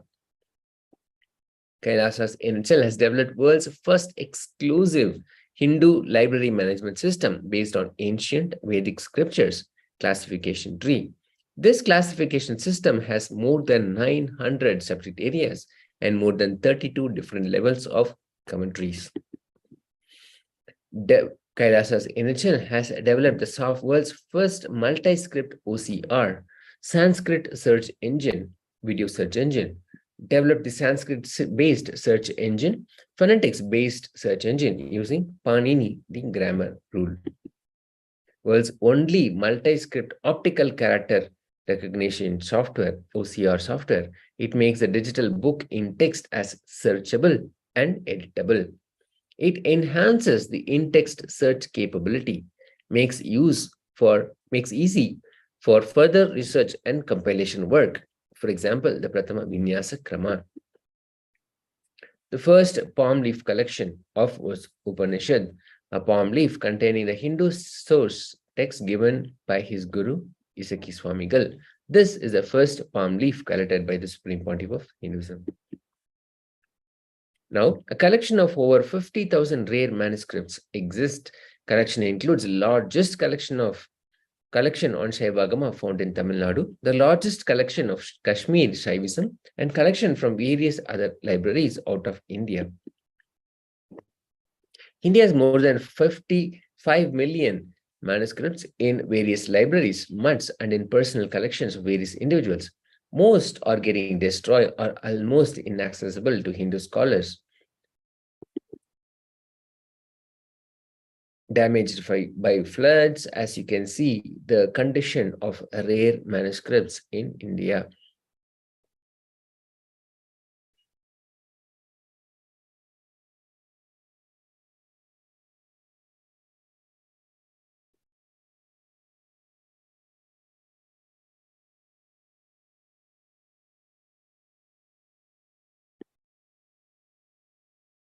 You can see the condition of the rare manuscripts. Now, KAILASA's NHL has set up multiple units for palm leaf printing to keep the knowledge tradition alive. Till now, we have printed 108 Upanishads, various Agama, and the Samraja Lakshmi Pitika. Various other manuscripts which were in danger have been reprinted after scanning. Various Mantra Diksha cards, invitation cards have been regularly printed for ongoing programs. Currently, 140,000 palm leaves of printing in progress. As you can see, how the manuscripts are getting printed using specialized printers.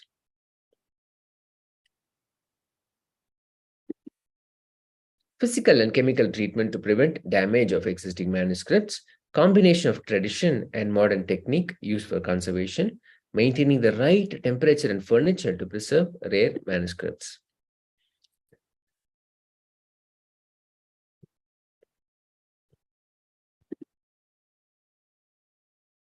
Now, this is a brief overview of all the services that are being offered as part of KAILASA's Nithyananda Hindu Library, the preservation, conservation, and all the efforts that the Supreme Pontiff of Hinduism has brought in towards ensuring that all these source scriptures are preserved, conserved, maintained, and they are freely available to the whole world, to all of humanity.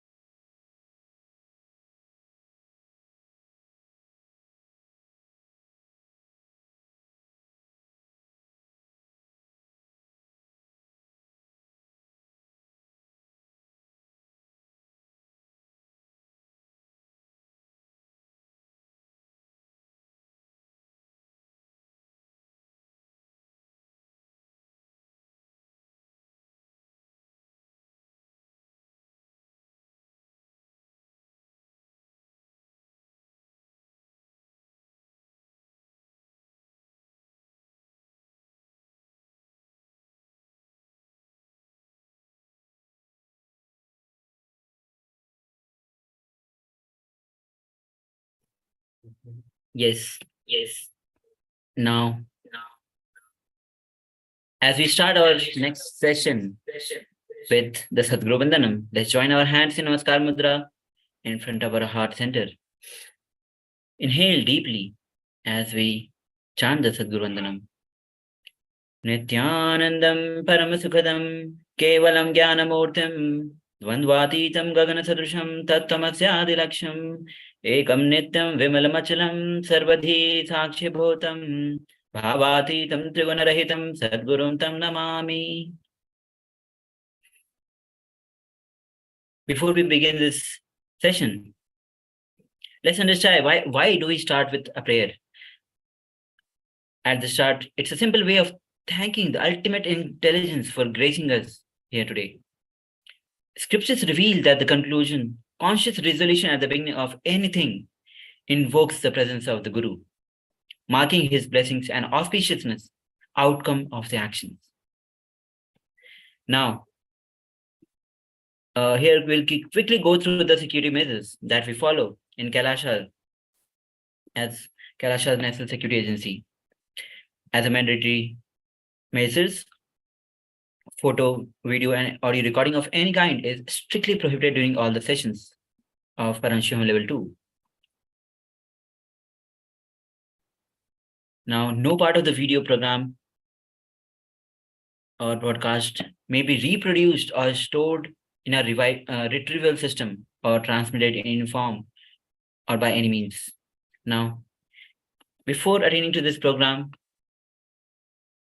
please consult your doctor, as there are exercises, process techniques which might not be suitable for everyone. Yes, now it's time that we enter into the session which is enriching, and which in Sanskrit is called as Apyayanam. Now here is a Sastra Pramana from Isha Upanishad, verse 8.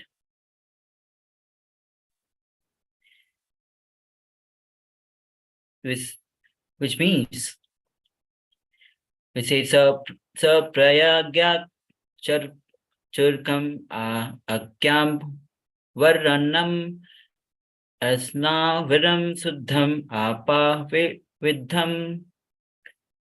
Now the translation of this verse goes as, it is a pure consciousness that from time eternal has enriched the ages and each being by ordaining desirable responsibilities unto them as per their nature and space and their actions and the result thereof.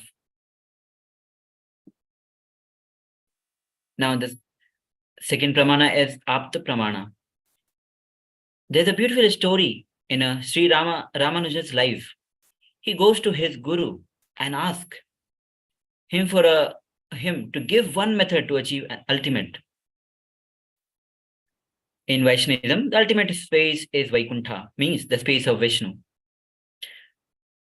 Ramanuja was in such a high level of completion. Guru gave him the initiation into the great mantra, Om Namo Narayana. And immediately Arjuna got the glimpse of that space.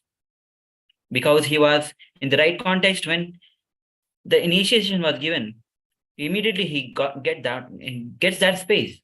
But the Guru says, don't go out and give this mantra to anyone and everyone, otherwise you will go to hell.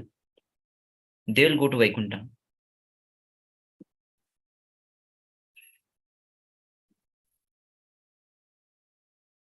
Now, I tell you, whenever you experience, you will be possessed by the spirit of enriching. Whenever you enrich, you will be possessed by the spirit of enriching. Here, Ramanuja was possessed by the spirit of enriching. He ran to the temple tower, stand on the roof, calls everyone and says, come on, and come on. I have a secret technique to achieve Vaikuntha. If I teach you all this, I may go to hell, but all of you will go to Vaikuntha. Please let's learn. Immediately he initiates everyone into that great principle and Maha Mantra, Ashtakshara, Om Namo Narayana. But I tell you, whenever you experience, you'll be possessed by the spirit of enriching. Whenever you experience, you'll be possessed by the spirit of enriching. Here, Ramanuja was possessed by the spirit of enriching, and he ran to the temple tower and stands on the roof and calls everyone and says, "Come on, come on, come on. I have secret technique to achieve Vaikuntha." He was so excited.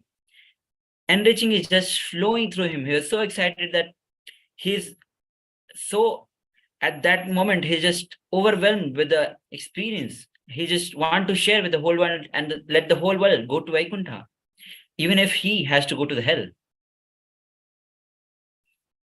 He says, immediately he initiates everyone into the great principle of Mahamantra, Ashtakshara, Om Namo Narayana. Now, so let's understand, what is enriching? Enriching is nothing but teaching yourself. It is nothing but you teaching to yourself. You do not listen to what you think, but you listen to what you talk. Yes, it is very important click that we need to understand. You do not listen to what you think. You listen to what you talk. Everything you do, let it be enriching others. Continuously go on enriching others in every possible step. Understand, I really tell you, go on enriching others. You will see enriching yourself happens. These are the very beautiful, powerful clicks Bhagavan himself is giving through Apta Pramana, Sas Pramabhavanga. Himself is revealing to us how the more we enrich, in return we get enriched. As he gave the beautiful story of Ramanuja himself. Now let's deep dive into it further. Enriching is expanding yourself and life in around you with the powerful cognition that life around you is simple and extension of you. Enriching is the strength of new life happening to you.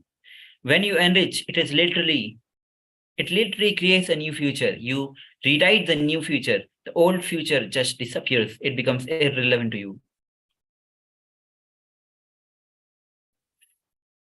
When you are committed to enriching yourself and all around you, life showers you with the best of everything.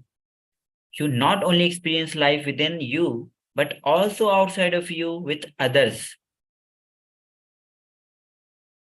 Now we need to understand the basic laws of life.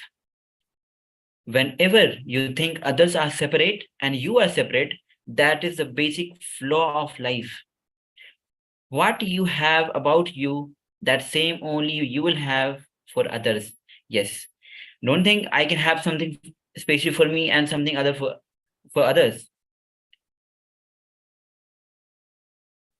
So that's why it said, what you have about you, say only you will have for others. If you give up on you, I guarantee that you will give up on others. If you don't give up on others, you will not give up on you. Bhagavan further reveals, whether you understand or not, everyone around you is a part of you. But with whoever you feel as a part of your life, whoever you feel as a part of your life, not just your life. Now, as we have gone through such a powerful clicks, let's enter into our first exercise. Recall one incident with another individual where your one act from your heart convinced you that life is for others. And that moment you felt deeply fulfilled and complete. Yes, there will be many incidents like that, but I want you to recall at least one incident where your one act from your heart convinced that your life is for others, and that moment you felt fully, deeply fulfilled and complete. Relive that experience, that incident, and write your experience.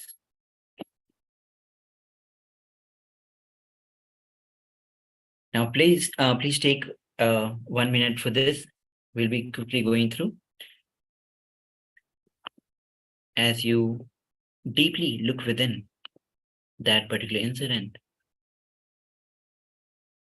with out of your sheer compassion, He felt the life is for others. Went down, then sinned.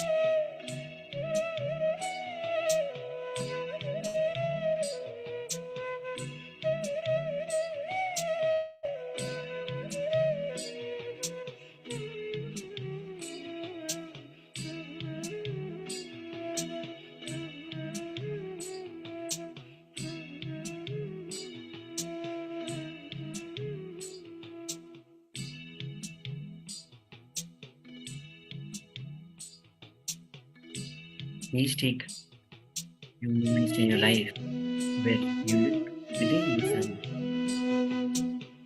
That act of that one act from your home where you feel truly fulfilled and relive it and let it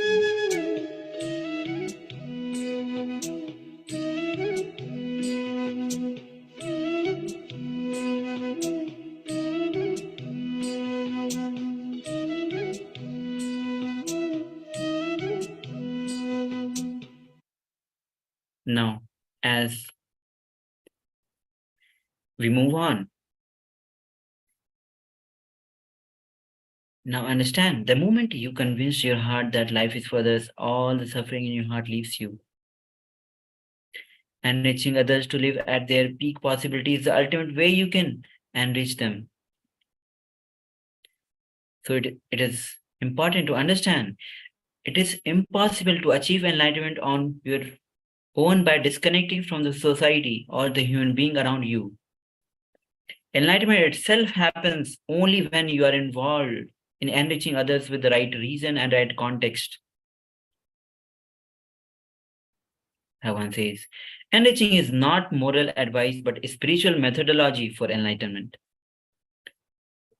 Let's hear from Bhagavan himself what he says in his very own voice. End of the day, contributors will be part of the history.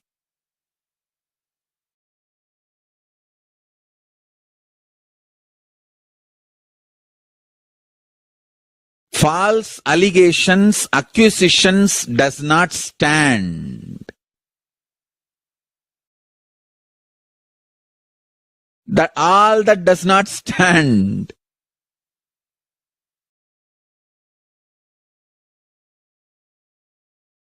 I have seen so many people. To become popular, they will attack some popular figure.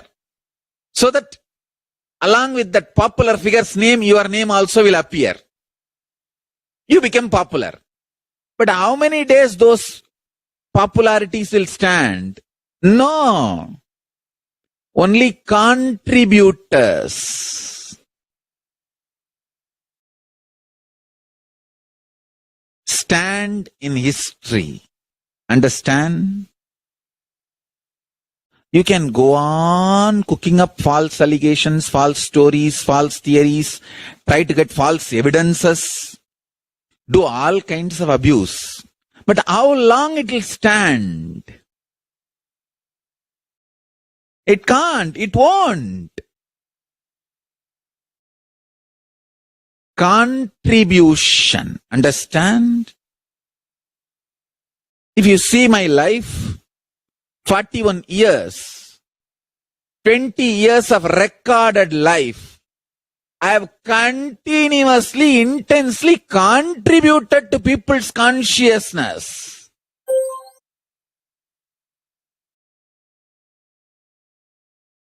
"41 years of life, 20 years is recorded, documented from 2000 It's almost documented.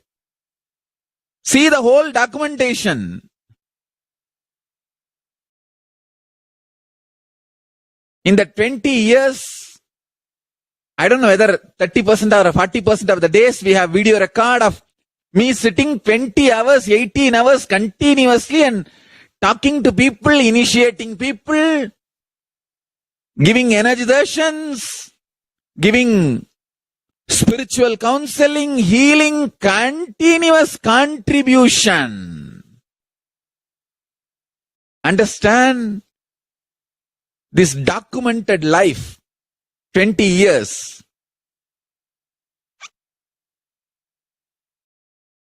The amount of work I have contributed and the temples, centers, ashrams built everywhere. Understand?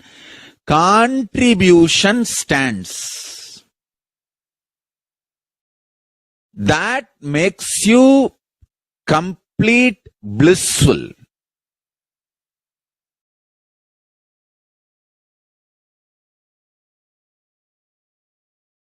People who try to attack me and get popularity, name and fame,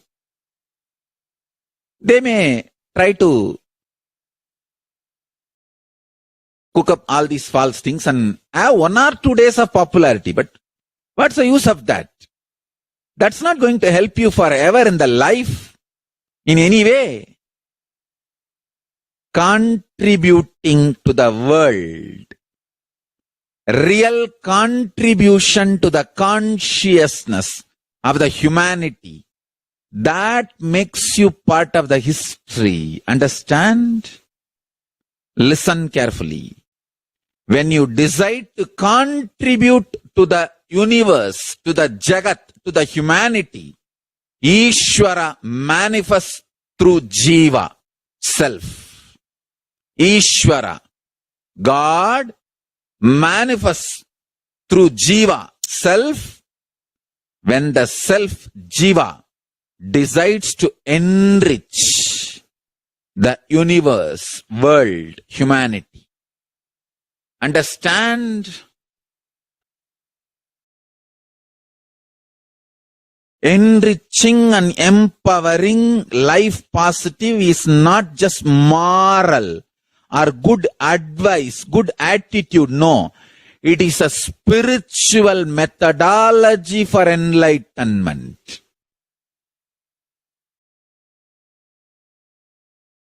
When you give one free meal, your stomach gets pure. Listen.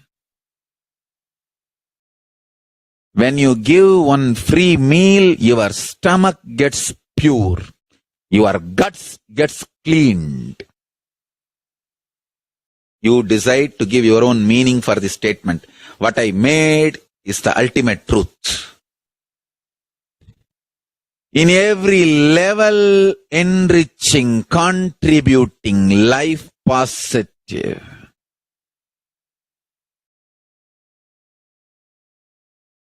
In your business ethics, in your relationships, in your responsibility, in your everything. Enriching, enriching, enriching makes you manifest powers. I tell you, it makes you manifest powers. It is a straight way to live in KAILASA and reach KAILASA. I want to tell this to my sannyasis. All my sannyasis and adinavasis, KAILASavasis, listen. Every minute you are active and enriching and contributing, you will be showered by Paramashiva, fulfillment and completion and enlightenment. And your purpose of life will be fulfilled. Laziness is the devil. Contribution, enriching is Paramashiva's energy. Don't think you need to be monitored and driven. Contributors are blessed by Paramashiva. Paramashiva continuously showers on contributors, actively contributing. You will manifest more and more powers and blessings and energy. I have seen all kinds of people. I tell you, contributors are the best people to associate with. Lazy people are not just innocent, dangerous to be associated.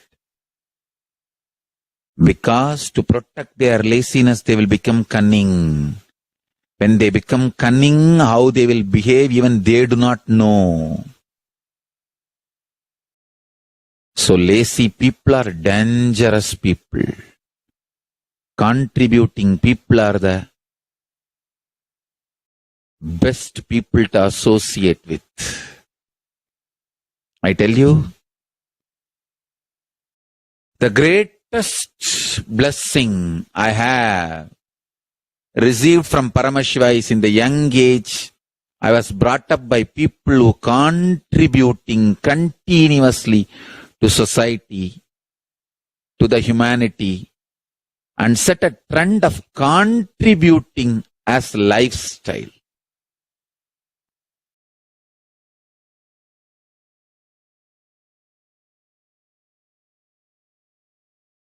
Just see the autobiography of the Avatar website. I think now almost 1,000 slides they have put, collecting, presenting all the different events. If you just see the 1,000 slides, you will understand. The whole 1,000 slides, one line caption if I have to say, contribution to humanity. Contribution to humanity. Contributors live happily. Contributors live as Shiva, Paramashiva himself.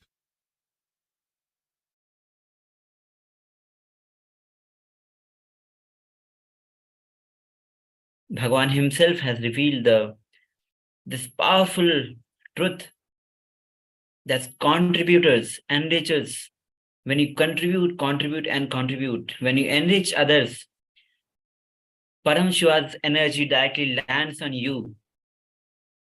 It is the contributors who are remembered in the history.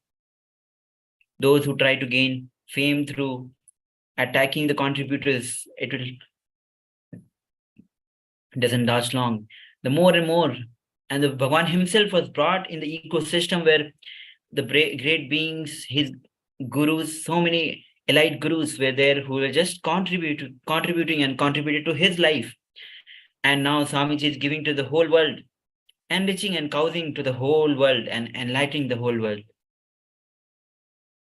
That's why Swamiji says, enriching is not a moral advice, but a spiritual methodology to enlightenment itself. Now we have entered into our next segment of exercise, where you will be. It is a process to contemplate with the power of living. Now, first step is make a list of top 10 relationships in your life. Yes, this is the first step. Make a list of 10 relationships in your life. Then recall any incident you remember where you could have enriched that person, but you did not. There might be any reasons. Just pen down. So first step, make a list of 10 top 10 relationship in your life. Recall any incident you remember where you could have enriched the other person. Now complete those incidents by declaring that you will enrich those relationships from now onwards. Note down at least 5 new ways to in which you can enrich each of your top relationship. These could be new thoughts, words, actions that you are now going to engage to enrich and expand these people and relationship. Now, as we move on, we are showered more and more with the great ultimate truths, where Bhagavan says, ultimate ferocious cognitions, decision to enrich and cause others' reality.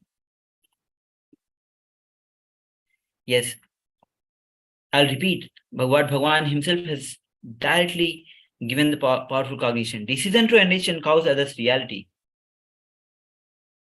is the ultimate ferocious cognition. Now, Paramashivam gifts are the ultimate gift series from Paramashiva exclusively for the Paramashivoham Level 2 participants. Now, here you can see the beautiful book, The Essence of Living Enlightenment. Now, you can go to paramashivoham.org/gifts and download this book.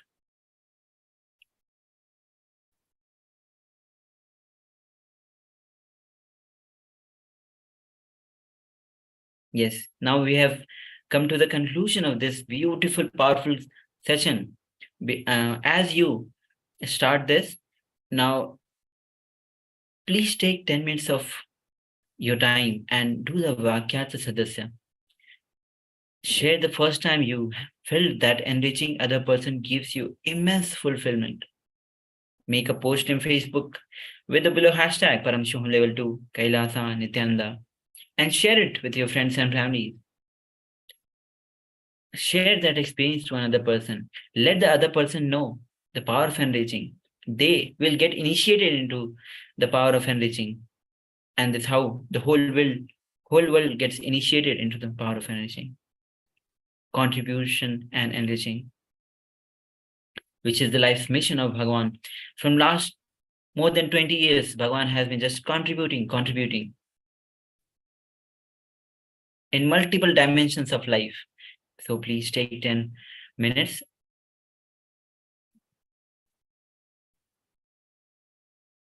Now, as you continue to share your experiences on the social media, we move on. Now, let's have a watch this beautiful clip.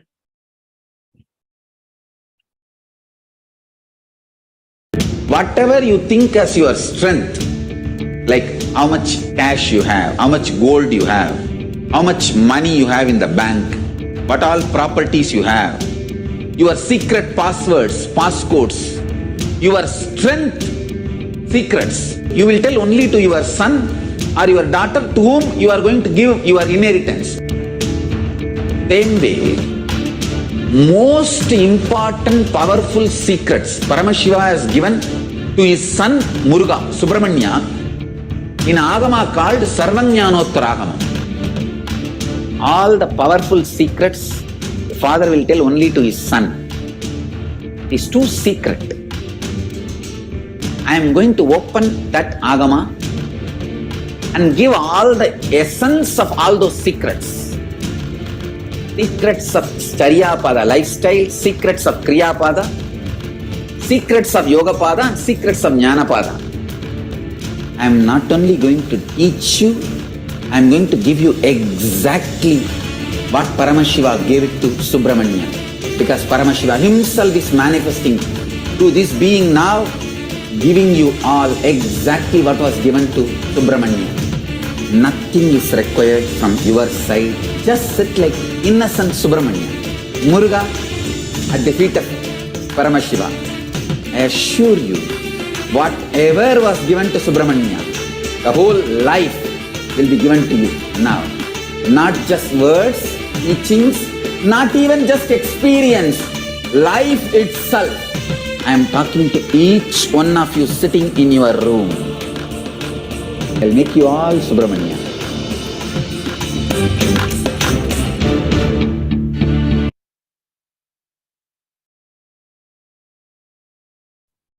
Now, Bhagwan revealed what was revealed to Lord Muruga by Paramashiva himself.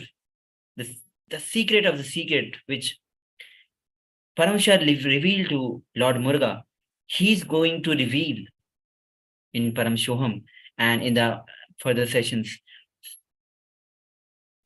Now, as we have come to the conclusion of this powerful revelations filled with powerful cognitions, we have come to now join our hands in Namaskar Mudra as we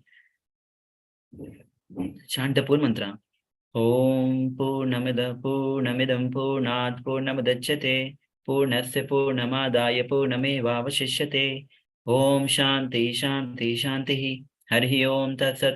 Sarvam Bhagavad Shri Nithyananda Paramashiva Padukarpanamastu. Om Nithyanandam. Now let's understand briefly, very shortly, what is the meaning of this beautiful mantra. Means from the space of completion, only completion comes out. Even when completion comes out, completion remains as completion. When completion goes back, completion remains as completion. Yes. With this, now we'll be finishing this session and we'll be back shortly with another powerful session.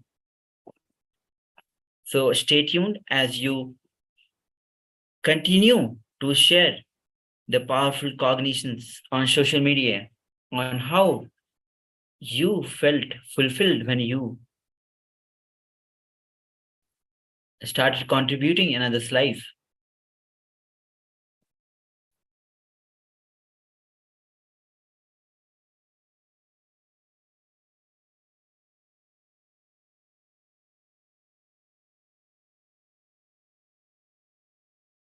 Now, as we start our news session with a powerful, which will be the powerful session again. Now, let's join our hands again in Namaskar Mudra. Let's start with the Sadguru Vandanam.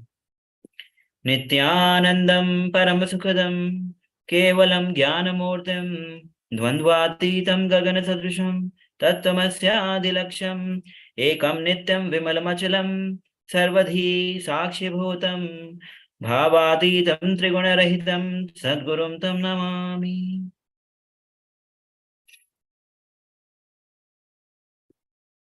Now we'll quickly go through the security measures. Photo, video, and audio recording of any kind is strictly prohibited during all the sessions. Now, prior attending to this program, please consult your doctor as all the exercises, process, techniques included in this program might not be included, might not be suitable for everyone. Now, as we enter into the extraordinary powers of divine, let's enter into the Sastra Pramana. Sastra Pramanas are actually the eternal, unchangeable truth revealed in the source scriptures. Now, here's a beautiful verse from Vijnana Bhairava Tantra, Sutra 50, Dhyana 27. Sarvatah sarvas sarirasya dvadashante manolayat riddha buddhir riddhi bhutam tattva laksham parvate. The translation of this goes as, from all the sides take one dvadashanta in your body, such as the center between your two eyebrows. Just dissolve your mind in the third eye, the strong, constant, restful awareness. That person who does this is Dhrida Buddhi, one who is established in the firm strength of undivided awareness, just like a flame undisturbed by air. To him, the characteristics of existential reality of the supreme consciousness appears and manifests firmly, which do not subside at all.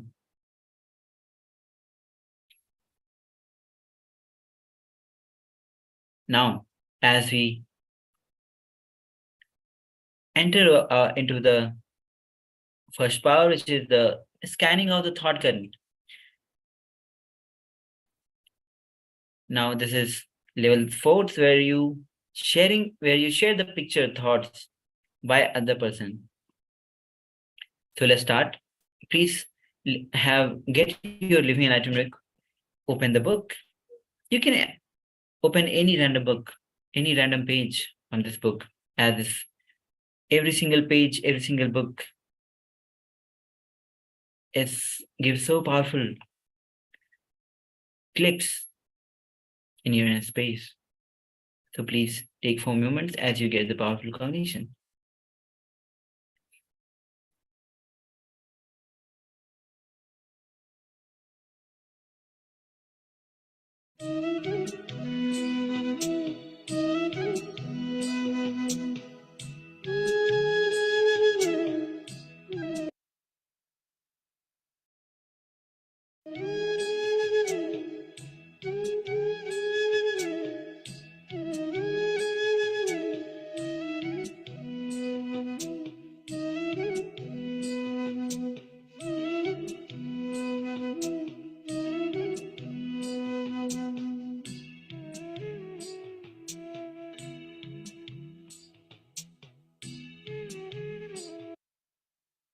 Yes, hopefully all of you have received the powerful cognition, and now it's time that we move on. Now, the first step is one participant volunteer. Please connect with me and share before the manifestation. Now turn on the video recording, because we'll be sharing as we have learned. Enriching the others is actually enriching yourself, and it's a direct way for enlightenment itself. Manifest. Now the next step is manifesting the power. A reading picture that other one is thinking. Pen down that what was revealed to you.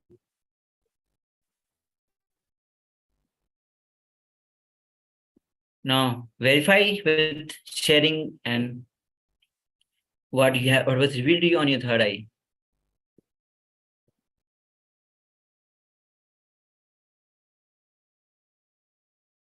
So as you manifest this power, please take few moments.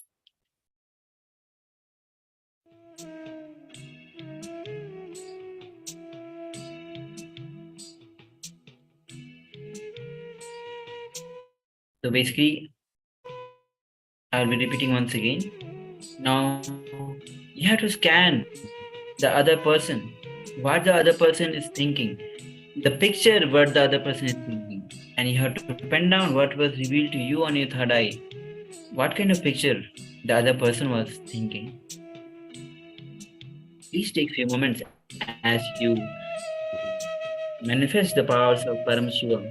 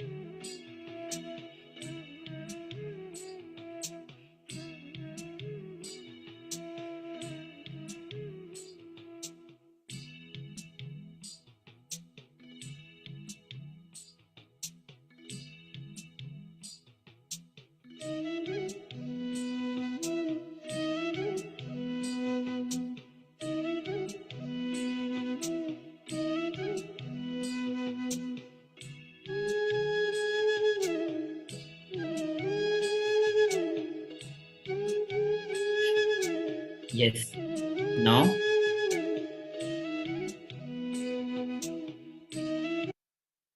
as we have completed this process, you can pen down what was revealed to you and put it in the comment box, and what the other person was thinking, ask from the person and put it in the chat box. Now, as we move forward, please share this, your experience on the social media as you go to KAILASA's Nithyananda Paramashivoham page, events and discussion page. Hashtag, share with the hashtag of KAILASA and Paramashivoham Level 2. Take few minutes as we end this session with the Purna Mantra, as we get back shortly with another exciting session. Om Purnamada Purnamidam Purnat Purnamadichyate Purnasya Purnamadaya Purnameva Vasishyate. Om Shanti Shanti Shantihi Harihi Om Tat Sat. Sarvam Bhagavad Shri Nithyananda Paramashiva Padukarpanamastu. Om Nithyanandam. Yes, just as you stay tuned, we'll be right back in few moments.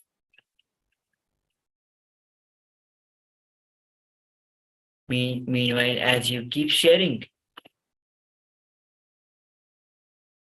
your experience on the social media.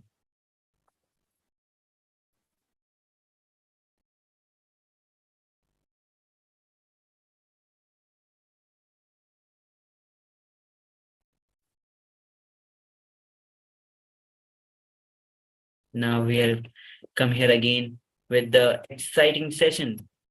Let's join our hands in Namaskar Mudra as we start with the Sadguru Vandanam.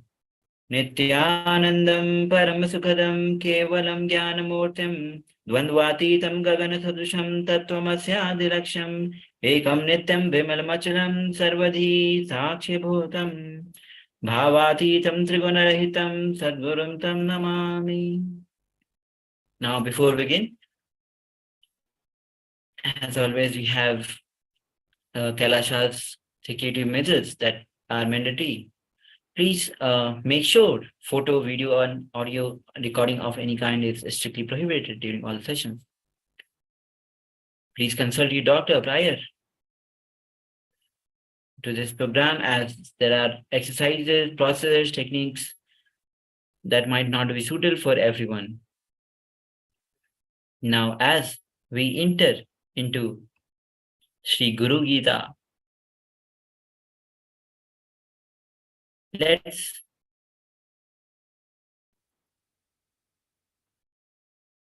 now Bhagavan says Guru Gita is a great book. He speaks to her. Mahadeva speaks to her about him. He speaks to her about him. Nithyanandeshwara speaks to Nithyanandeshwari about Guru. This is in 2013 when Bhagavan himself started speaking on Guru Gita. Here's a beautiful verse from Guru Gita where it says, Sutuvacha Kailasha Shikhare Ramme Bhakti Sandhyana Nayakam Pranamya Parvati Bhaktya Sankaram Parya. Sut said, on the beautiful summit of Mount Kailas, Parvati, having bowed with the reverence to Lord Shiva, who is the master of uniting one with the devoted devotion, asked. Guru Gita, verse 2 says, Sri Devya Vacha Om Namo Deva Devesha Paratparam Jagado Guru Sadashiva Mahadevo Guru Dakshina Pradehit Me.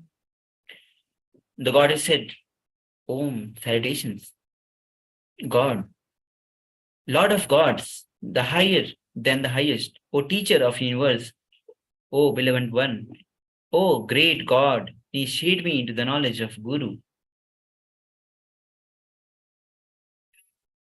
Guru Gita verse 3 says, Ken margen bho swamin dehi brahma mayo bhavet Tvam kripa kuru me swamin namami charanau tava. How to reach the ultimate?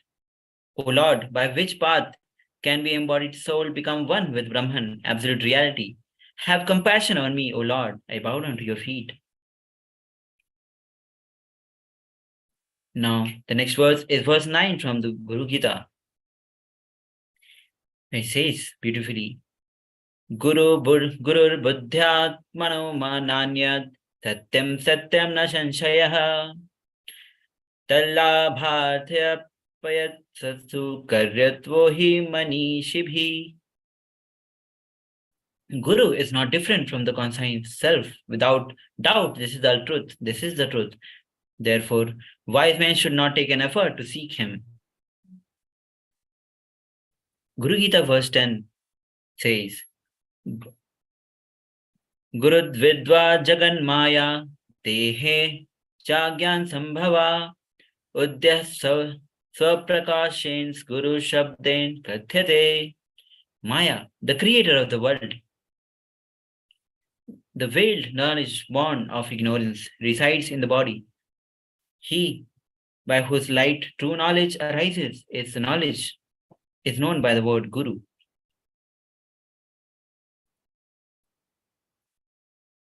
When you contemplate, I tell you, no one needs to become a believer. The contemplation consciousness itself will make you so sure you are consciousness. When I had the experience of third eye awakening, I am able to see everything around me. It did not take me more than microseconds to know I am that. When you bring awareness into your life, you create a new center in your being, new space in your life, what I call consciousness.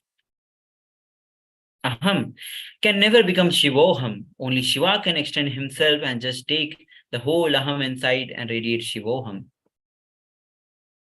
What you perceive yourself as of now, to whatever you can perceive you, till that level you are called Jiva. When you cannot perceive yourself any more individually separate, you are Shiva. Consciousness starts happening only when you become aware of our life. Now, here's a beautiful verse, which means the pure consciousness is all pervasive, like space, beyond the coming and going, absolute, radiant, and self-fulfilled, unumbilical, an embodied, boundaryless whole, wordless, muscleless, having no incompletions with the body. Consciousness is ever pure space, devoid of the dirt of ignorance, and is touched by the delusion of incompletion. Consciousness is all-knowing sphere of all, the Lord of minds. Consciousness transcends all being. Consciousness is itself extend by itself with its independent will and intelligence, having no cause for its happening. It is pure consciousness that from time eternal has enriched the ages and each being by ordinating desirable responsibilities onto them as per their nature and space. Their actions results thereof.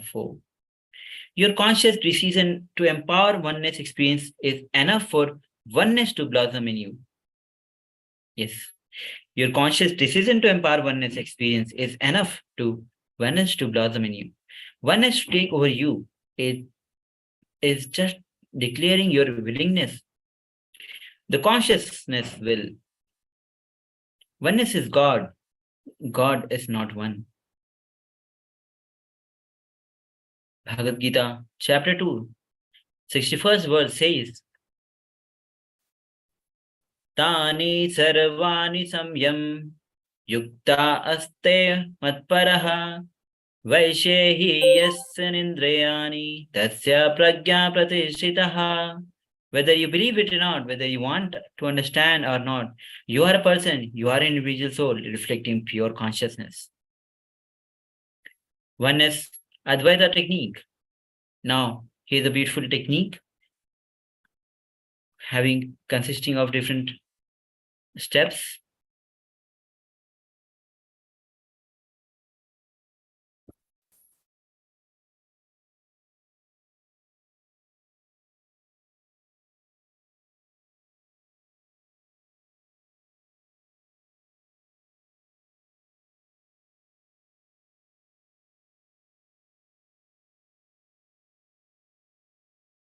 Yes, as you move on. The first, please choose 11 people in your life that may be a part of your office or team lead or your family. Decide with that 11 people you will not have any incompletions. First, complete all your past incompletions. Second, make them understand they are your core creators of your reality. Third, give them understanding you will be co-creator of their life. Not only committing few months of really living, few months of really causing, few months of really happen, I tell you, you'll just experience the non-dual consciousness. Now here Bhagavan himself is revealing the greatness of awareness is as the key. Let's hear from Bhagavan himself.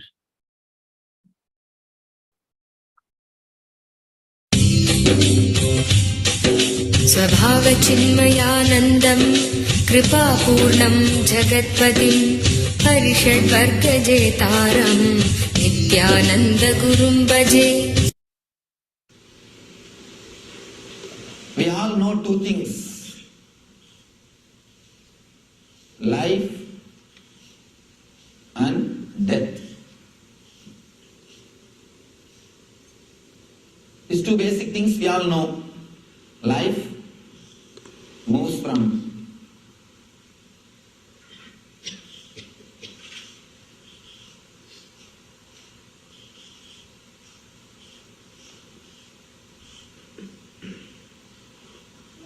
life and death. Constantly life is slipping, entering into death.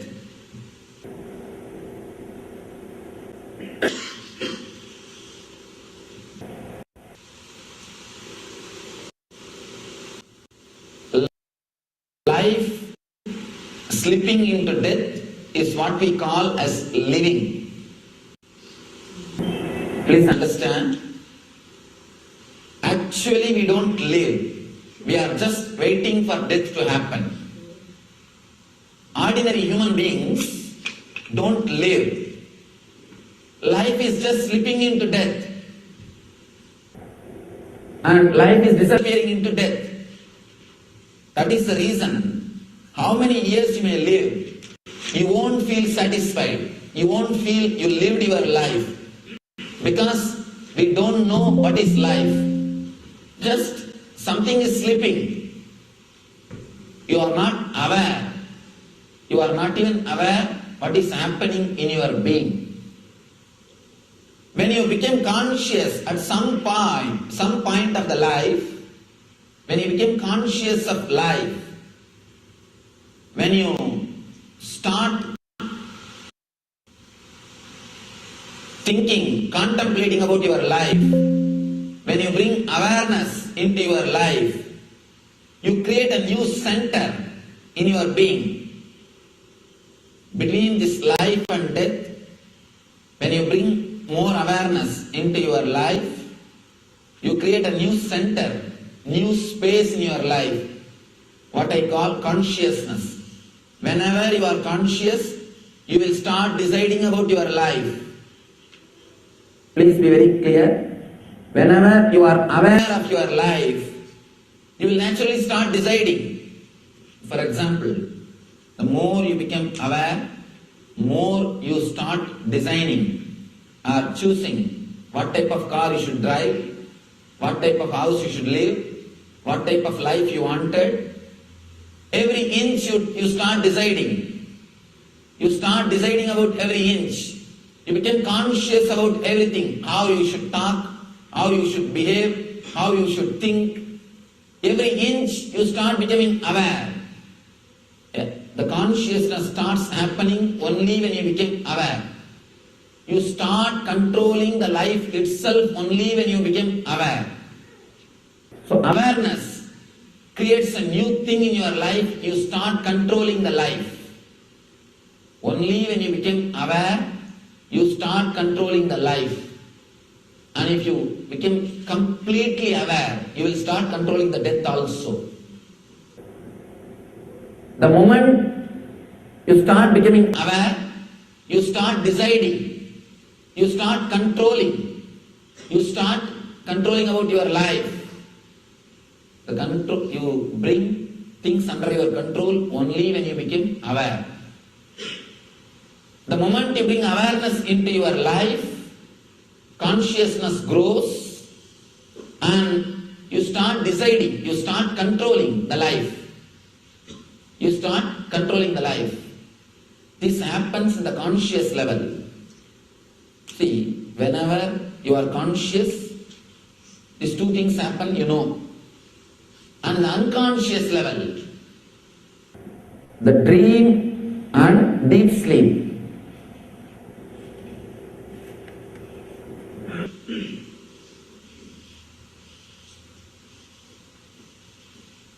If you are consciously thinking, it is life. If your consciousness can't think, it is death. In the unconscious level, if you are aware, it is dream. If you are not aware of anything, it is sleep. It's a please understand this one diagram. You'll be able to understand this technique, and this very understanding can transform you. Practicing is one thing. This very understanding will inspire you to practice, because these are all the basic truth about life. Once you know how to breathe, breathing, the best way to bring energy through your breathing. After that, you don't have to do it consciously. Just because of the very understanding, you will start doing it. Now, we are working on your consciousness. In the waking state, means this state, when you are aware, the conscious state, or what psychology calls as conscious state, if you are aware, it is life. If you are not aware, it is death. In the unconscious state, if you are aware of something, it is dream called. It is called as dream. If you are not aware of anything, it is called deep sleep. In the life, if you bring more awareness, you start controlling life. Same way, in the dream, if you start bringing more awareness, you will be able to control the dream and the deep sleep. Understand? This is the conscious level. In the conscious level, If you are aware of any movement around you, it is called life. If you are not aware of any movement, it is called death. In the unconscious level, if you are aware of any movement, it is called dream. If you are able to see anything, if you are able to feel anything, if you are able to experience any movement, it's called dream. In the unconscious level itself, if you are not able to feel anything, if you are not able to understand any movement, anything, then it is deep sleep. These are the four things. Between life and death, if you become aware of living, if you are conscious about living, you start controlling the life. You start deciding. You think, I think this type of car won't help me. This type of house is not going to work for me. I think enough with this wife. You start deciding. I'm done with this job. You start deciding. The more you become conscious, you start chiseling your life. You start controlling, deciding your life. Same way, again here, if you bring little more consciousness to this space, if you become conscious of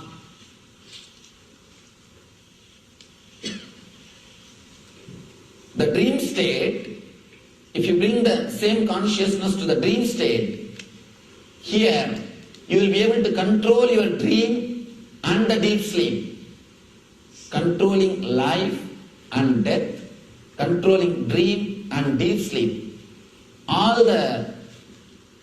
Both controlling life and death, controlling dream and deep sleep, both requires one important thing, awareness.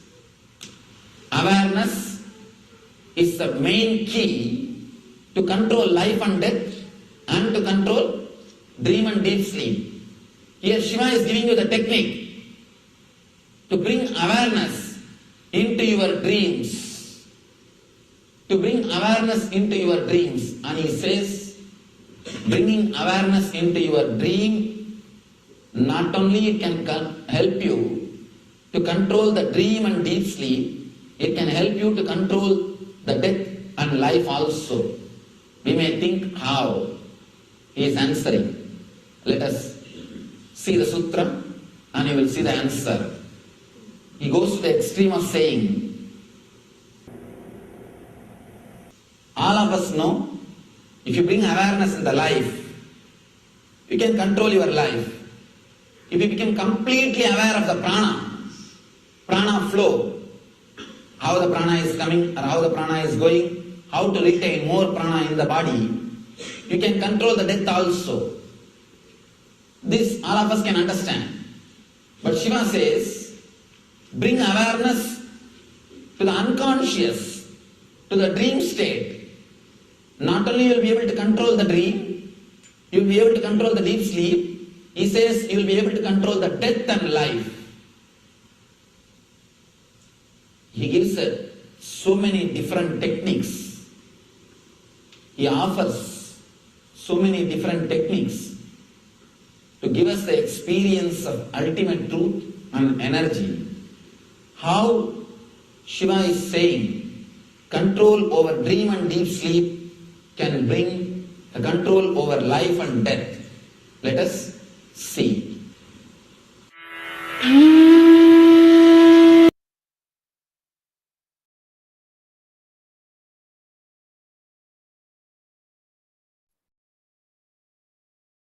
Now, as Bhagavan himself has revealed, awareness as the key.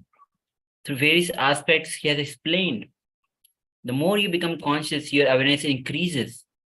The more you take charge of your life. Now, as we move on, here's a beautiful verse from Guru Gita, verse 30, which says, Krim kiti bhasma vidhishta durgam dhimal mutrakam shleshmaratva tamachva masam vachesram varanane. Which means, O beautiful one, do not withhold from the Guru his body, full of germs. Yes, it's important. Understand, O beautiful ones, do not withhold the form of the Guru, his body, which is full of germs, worms, waste matter, foul-smelling urine, faces, phalgum, blood, skin, flesh, which is finally reduced to ashes. Now here's the next verse from Guru Gita, verse 31, which says, Sansar Vrikshamarudha tat patanto narukarnave yen chaivo dhrutva sarve tasmai shri guruve namaha. Salutation to the Shri Guru, who indeed saves all the devoted ones who climbed the tree of mundane world and were falling into the ocean of hell.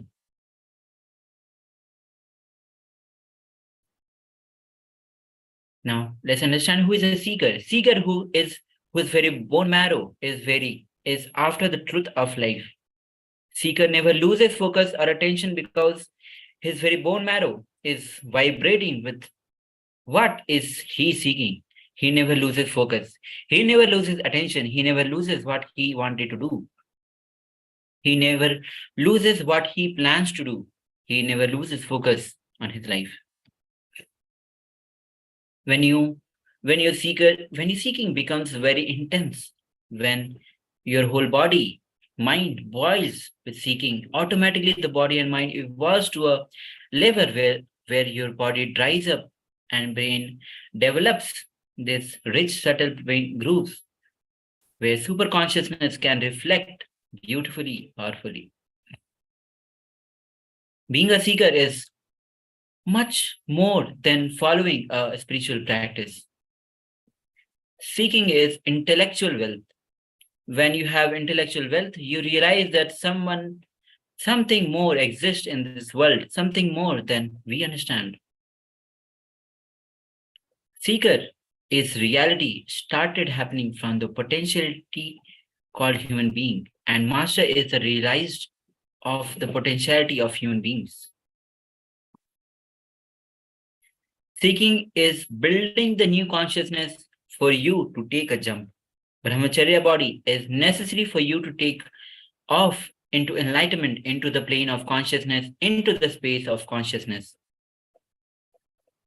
Now, as we move forward, let's understand what is the life to keep you as a seeker. Here, the verse 18 of Sri Guru Gita reveals, Gurur Murti Smare Nityam, Guru Nam Sada Japet, Guru Ragyam Prakurvanti, Guru Nityam Bhavayet, Tailoke Swafashtaro, Vedanta Sampanaganaha, Guru Bhakta Sita Vidya, Guru Bhaktya Tu Labhyate. Always remember the Guru's form. Constantly repeat the divine name given by the Guru. Always follow Guru's command. Think of nothing other than Guru. In the three worlds, gods, demons, snake, demons, other clearly proclaim that the knowledge lying on the tongue of the Guru is obtained only through the devotion to the Guru. Integrity to Guru. Whenever you declare your integrity to Guru, all the strength of the Guru becomes your strength. All the powerful cognitions of the Guru becomes your powerful cognition. Declaring integrity to Guru makes you one and equal with Guru. Master is master card. Simple integrity to Guru's word is the master key.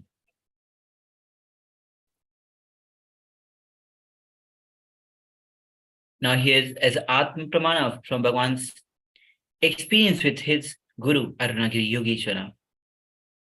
He says, my integrity to my Guru Arunagiri Yogeshwara, he makes sure I am protected, he strategized properly. The right door will be open and the right door will be closed. And if all the doors are closed, he will open the roof and the air lifts me. He does what needs to be done. All I know is simple attachment to my Guru, simple obedience. He just clearly speaks, clearly manifests. I entered Kailasa just with this simple Guru Pass MasterCard. My Guru Arunagiri Yogeshwara told me Paramashiva exists and he has given me this mantra. Please allow me to Sri Paramashiva. That's all. All the doors of Kailasa opened and I saw Paramashiva was there. When I saw, I realized my Guru was only Paramashiva himself. Now, here's another verse from Sri Guru Gita, verse 25. Evam Guru Padam Sreshtham Devanam Pidurlabham Ha ha hu Ganeshaivam Gandharvo Vaishya Prapujate. Thus, the state of Guru is the highest difficult even for the gods to attain. It is worshipped by the followers of Ha and Hu and other Gandharvas, the celestial musicians. Now, who is Guru? Guru is Shiva himself. The Guru or the Master is not just a person as we imagine. He is a tattva, he is a principle. He is simply a physical representation of the divine. In the Sanatana Hindu Dharma, the Guru or the Master is said to be more important than the concept of God himself. Master is the doorway to one's own experience of divinity. He is a mirror that helps you recognize that truth is already there within you. Guru is more precious. Drop entering into ocean is enlightenment. Ocean entering into the drop is Guru. So, in every dimension, Guru is far more precious and important than the enlightenment itself. My relationship with my Guru, Arunagiri Yogeshwara, is the ultimate love, ultimate compassion, ultimate dedication, ultimate sacrifice, ultimate integrity, and the ultimate of the ultimate. Role of Guru in the life. Making yourself as a follower of you is the first job of the Guru.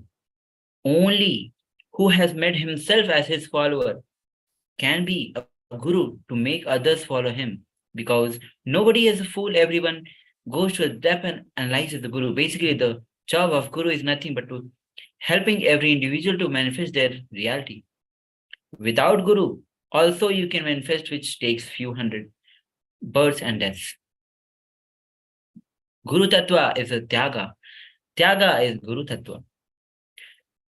Tyaga, he says, is using your conscious decision-making power to give a breakthrough to your DNA's natural selection process and make your DNA to a quantum jump to the next level. Tyaga is slowly supporting the animalistic selection process of DNA to have quantum jump and awaken buddhi, higher understanding, and the multiple superpowers.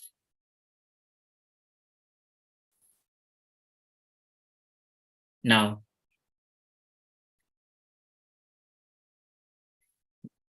Bhagavan says, negotiate with the world for the Guru. Drop negotiating with Guru. Swamiji has found success in his life through having pure integrity to his Guru. The essence of SGH explains is that you can negotiate with the whole world for the Guru, but drop negotiating with Guru. Having simple attachment, simple direct obedience with Guru, that is the key to success. No compromise in the commitment to the Guru. Feeling connection with your Guru makes you life positive. Feeling connection with Guru, experiencing oneness with the Guru is the most important blessing, most powerful happening that can happen from this cosmos to you. Now let's hear from Bhagavan himself what he has seen. He has to say.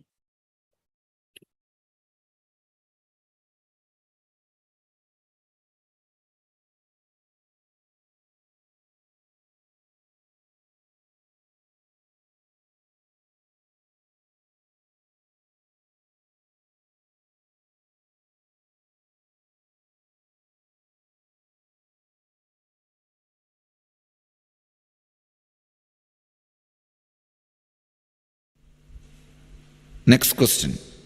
Why do we need a guru? For anything in your life, you need a guru, teacher, mentor. Even if you want to learn a simple thing to eat or dress or cook, anything, you need a teacher or mentor. Even ordinary outer world simple things which can be learnt by manuals, books, even for that you need a guru. Then understand the inner world. Almost you are trying to reach the sun with bullock cart. With your ordinary logic, you are trying to experience the highest possibility for consciousness. So it's like trying to reach sun with a bullock cart. So naturally, you need a person who did it. You need guru who did it and who can take you there.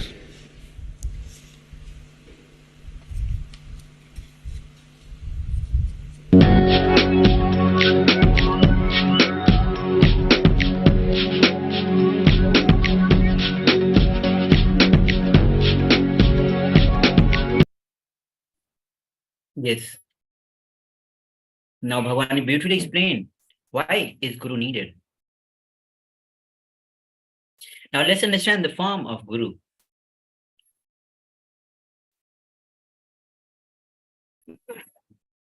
In Guru Gita, verse 15 says, Guru padodakam pitva gururushishta bhojanam Guru mote sada dhyanam Guru mantram sada japet. Take a sip of water of Guru's feet and eat the food that has been left by the Guru. Constantly meditate on the Guru's form and always repeat the Guru's mantra. Now the next verse 54 is from Guru Gita, which says, Swadeshi kasyeva sarir chintanam bhavedantasya shivasya chintam Swadeshi kasya janami kirtanam bhavedantasya shivasya kirtanam. To contemplate the form of one's own Guru is to contemplate infinite Shiva. To sing the glory of Guru's name is to sing the glory of infinite Shiva. Verse 76 from Guru Gita says,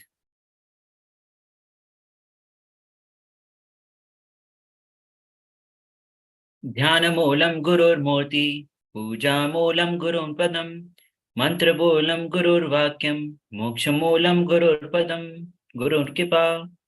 The root of meditation is Guru's form. The root of worship is Guru's feet. The root of mantra is Guru's word. The root of liberation is Guru's grace.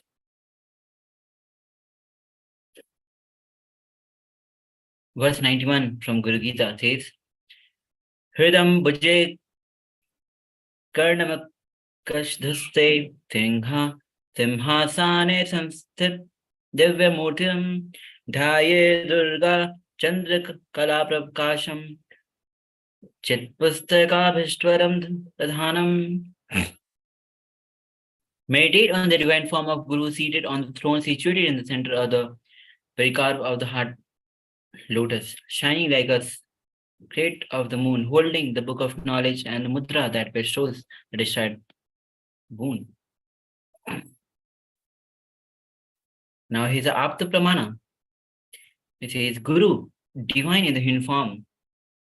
The Master Ramanuja answers a young Brahmacharini. This man could not understand Ramanuja. Understand, unless we love the person whom we can see, how will you love an entity that we never saw? If we cannot love human being whom we see every day, how can we love the form of God who we have never seen? What Ramanuja says is true. We should also understand, unless we radiate love in the space where we stay, we cannot love the whole world. Now, as a young person, a young man, asked Ramanuja, Master, please tell me how can I achieve bhakti, achieve God, achieve devotion? Ramanuja asked him, have you ever loved anybody in your life? This man was shaken. I'm a pure brahmachari, a celibate. How can you ask me this question? I came to learn about God and you ask me this question. Ramana says, first go and love somebody, see how you feel when you love somebody. Then come back and I will teach you about God. I will teach you about bhakti, devotion, and love. One day, now this is a very experience from Bhagwan's life himself as Atma Pramana. One day, he says, one day I was sitting in front of Annamalai Swamigal and looking at his grace. Actually, he is an elderly person. You can never understand the kind of grace his body radiates. Just with one lone cloth, one small towel, he will be sitting, staring at that Arunachal hill. The samadhi can be seen with his eyes. I can say looking at the master's eyes form. When he is in samadhi, it's literally like drinking samadhi through eyes. Drinking samadhi through eyes. That is the word I will use, drinking samadhi through eyes. So I was drinking samadhi through my eyes in the front of him. Continuously, I received emails from all over the world. Swamiji, you gave me darshan and removed my suffering. Swamiji, you appeared in front of me and answered my question. Then they asked me, Swamiji, are you aware of the times when you appear and darshan to me? Now, let me tell you clearly, honestly. I do not know when the darshan is happening. Let me break the business secret. Let me tell the whole truth as it is. Just because of your trust, deep love and devotion, cosmic energy guides you by bringing darshan using this form. That's all. I rent this body to the divine because I disappeared, because my ego disappeared. The vision uses this form to guide you. Otherwise, it is totality between you and the cosmic energy. I cannot involve myself. I have no say. I cannot appear in any specific person and say, he is my favorite. No, I cannot show favoritism. It is not under my control. It is between your inner space and the divine. It is your ability, your attitude to the receive that creates the bridge. Again and again, I tell people, all I can do is go back and download the information regarding the darshan that you had, and I tell what exactly happened and what instruction was given to you. That's all. Form of Guru, the descendant of consciousness into the material body form with the apparent attribute of a human being is the actual descendant that happens. This is the conscious descendant as it happens from the pure intelligence, compassion, energy of universal consciousness, which pervades all the dimensions of space and time. He is simply a physical representation of divine. In Vedic tradition, the physical teacher is said to be more important than God. Master is a doorway to one's own experience of the divine. He is a mirror that helps you recognize the truth that is already within you. In fact, the Master is the only scripture that is alive. Surrendering to God is difficult because you don't know where the God is. God is a mere concept for you. But Master is real. Through his form, you can take the quantum jump to the divine. Let the Master's form gives us courage and inspires us. He is the embodiment of completion. As soon as we develop that trust in the essence, in the science of completion, we are liberated. The science says, no, let this fellow practice me. Then I'll prove I am useful to him. Give me confidence, scientist. Science embodies itself in human being form and inspires you. Thus, form is Guru. To give you the courage, come on. Here I am radiating Advaita, living. It does good for you. It does good for you. Giving you the confidence. Bhagavan further reveals, my form is part of my formlessness. My formlessness is a part of my form. So, if you connect even with one, you will automatically connect with the other also. There won't be any problem, any disturbance. The moment you say you are connected to one, you are not able to connect other one. The master is like radiating energy. Your body and mind is like a mirror. When you sit in an unclutched way, the master's presence is all your body and mind becomes mirror reflecting the mind's consciousness. They get focused like laser beam, aligned, polarized toward the master's consciousness. So his bioenergy is simply transmitted into you. Your body becomes light and just follows the ether. Now, we need to understand that God, Guru, is the ultimate. Here, Sri Guru Gita, verse 32 says, Gurur Brahma, Gurur Vishnu, Gurur Devo Maheshwaraha, Gurur Devo Param Brahma, Tasmai Shri Guruve Namaha. Guru is Brahma, Guru is Vishnu, and Guru is Lord Shiva. Guru is indeed Parabrahma. Salutation to Sri Guru. And actually, this is the verse which we chant in our daily Guru Puja as an offering to our Guru. Now, Guru is Brahma, who is the source of creation of the universe. Vishnu is the source of sustenance, and Shiva, who is the source of regeneration of the universe. Guru, all put together, is in a single form. I surrender to that Guru. I surrender to that Guru who is omnipresent and also has given me a glimpse of his experience. I surrender to that Guru who has, with the brush of wisdom, opened my eyes, blinded by ignorance. Guru Gita verse 34 says, Agyantimirandhasya jnananjana salakaya chakshurunmilitam yena tasmai Shri Guruve Namaha. Now, salutation to Shri Guru, who with the colirim of stick of knowledge opens the eye of one who is blinded by the darkness of ignorance.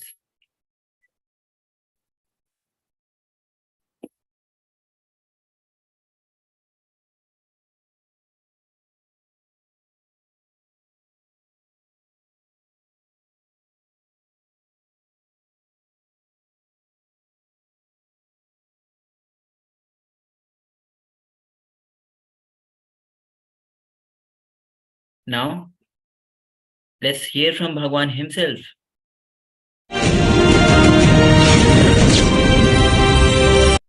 Nitya in 23 countries around the world. Today, 8th day of Nithyananda Brahmotsava. Now, anything can be missed for the sake of Guru.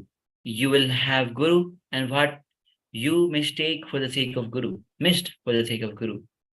So you have the Guru also, and you have whatever you missed for the sake of Guru, that also will be there. Guru should not be missed for anything, because then you will neither have Guru or nor what you missed Guru for. When Guru takes over, he gives you Guru and all the best things of life, all good things of the life. Now Guru Gita verse 42 reveals, Nana rupamidam sarvam na kenapyashyata bhinnata karyakaran chaiva tasmin Shri Guruve Namaha. All this universe appears in various forms, but there is no difference in him from anything. It is merely an illusion of cause and effect. Salutation to Sri Guru who reveals this truth. He wants you to realize oneness more than you want to realize oneness. What is the success of Guru-disciple relationship? You realizing the oneness with Sadashivatva, you realizing the ultimate. That is the success of Guru-disciple relationship. That is the purpose, the fundamental, primary secret Rajavidya Rajaguhya, royal knowledge, royal secret is to make the Guru-disciple relationship successful is realizing by his state He is compassionate, all-encompassing, all-committed, and non-demanding. He is more responsible than you. He is more passionate than you. He wants you to realize oneness more than you want to realize oneness. Guru Gita verse says, the meaning of the chant which accompany Guru Puja that we offer entire body and mind, part by part to the existence is gratitude. Since Guru symbolizes the existence, we invite him to our core, just like we would invite a guest and offer ourselves to him. We make the Guru comfortable in the home of our inner space by offering him water to drink, rinse his mouth, fresh clothes to wear, sandal perfume to adore him, food to eat, etc. Now, let's understand feeling connection. Feeling connection with Guru, experience oneness with Guru is the most powerful blessing, most powerful happening that can happen from this cosmos to you. Paramashivoham, ultimate blessing in the life is sincere feeling connection with the Guru. Because of my intense feeling connection with my Guru, Arunagiri Yogeshwara, because of his influence, impact, intensity on my being, even the worst persecution, assassination, attempts, character assassinations, lawfare, nothing could touch my inner space or make me shiver. Life is extreme delusion. You realize that only after you waste your whole life in delusion. Fortunately, my Guru's grace is a nectar, life positive on me. It did not allow the life negative concepts, ideas, delusion to get into me. Sincerity and oneness with the Guru is the ultimate blessing from the universe for our life. You can manifest wealth, health, relationship, fulfillment, and ultimately enlightenment itself. Now, here's the Atma Pramana from Bhagwan's life. One thing I asked Arunagiri Yogeshwara when he wanted me Advaita, I said, anything is okay, but let me continue to retain my innocent devotion of touching, holding onto your feet when I sit next to you. The Supreme Pontiff of Hinduism, Bhagwan Nithyananda Paramashivam, shifting this exaggeration pattern from Aham, I, to Shiva, leading us to enlightenment. As Mahadeva, the Guru, can never be exaggerated. Mahadeva's state is Guru. Guru's state is Shiva. Physical presence of Guru. The important truth, basic truth in Veda Agamas, Shaiva Sampradaya is physical presence of Guru is not only required, it is a mandatory for highest enlightenment to manifest you. Guru is ultimate. Even if you hear about an ultimate, supra-ultimate, ultimate to supra-ultimate, it is going to happen only through Guru. It is through Guru Bhakti. That is a chastity, and that leads to the ecstatic response of Swami. I surrender to the Sadguru, who is the eternal bliss, bestower of supreme happiness, one who is the embodiment of wisdom, who is beyond duality, who is omnipresent, to whom supreme goal is giving the enlightenment experience, who is eternal, pure, unshakable, who is silent spectator of all thoughts, process, who is beyond emotion, who is without the three qualities of Sattva, Rajas, and Tamas. How to relate with the Guru? Guru Gita verse 45 says, Vande Guru Padadvam Vamnashit Gocharam Shvetarakta Prabhavinnam Shiv Shaktyanatmakam Param. I worship the Guru's feet, which are within the reach of speech, thought, and contemplation, and which have different lusters, white, red, representing Shiva and Shakti. Now, the Guru Gita verse 48 says, I fold my hands in salutation so that the ocean of Guru's compassion may increase. By his grace, a mortal being is liberated from the diverged world. Now here's a Atma Pramana from Bhagwan's life himself. He says the only name which can be which can put blushing on my face is Arunagiri Yogeshwara. Even the name Sadashiva puts Gambhira on my face, but Arunagirishwara will put blushing in my face. Best Guru, the ultimate Guru, Sadashiva himself, Paramashivam himself, when he happened in my life as Arunagiri Yogeshwara, what I experienced with him, how he defined himself, how he held himself, how he conducted himself. Let me define. I think that is my message for all of you today. Bhagavan further says, gives a unique paradoxical truth. His state never demands. His space is always raising. Paramashiva, as a sweetest intimate guru who happened in my life, is Arunagiri Yogeshwara. The fundamental principle of Sanatana Hindu Dharma is guru-disciple relationship. The important basic truth in Vedagama Shaiva Sampradaya, the physical presence of Guru is not only required, it is mandatory for the highest enlightenment to manifest through you. It's not only necessary. My Guru did not support my powerless side. Guru-disciple relationship is to whom your heart felt attached, open to him intensely. Here, Bhagavan gives the supreme secret.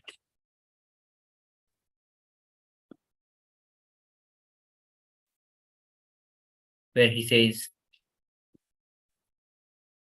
I realized his commitment towards me in zillion times more than my commitment towards him. He is all compassionate, loving, and acceptance. Guru-disciple relationship successful is realizing by his state. He is compassionate, all encompassing, all committed and demanding, non-demanding. Cognition of confirmation of his love is the secret of Guru-disciple relationship.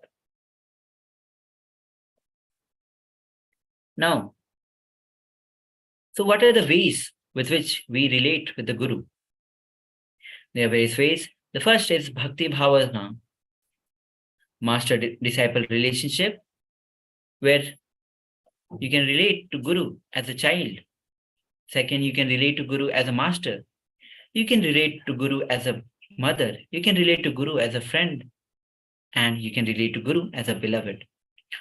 Guru-disciple relationship is deeper than all the 5 relationships put together. Now, let's understand that as we go through the various ways to relate with the Guru. First is Bhakti Bhavana. A person is blessed to have Guru. Having a Guru is very easy, but opening your being to Guru is a great thing.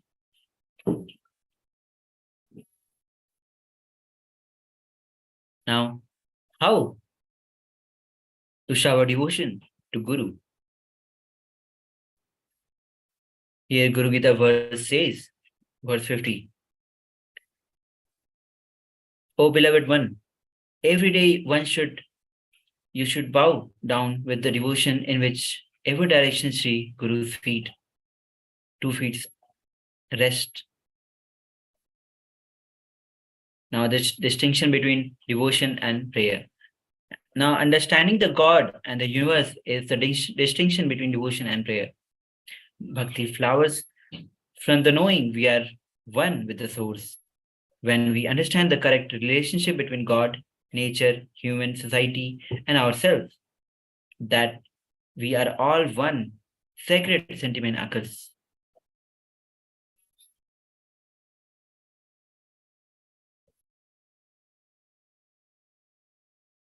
Now the Guru Gita verse 57 says, to contemplate the form of one's own Guru is to contemplate infinite Shiva. To sing the glory of Guru's name is to sing the glory of infinite Shiva.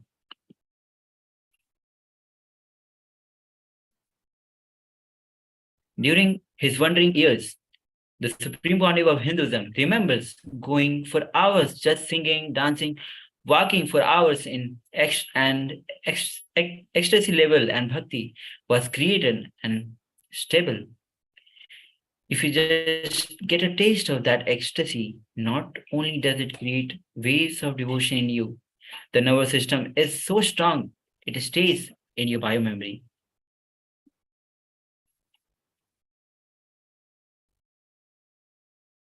Now, Guru Gita verse 57 says, the Guru's lotus feet, which extinguish the raging fires of all mundane existence, are situated in the center of white lotus in the region of moon in Brahmarandra, the hollow space of the head.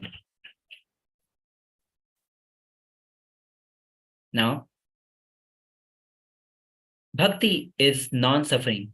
The basis of bhakti is non-suffering. If you are suffering, get rid of it and clutch from it. Non-devotion can happen with suffering.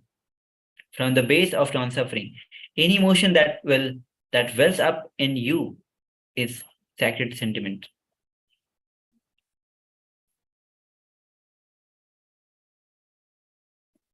Now, Ketu brings Guru's grace, takes you closer and closer to Guru.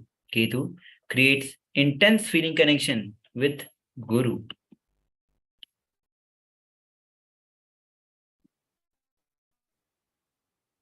In 2012, in Bhagavad Gita session, Bhagavan has said, actually revealed how to connect with your Guru. He says, your spiritual growth, mental growth, physical growth, wealth, relationship, everything can happen just if the master grace is there on you. Nothing will be useful if the grace is not there on you. So build the right file in master's heart. Now, as we enter into the Guru Tattvas, the principles,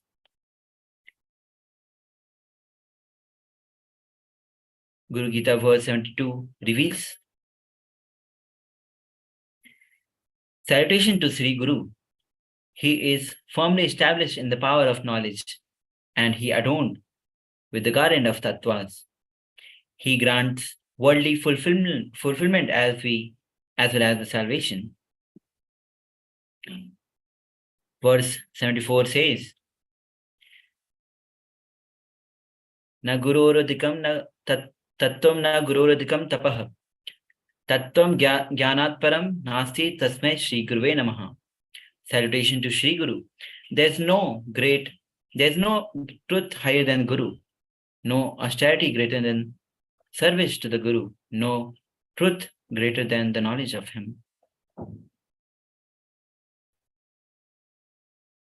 Guru Gita verse 76 says, Dhyana moolam gurur murtihi, puja moolam gurur padam, mantra moolam gurur vakyam, moksha moolam gurur kripa. The root of meditation is Guru's form. The root of worship is Guru's form. The root of mantra is Guru's word. The root of liberation is Guru's grace. Now let's hear from Bhagwan himself as he reveals about the Guru Tattva, and he says Guru Tattva is worshipped.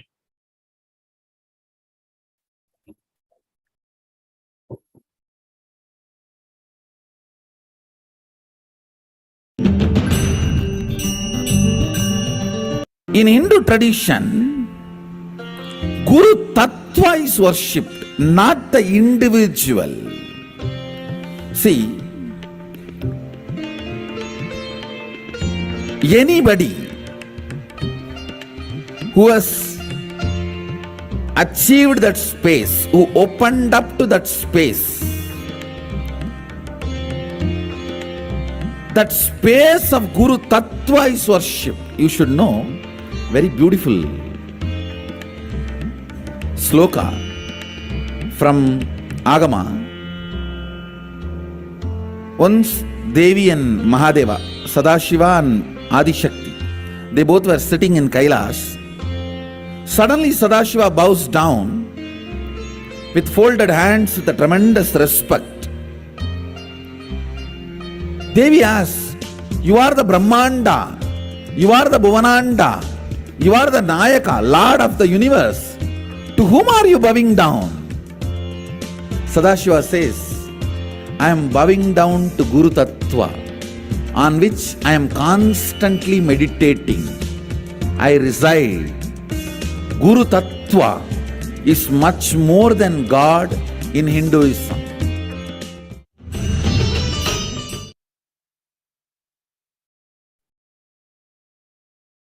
As Bhagavan beautifully revealed, Guru Tattva is more than God in Hinduism. Now, God is Guru to make you realize you are God. Guru Tattva makes you realize the real God. Until then, you will not even have the right cognition about God. These are the revelation directly from the Bhagavan himself. Guru Tattva is respected and revered in Sanatana Hindu Dharma far more than any idea of God. The highest idea of God is given the seat of Agnya Chakra, third eye. But Guru Tattva is given the highest place of Sahasrara Chakra, the crown center. Now, experiencing the Guru is the ultimate. Hinduism itself is Guru Sampradaya. Now, as we enter deep into the Guru Tattva, now, as we practice Tyaga, practicing Tyaga is equivalent to living in the physical presence of Guru. If somebody practices Tyaga in every dimensions, they are really living in the Guru's physical presence. They are already experiencing quantum jump in the natural selection process of their DNA on every level and raised to evolve as Paramashiva. Now, here is the Atman Pramana, the experience from Bhagavan's life himself, as he says, Tyaga with taste. When you decide to sacrifice taste and eat only for keeping the body alive, energetic, your very DNA starts developing subtle capabilities to live with the natural, renewable energy like air, sun rays. Now, so naturally you go on renewing the source for your existence. It starts producing starch and energy, converting the sugar to energy directly from the space, digesting, converting sugar into energy. That whole process, that mechanism, that DNA in a tree is the same in you. This is not only from the Vedas and Agama Sahasra Pramana, it is even from Pratyaksha Pramana, science, and from Swamiji's own Atma Pramana. Now, Pratyaksha Pramana are the scientific studies, compilation of astounding medical observations. Now here Bhagavan himself is revealing in this short video where he reveals the chemistry and the guru-disciple relationship, where Sadashiva's will is the source of your will. Let's listen from Bhagavan, the supreme point of Hinduism.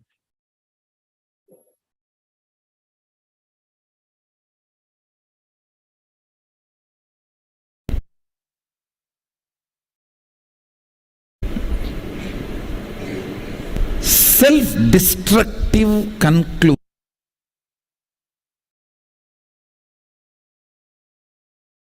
beating yourself by yourself, reduce the speed of it, reduce the speed of stupidity. You can reduce. It is not mandatory to be stupid on the planet Earth. Even though due to your stupidity you assumed the human body and came to planet Earth, it is not mandatory you have to continue to be stupid to be in the planet Earth. The self-beating pattern, antidote for that is, my will with which I am creating hell for me cannot be separated from Sadashiva's will. So let me breathe his will into my will. And such grand will. In front of his will, this will cannot play big game. Breathe in and breathe out the individuality of Parashiva. You will see your will just withers away into his will. It is not technique. No, it is powerful cognition. Understand? Yes. How can my will be separate from his will? No. It cannot be. He is a Yagaboga Swarupi. He is the only man alive in the cosmos. Everyone else is Prakriti, matter. He is the only Purusha. He is the only Swayam Prakasa. Nothing else can be Swayam Prakasa. Nothing else can be independently illumined. No. Then if something is alive in me, that is he. Listen to today's satsang again and again. Whenever you come to this powerful cognition, if something is alive in me, it is he. He is alive. Then you will stop doing this self-beating exercise. That is what Manikavasagar says beautifully. Vehangedutthanda vendan adivelga. Vendan means Lord. Vehangedutthanda vendan adivelga. Pirapparukkum vinjagandran peikadalgal velga. Purattarku seyonran bungadalgal velga. Karangu vivar ulmagilum kongadalgal velga. It's a beautiful verse in Tamil on Mahadeva, Sadashiva.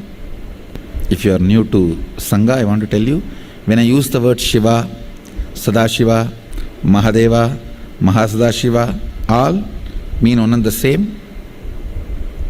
The Parashiva, the ultimate. Mahadeva, the ultimate source of everything. The Parabrahman, the Paramborul, the Para. The speed with which you beat yourself up, reduce it. It is not necessary that you need to be stupid. That is not prerequisite to be on the planet Earth. In Kailasa, you can't be stupid. You should not be. It's actually anti-requirement.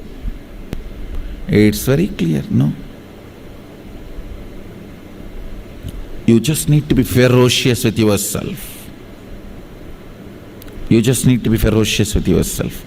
Understand, even this, if you are just ferocious with yourself, you will realize, if something is alive in me, that is he. It can be realized, this powerful cognition can be realized not by, no, but by ferociousness. Yes. If something is alive in me, it is the only Purusha, Mahadeva. Everything else is Prakriti, matter. Parama Purusha, Paramadama. Only he is alive. If something is alive in you, that is he. If still the chemistry of converting blood into blood, air into prana, breathing into life happening in you, then that life is he. Remember, he is living through you. His will is the source of your will. It is not something to be meditated upon. Oh, my will, his will, Mama Sankalpam, Shiva Sankalpam. No. It is ferociously to be manifested. Yes. Only His will is my will. Then I cannot beat myself with my will. No. If His will is my will, that will is just my staff, ruling staff, Sengol. I cannot use that as a Todapakate and beat myself. No. If you are using your will and putting yourself down and destroying yourself, self-sabotaging, then you are using your will only as your Todapakate. No. Todapakates are different. Sengol is different. You cannot destroy yourself. Essence of today's satsang, SDHD is a shit. His will is your will is a hit.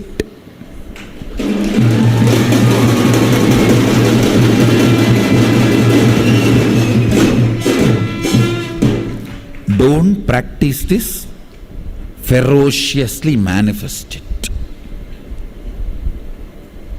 All practicing is a shit. Postponing it without ferociously hugging the truth. All technique, all ideas I will practice is nothing but when you understand something without hugging it ferociously, without entering into that fire ferociously, saying, tomorrow I will touch you, you just sleep now, you leave me, let me be as I am, let you be as you are. Slowly, slowly, slowly, I will heat my butt in you. Then once I am slowly comfortable, I will put my finger in you. Then I will stretch my hand in you. No. When you know this is the truth, enter into that fire.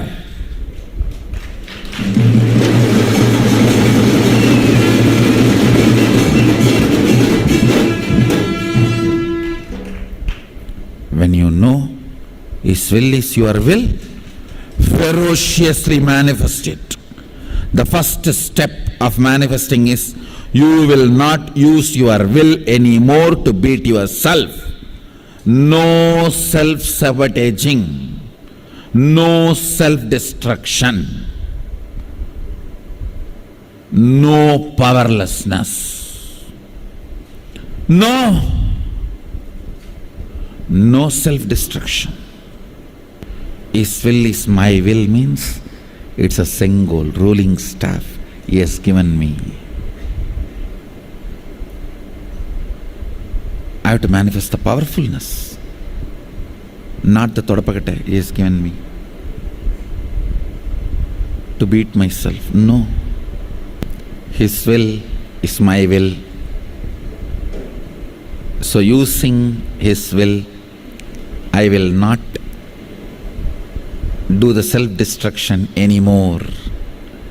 I'll only manifest He as me ferociously is the essence of today's satsang.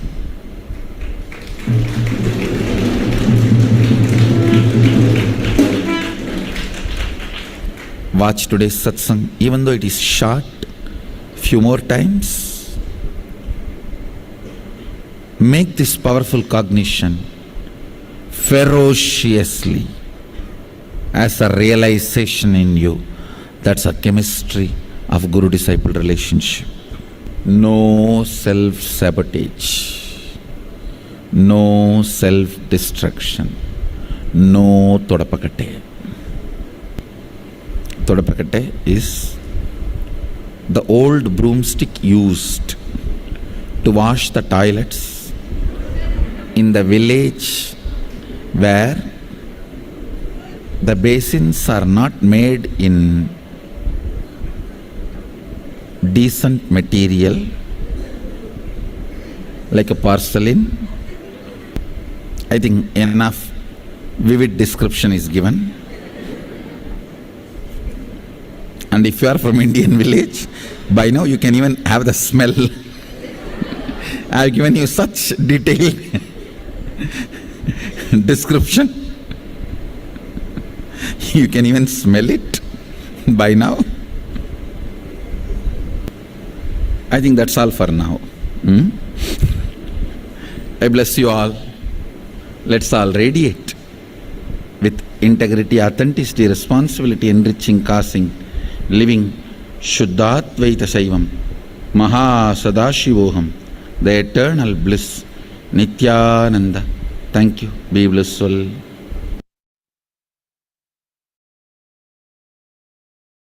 Yes, as Bhagwan very directly exploded with the truth that the speed with which we beat ourselves, just reduce it. Let the Paramashiva's will become our will. Now, as we enter into the next verse of Guru Gita, which says, O great goddess, listen to the method of meditation on the Guru, which grants all the joy, brings all the happiness, and gives worldly fulfillment as well as liberation. Now here's a beautiful revelation from Bhagwan himself as meditate on Shivoham, and that I am Shiva. Let's hear from Bhagwan himself.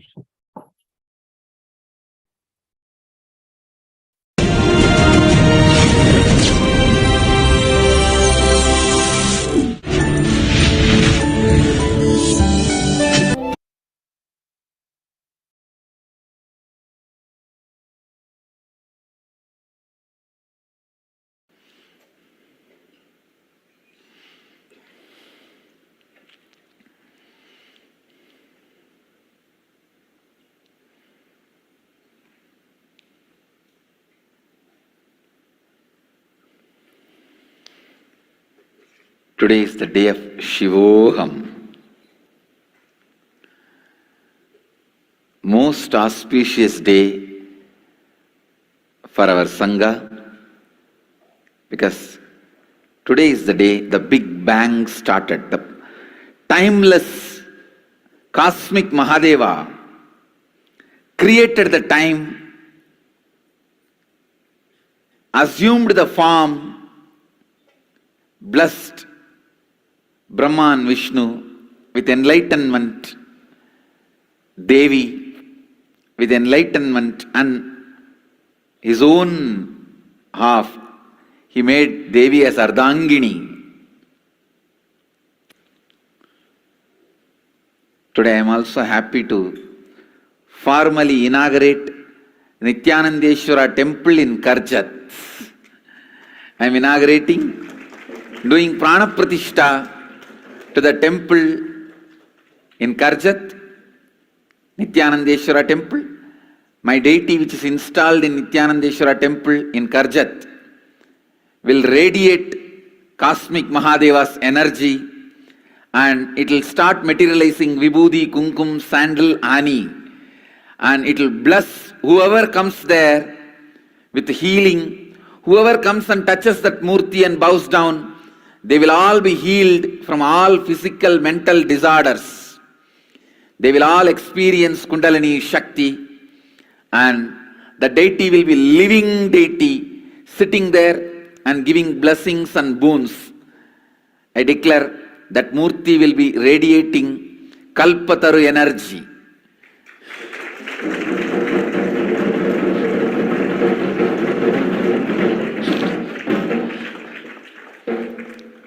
The Karjat temple will become Kalpataru temple. Blessings. And Guadalupe Rameshwaram is offering 21 Naivedyams. Houston Kalahasti Sangha is offering 16 Naivedyams. In all over the world, many temples are offering Naivedyams and worship. With all my humbleness, love and devotion, I dedicate everything to Mahadeva.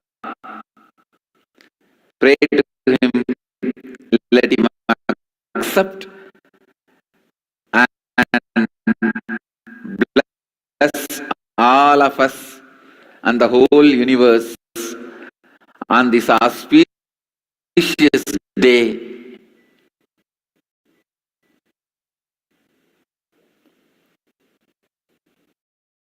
When Mahadeva gave the experience of Shivoham to Brahma, Vishnu, Devi,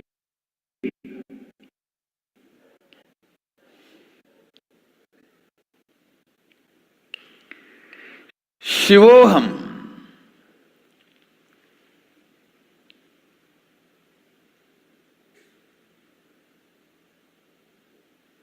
this truth is not only a reality, it can be a powerful medicine, antidote for all the root patterns you develop, parental conditionings you develop, societal conditionings you develop, and all the patterns with which you struggle, suffer. Understand? All the patterns with which you struggle and suffer. Mahadeva releases you. Mahadeva, listen, releases you from all the conditionings. The moment you remember, meditate, create the space of Shivoham. You need to know Mahadeva is not the totality of some dead qualities. It's like if you have poverty, meditate on richness, immediately poverty patterns will be broken. No! That is only a formula. If you are weak, meditate on power, immediately you will start receiving the power. It's a technique. If you are ignorant, meditate on knowledge and your knowledge will start opening up in you. It's a methodology. Mahadeva is not just totality of some good qualities. He is alive. When you invoke him, when you invite him, he just happens so powerfully, so beautifully, so alive, living. He just makes all these parental conditioning, social conditioning, societal conditioning, root patterns, engrams, he just makes them disappear, melts them away. When you invoke Mahadeva, Shivoham in you, don't think it is a technique. It does the help of technique also. If you do a technique, what all help will happen to you? If you do a meditation technique, what all the good things will happen to you? That also happens when you invoke Mahadeva in you. But that does not mean Mahadeva is the totality of these few dead qualities. No. He is a living, vibrant consciousness. See, if it is a technique, for example, if you have 5 layers of ignorance, if you meditate on knowledge till the 5 layers melt down, you will experience the knowledge. If you feel weak for last 10 years, if you meditate on power, at least next 10 months, then slowly the weakness will melt down, you will feel power. That is a technique. If you have a blockage in your Kundalini energy flow, and blow your nose, do the pranayama and kriya properly, till that blockage is removed, Kundalini will be awakened. That is a technique. But when you meditate Shivoham, it is not the strength of your meditation is going to decide the experience of Shivoham. No. He is conscious intelligence.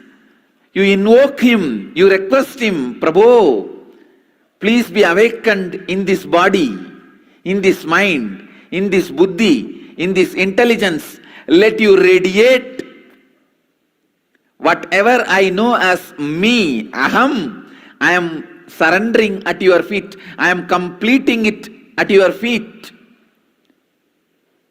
Let you be.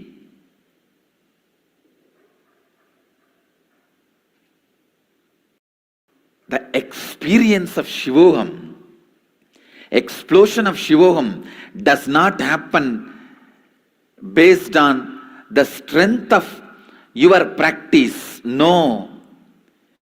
It happens because he is intelligent. He is consciousness. So he just explodes. It is not like a technique. What you do, you get the result. No. You invoke him, he fills you. He is there. He is there. He is there.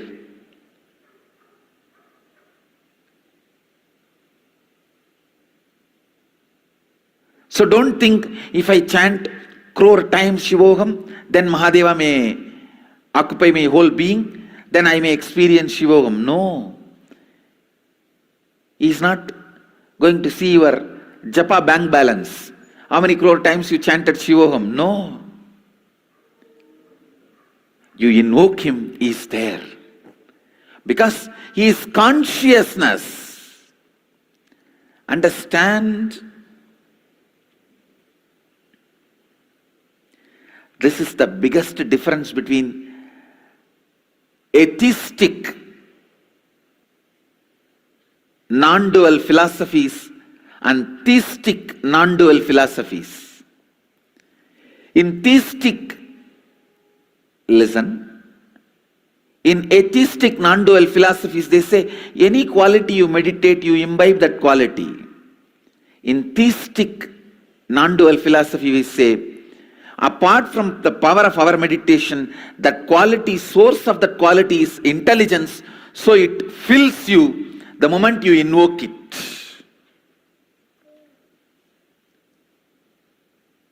Shiva is not just the totality of few auspicious qualities. So by meditating on it, you become that. He is totality of auspicious qualities and consciousness. That is why when you invoke him, invite him, he occupies you and graces through you, radiates through you.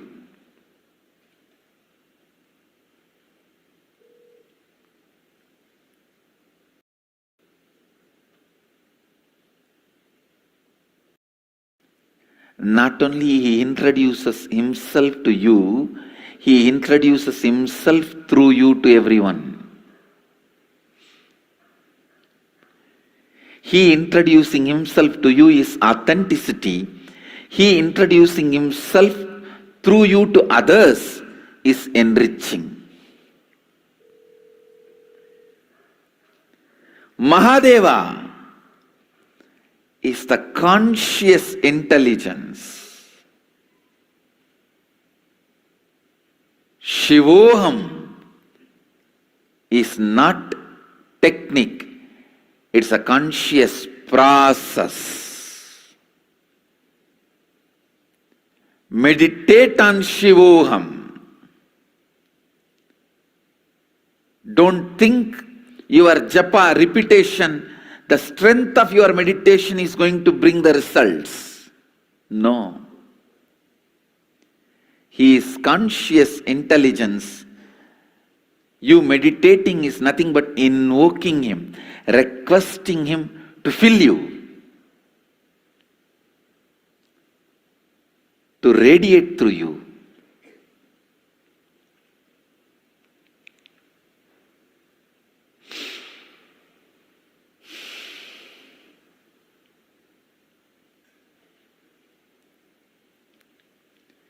Mahadeva. Mahadeva is pure consciousness.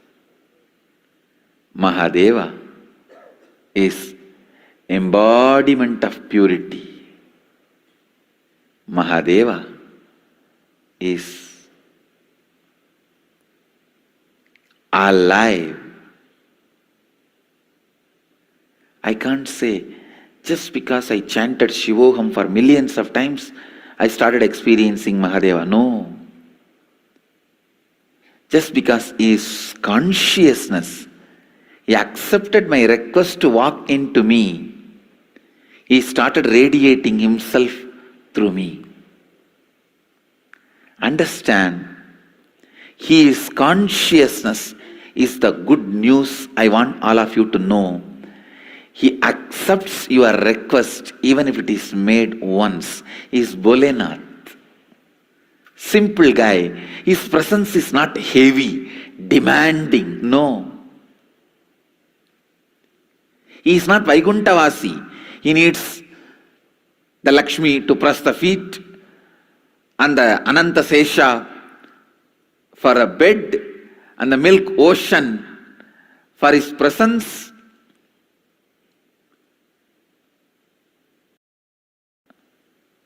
And all the best things, Shamantaka, the best, greatest jewelry for wearing. No, I am not disrespecting Vishnu. All I am trying to tell you is, Mahadeva is Bholenath. Even if you are already depressed like a cremation ground, you are almost there, your whole mind is dull, dead, depressed cremation ground, even then, he is happy to dance there. And all your thinking, feeling, everything is full of negativity, negativity, negativity, negativity like a ghost. Even then, he is ready to have you as his companion. Understand, he is too simple and his presence is not that heavy. His presence is powerful but not heavy. Heavy means demanding. Powerfulness is different, heavy is different. Is Bholenath. His presence is never demanding. His presence is so powerful, but not demanding. Understand? Invoke him, request him, pray to him, ask him, invite him to your inner space. Mahadeva, whatever I know as Aham is a bunch of my root patterns, social conditionings, parental conditionings, layers and layers of patterns, samskaras, and the past life karmas. But this is not too big for you. You can burn all this, and this cannot be the reason why you are not happening through me. Can this stop you happening in me? I am completing this and surrendering at your feet. O Prabhu, happen in me. O Mahadeva, happen in whatever I feel as me. Let Aham become Shivoham. Let Aham become Shivoham. Invite him. Invoke him. Request him. Understand, he is conscious, alive, present.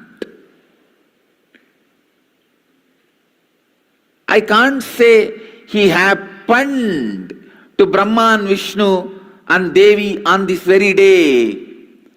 I should only say he is still happening. He is happening. It is past, present, future continuous tense. I have to create a new tense.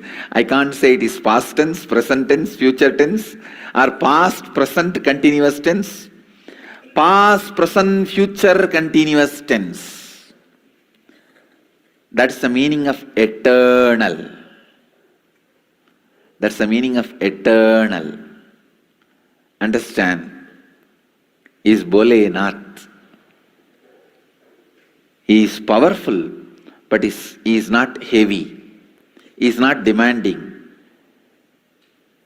You can have 10,000 SDHD, self-doubt, self-hatred, self-denial, but that cannot stop Mahadeva getting invoked in you. He can just happen and burn all those SDHDs in a second. The moment you invoke him, he burns it away. I tell you, Shivoham is not just technique, it's a space. It's a powerful space.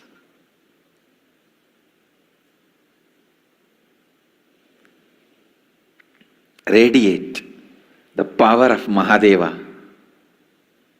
Radiate the power of Mahadeva. Radiate the power of Mahadeva.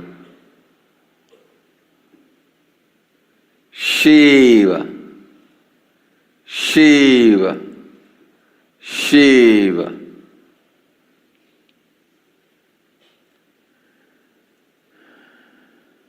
As I said, because he is not a demanding being, there is no precondition. Who can experience Shivoham? Who can't experience Shivoham? No. Invite him authentically. Invoke him authentically. You will merge in him. He will merge in you.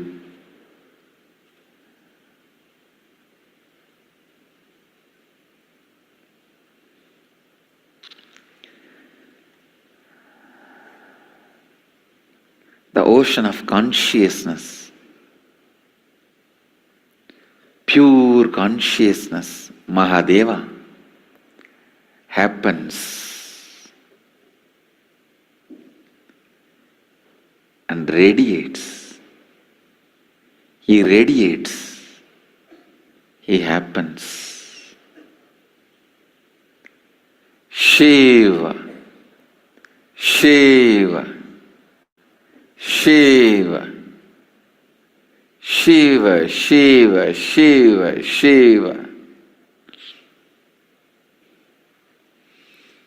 Essence of today's satsang. Invoke him, invite him.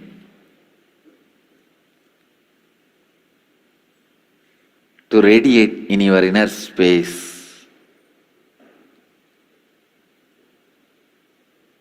With the power of Shivoham, making Shivoham as the experience.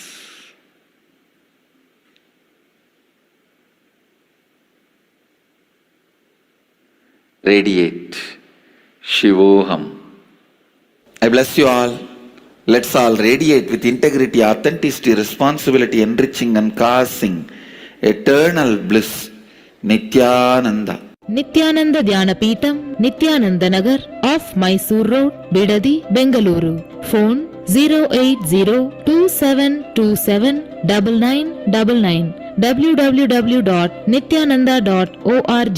www.youtube.com. Yes. Now, as we move on, Bhagavan further says, when you meditate Shivoham, it is not the strength of your meditation is going to decide the experience of Shivoham. No. He is conscious intelligence. When you meditate on the truth, Shivoham, your body language will change. Your mental language will change. The words you utter towards your will change. The words you utter towards others will change. This is because your will start having the right understanding about you. The Mahavakya, you will see the power manifest in you. When you chant. Now here's another beautiful verse from Guru Gita, verse 87, which says, Brahmananda param sukham kevalam jnanamurti dvandvatitam gaganshastram tattamasyadilakshamam ekam nityam vimalmachlam sarvadhi sakshibhutanam bhavatitam trigunarahitam sadgurum tam namami. The meaning of this verse is, the Guru is the bliss of Brahma and the bestower of the highest joy. He is the absolute. He is knowledge personified. He is beyond duality, all pervasive like the sky, and the object of great Upanishad. Now, he is one. He is eternal. He is pure. He is steady. He is the witness of all thoughts. He is beyond all modification of body and mind, and free from all three gunas. I bow to the Guru Sadguru. Now, don't chant, just hum.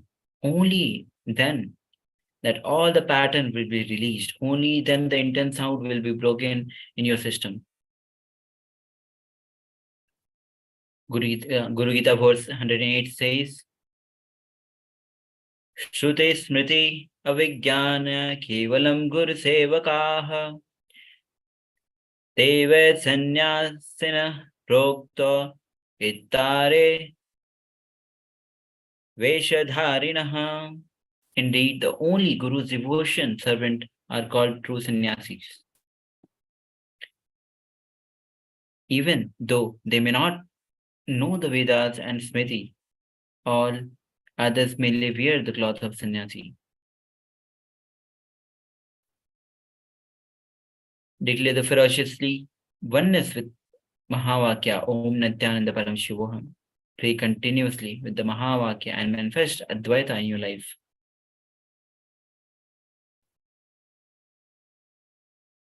Bhagavan further says, I am available continuously beyond any barriers of time, space, place. I am available to all of you just through this Mahavakya. Further, Guru Gita verse 110 says,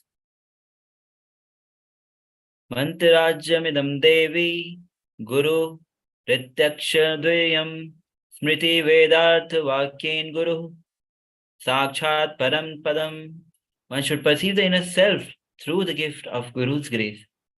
By this path of Guru, the knowledge of one's self arises. Verse 114 says, Spadika pratipma rupam drishyante darpaneta yatha tathatminam chidakaram anandam soha mittidu. Just as the image of a crystal is seen in a mirror, so the bliss which is consciousness is reflected in the self. Realization comes. Indeed, I am that. Mahavakya is the completion of you and me. Your manifestation. You manifest in me manifesting in you. This is the ultimate. You connecting with me and me manifesting in you. Guru Gita verse 115. Angushtamatra purusham dhyayat nishchitam hridayi tat sfurati bhavo yah shrunotam kathamyaham. Listen, I shall speak to you of the feeling that arises when one meditates on the thumb-sized being in the heart, who is consciousness. It is not the strength of your meditation going to decide the experience of Shivoham. No, he is conscious intelligence. You invoke him, you request him, Prabhu, please be awakened in this body and this mind. in this buddhi, in this intelligence. Let you radiate whatever I know as me, aham. I am surrendering at your feet. I am completing at your feet. Let you be. Mahavakya is the ultimate statement.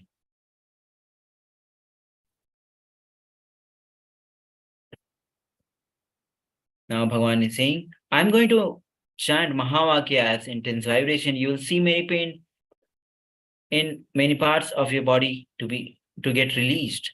There is nothing. That is nothing but with 25 states of consciousness opens up in your system. Tremendous healing happens.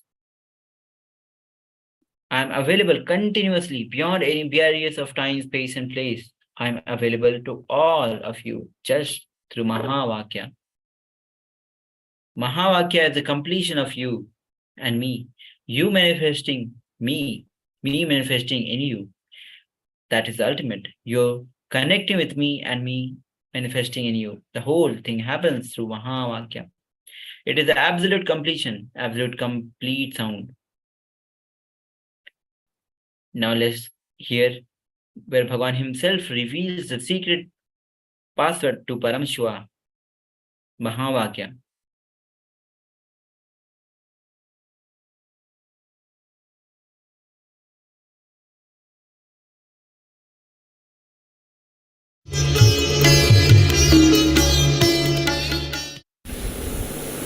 It's one of the very important revelation by Sadashiva. All the electronic equipments work when the electrons are made to vibrate. That happens by the light. When the electricity is supplied, the light particle vibrates, the electronic equipment starts working. Just like that, the spiritual power and the umbilical cord connection, spiritual umbilical cord connection between you and me, it works with sound particle. For example, my integrity with the cosmos, Sadashiva, Mahasadashiva, it reverberates in certain level of frequency. When you are integrated to me, you also start reverberating in the same frequency. If your integrity goes down, that is when you start connecting with me only as a manager or this organization head or your Purvashram father, mother. Your connection with me goes down to the lower level if the integrity gets reduced.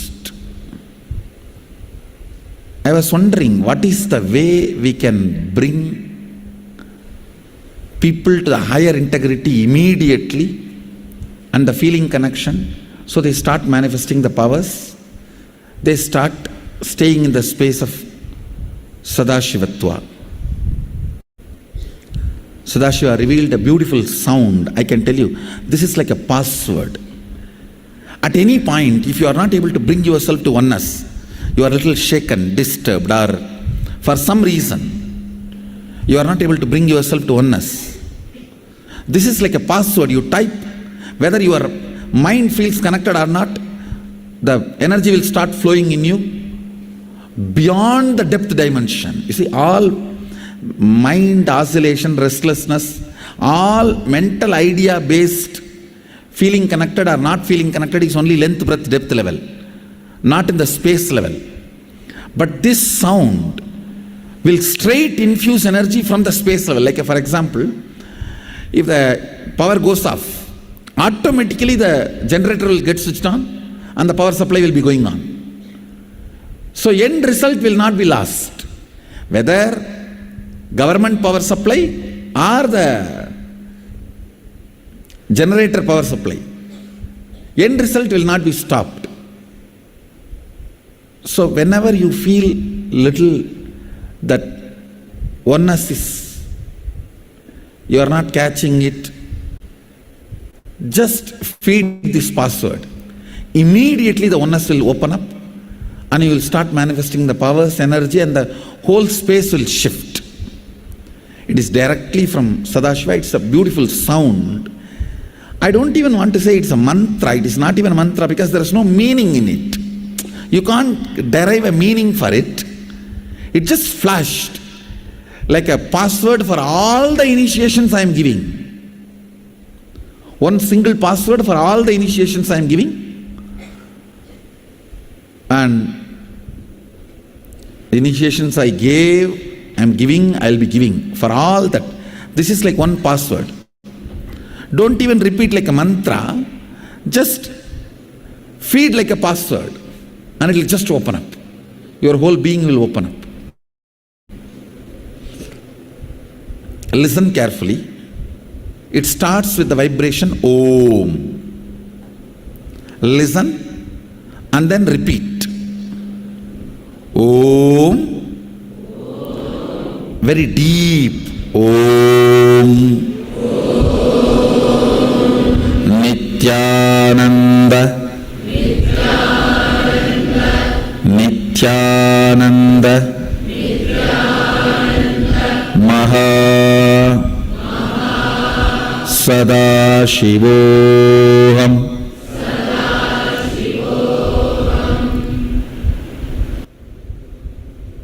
Because it just came out like a password, neither I bothered to find a meaning, nor I think we can have any logical meaning to it. Maybe we can set our own context, because through the form, this form and the name Nithyananda, you are feeling connected with that Maha Sadashiva, the whole, the cosmos. And it is not even Nama, it is Aham. It's concluding with Aham, means asserting your oneness, declaring your oneness to the cosmos. So there is no logical meaning to it. I cannot say this is mantra because all mantras are supposed to end only at the 7 end. Namaha, Vaushat, Vashat.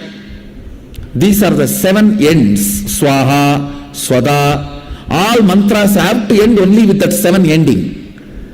But this is not ending with any of that 7. So I cannot call this as mantra. I should only call this as a password just got delivered by Sadashiva. The moment you declare this frequency, the umbilical cord connection will become fully alive, awakened, opened up, and the powers will start manifesting. The Sadashivatva, that real oneness will start manifesting. It is like every time the life inside the egg declares its authority and comes out. So every time when you declare this mantra, this password, Sadashiva who is in you, Mahasadashiva, he just breaks, he opens up through you and starts manifesting. He breaks all that small human identity in you. He overtakes, he just possesses you, takes over you, and he starts manifesting. So use this as a declaration, like a password. Like a password and declaration for any power manifestation. Before doing anything, whether power manifestation or eating or sitting or walking or talking, before doing anything, declare this and then start doing. Not as mantra, understand? Mantra means unconsciously, thinking about brinjal and chanting mantra. It's not like mantra, just declaration. You are telling who you are, how you remember who you are. This is you now. This is me. This is me. So this is the declaration of password about you.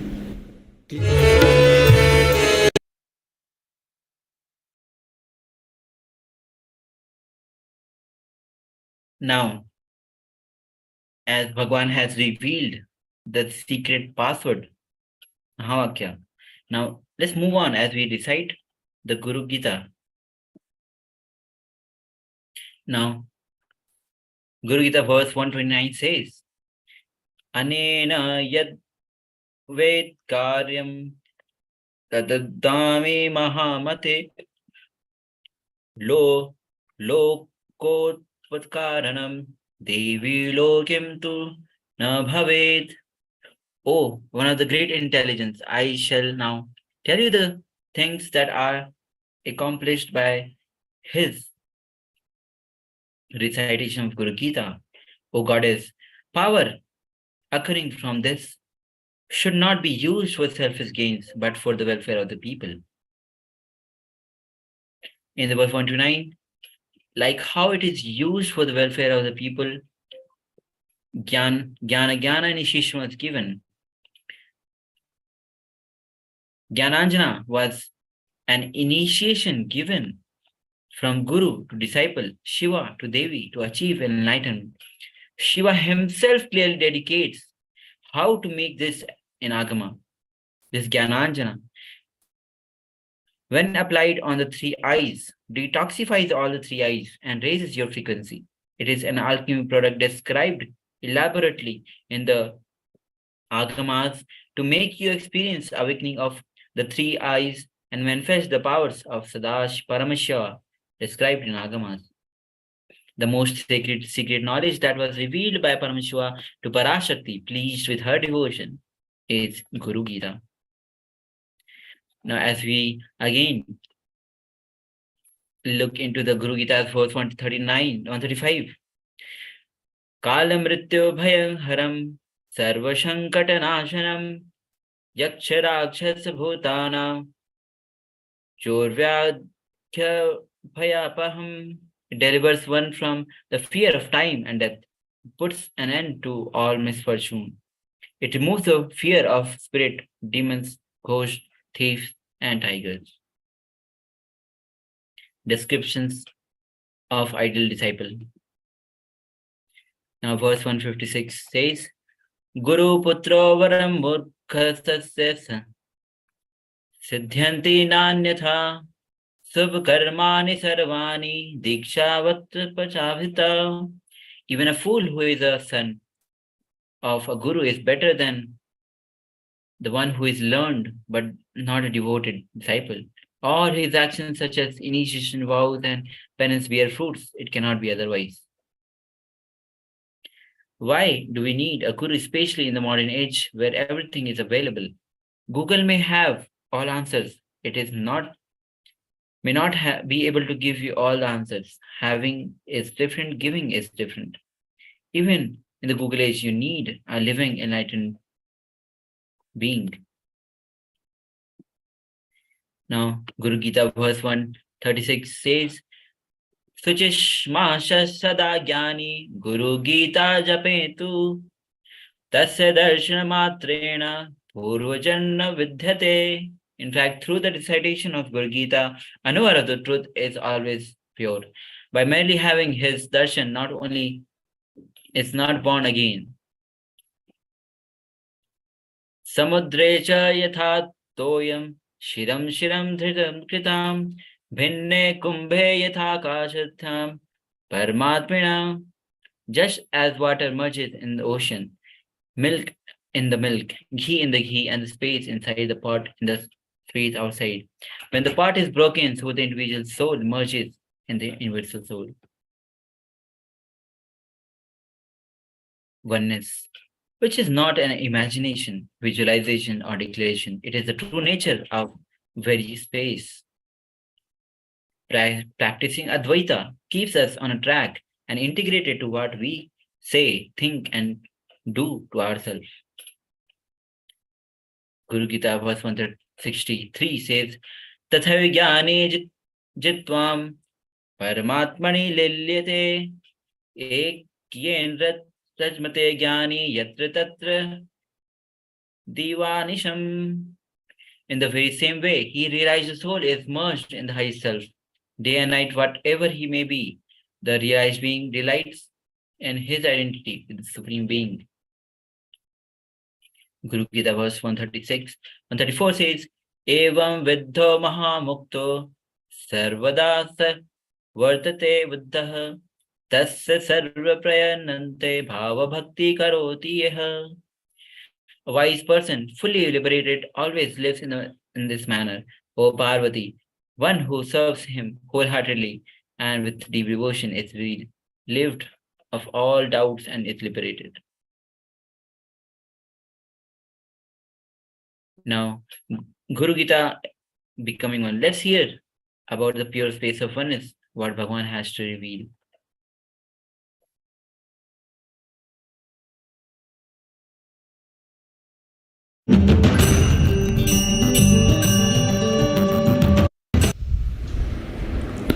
Oneness is not imagination.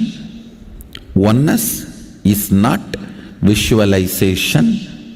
Oneness is not even just declaration.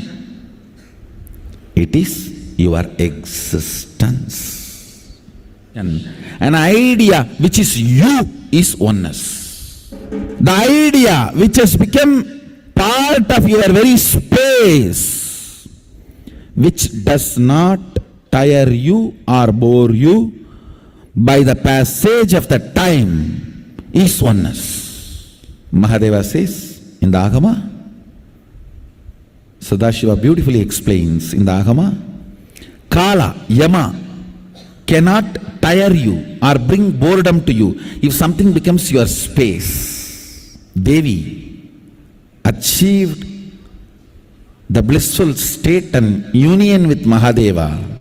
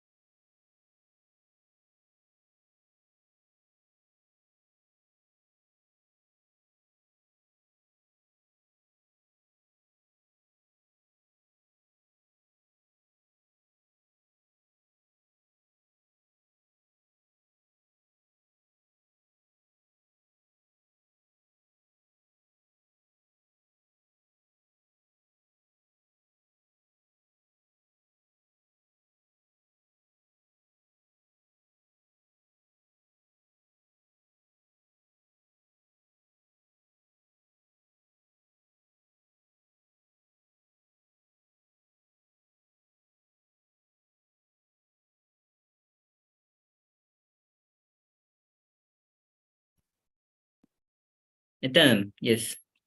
Now we'll be continuing our session as we again watch a clip from Bhagwan where he reveals becoming one, the pure space of oneness.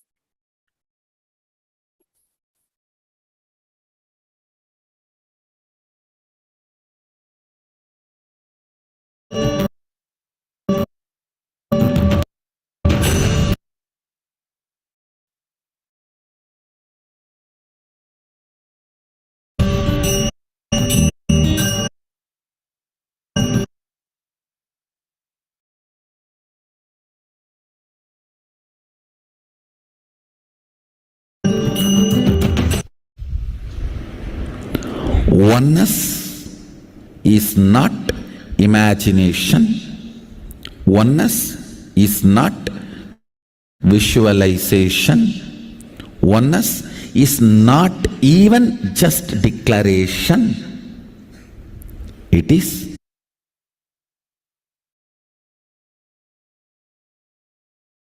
your existence.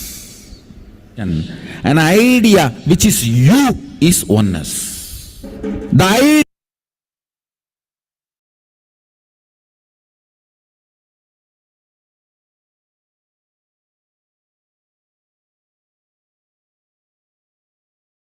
idea which has become part of your very space, which does not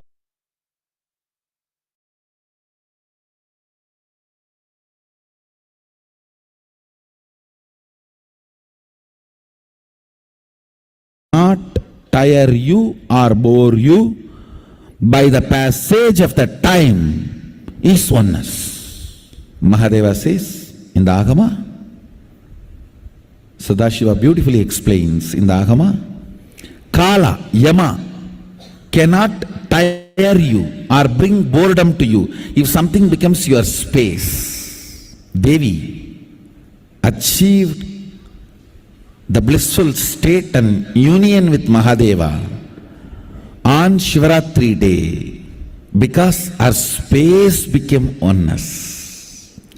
Anything which brings tiredness or boredom has not yet become your space.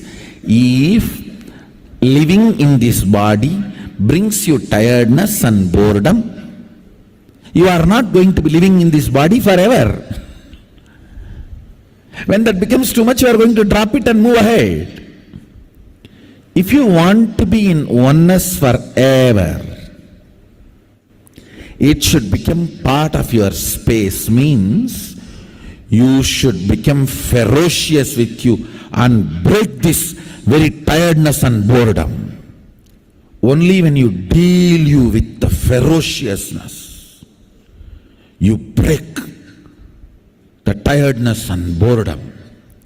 With that ferociousness, you need to make oneness as your space. Anything stands as an imagination in the length level, visualization in the breadth level, declaration in the depth level. If you open your time with ferociousness, it just sinks into space level. With this ferociousness, the time layer in you opens, and the oneness from imagination to visualization to declaration, it becomes your space, the way of existence.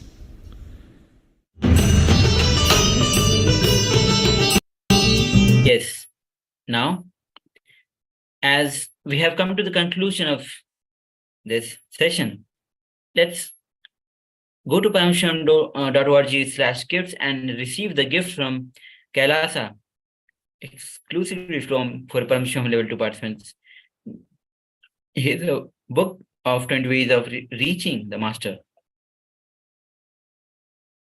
Now, as you share your powerful cognitions that have clicked with you and how you have used them in your life, inspire others, enrich others with your experience, connect with the people on Facebook, Instagram, share it with the hashtag Paramashivoham and KAILASA. Now, you can always call two people share your experience and knowledge that you have gained from the science of oneness. Now, as we join our hands, Namaskar Mudra, let's end the session with the Purna Mantra.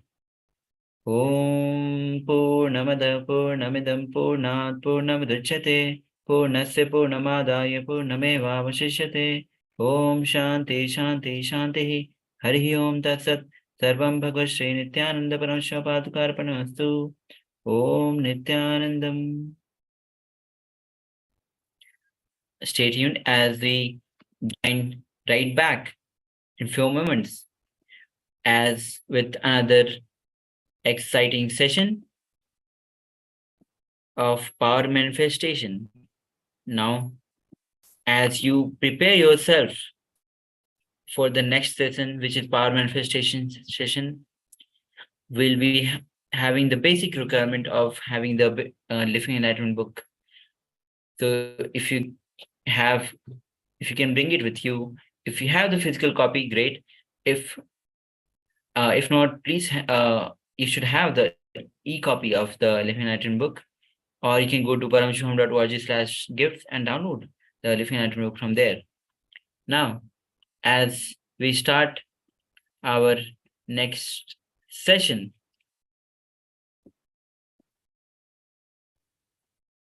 now let's begin our session with the Sadguru Vandanam.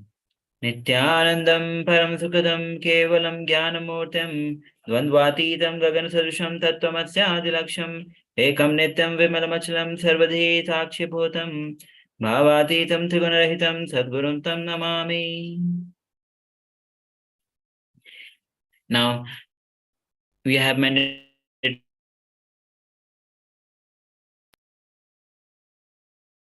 any kind of stress.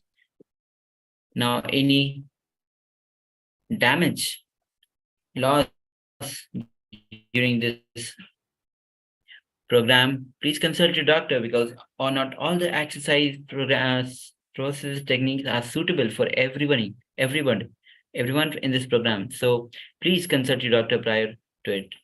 Now, as we move ahead and start manifesting session with for power manifestation, let's enter into the Sastra Pramana, which are eternal, unchangeable truth revealed in the sources scriptures. Sarvataha sariresha dvadeshantamam manolayet ridha bhutam tatvalaksham parvate. From all sides, take one Dwadashanta in your body, such as the center between the eyebrows. Just dissolve your mind in the third eye with a strong, constant restful awareness. That person what does this is Dridha Buddhi. One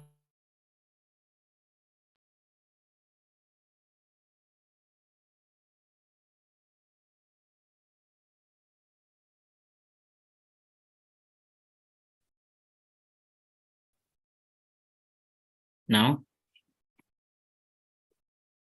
the power is manifesting of thought current. We'll be scanning the thought current. Now sharing the word thought by volunteer. So basically, please quickly partner up with the other person as a volunteer. The other person bring one other volunteer. It might be your friends, families close by, or you can even call other person and bring them as to volunteer for this power manifestation session. Now ask the volunteer to think of the word, and then you'll be scanning that word the other person is thinking, and you have to pen it down. Now the first step towards this is receive a powerful cognition from the Living Enlightenment book. As of now, you should have the Living Enlightenment book ready with you. Now open it. You can always open any random page, because this book is filled with so powerful cognitions that instantly transforms your life. And it's a direct technique to lead you to enlightenment. So now open this book and receive the powerful cognition from this book.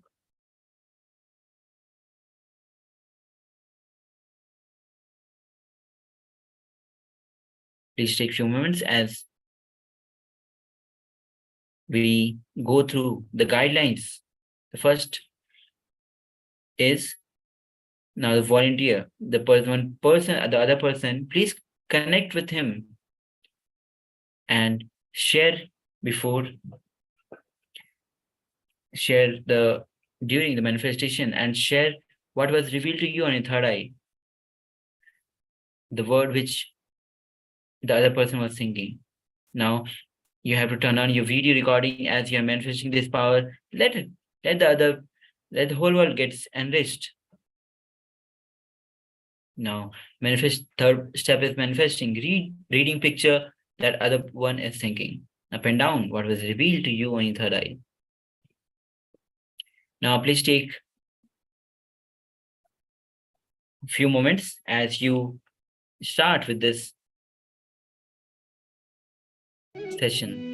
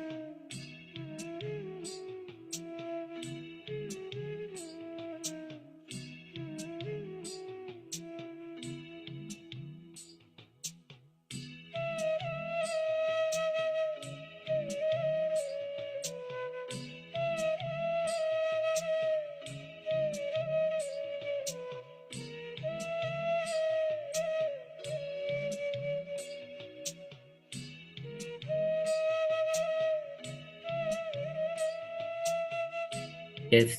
Now, as we move on, please verify the word that was revealed to you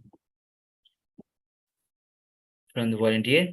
Now, if you have already recorded the video, please go to the KAILASA's STH Nithyananda Paramashivam events description page and share your video with the hashtag and KAILASA and Paramashivoham Level 2. Please take a few minutes and share your video. As we end this session with the Pur Mantra,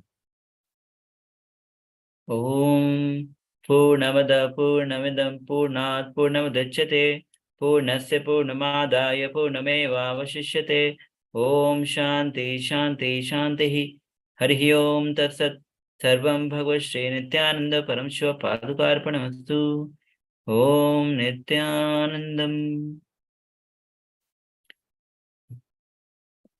Yes, please stay tuned as we'll be starting our next power manifestation, our next session, a powerful session.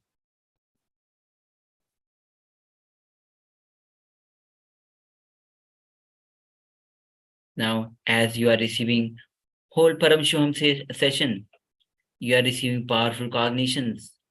You are requested to always sit in a headache and a spine in a straight line as it builds a base so that energy rising up lifts, your energy gets awakened. Now, as we start our next session, let's join our hands in Namaskar Mudra and the Shanda Sadguru. Nithyanandam Paramasukhadam Kevalam Jnanamurtim Twandvatitam Gaganathadusham Tattvamasya Ekam Nityam Vimalamachalam Sarvadhi Sakshibhutam Bhavatitam Trigunarahitam Tadgurum Tam Namami. Yes. Now, let's quickly go through the security measures. Photography, video, audio recording of any kind is strictly prohibited. Please consult your doctor before this program, as not all the exercise process techniques are suitable for everybody. Now, as we move on with our next session, which is Devi Parashakti. Now, the verse from Brahmanda Purana, Lalita Sahasranama Shotra. Sarvalankara-yuktam satatam abhyayatam bhaktanam bhaivanim Shividyam Shanta Murtim Sakala Suranudam Sarva Sampada Praditum. The meaning of this verse is, I meditate on Sri Bhavani, who is seated in the lotus of expansive countenance, whose eyes are lotus petals, who is golden hued, who wears a yellow raiment, who has in her hand lotus flower of gold, who always dispels fear, whose devotees bow before her, who is embodiment of peace, who is Sri Vidya herself, who is praised by the gods, who gives every wealth that is short. All great things can start only with mother, only with mother. It is the energy of Parashakti, the source of I identity, or our identity, whether we are in a deep sleep, waking state, Turiya or Turyatita. We are all from mother, and we go back to the mother. It is only if the mother becomes active, you can get enlightened, Paramashiva. It's only Parashakti who decides who will experience Paramashiva. Parashakti is the source, Shakti, source energy, divine consort of Bhagavan Paramashiva, source power from which all of us came, in which all of us are, even in now, in which all of us are going to merge. It is like how the wave starts from the ocean, raises from the ocean, stays in the ocean, merges into the ocean. Same way, we all start from Parashakti, raise in Parashakti, and merge in Parashakti. So it is very powerful, intense method to purify your inner space and raise your consciousness to connect with your consciousness with the cosmic mother, with the cosmic consciousness. The first strong relationship that anybody experiences is with the mother, and that strong relationship stays inside your system forever. So turning that samskara, that relationship, that feeling, that mode towards ultimate is the Matrubhava, connecting with the ultimate through the relationship to the mother. There are so many bhavas, Dasa Bhava, feeling connected to divine as the Lord with you as servant, feeling connected to the divine through Vasalya Bhava, where you care for the divine as your child. Matra Bhava, where you relate as friend, and Mother Bhava, where you express your devotion toward the divine as a beloved. But this Matra Bhava is such a powerful method, such a complete path. It can lead you to enlightenment by itself, by its very base. Completion with mother only can heal. Complete your bio memory and raise to your higher image. Cosmic mother worship is a direct method to experience completion with your biology and cosmic mother. Our body is an outcome of our biological mother's bioenergy, intelligence, for which we can only be grateful for. Let our inner space be filled with her, as she is the gate to experience the cosmic mother. The feeling is called Matrubhava. Our body is an outcome of our biological mother, biointelligence, for which we can only be grateful. Now, your biological mother is the gate through which you will experience cosmic mother. It doesn't matter if you don't know who is your mother, even if you never lived with her from day one, even if you were separated from your mother, the subtle connection through the umbilical cord, through your navel center and her navel chakra continues to exist until you leave the body. Bhagavan further reveals. And there are millions of Vedic stories, references, along with the thousands of specific research papers that are proving the mental state of mother continues to work on you positively and negatively until you become enlightened or leave the body. Only when your umbilical cord connection starts connecting with cosmic mother does your physical mother connection stop existing. It means that until you become enlightened, you continue to connect with your physical mother. The mother relationship is natural. Father relationship is societal. But the mother is a natural relationship in Vedic tradition. You carry the mother's name. Only after the Western invasion did they started carrying the father's name.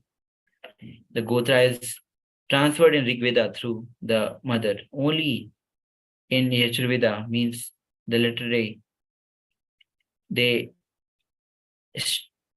started doing it with the father. The true knowledge, the whole true knowledge or the whole experience can be achieved, tracked back if you can catch the mother energy, if you can touch the mother energy. You continue to retain the mother's energy even if you do not live with her, have not seen her. Now we are using that same connection, that subtle connection to connect with the cosmic mother.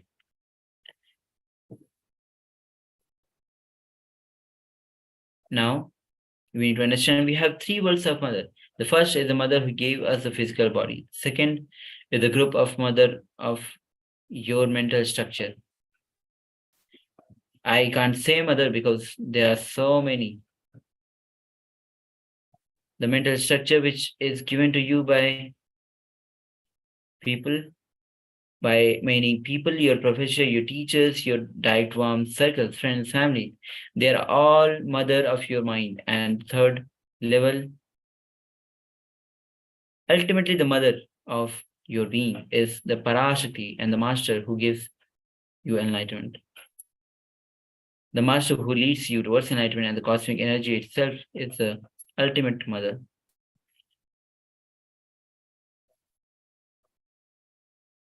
Now, Parashakti can be infused into life every way. Parashakti is infused into life. See, manifest as you want. You want death, you want enlightenment, you want power, health, eternal life. Whatever you want manifest in your life as the Ichha Takti. Jnana Shakti, Kriya Shakti. She manifests in you as what you want. You receive your biomemory from your father, from your mother, and energy image comes from your biomemory. Completion with mother can heal and complete your biomemory and raise you to the highest inner space or image. Cosmic mother worship is a direct method to experience completion with your biological and cosmic mother.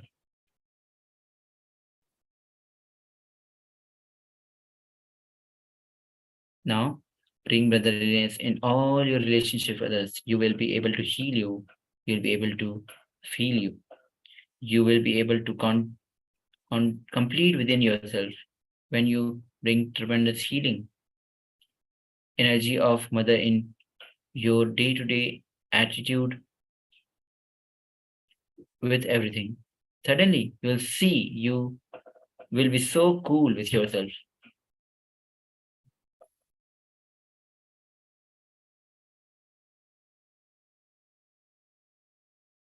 Now, Guru, just by initiation, Guru will awaken the Parashakti in you. Consciously holds the initiation energy in you and protects you.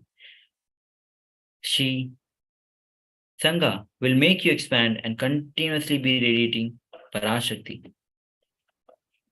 Now, here's the exercise. Now, take few moments. The first, you connect with the physical mother. You create an inner space where you are ready to connect.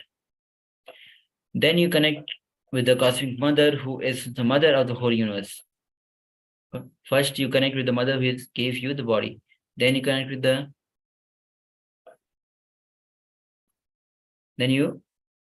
with the mother who gave you air to breathe and a place to sit, energy to see, and energy to feel. Above all, she gave you the energy to feel that you exist.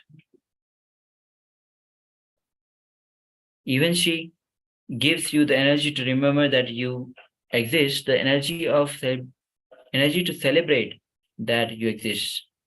She is Cosmic Mother.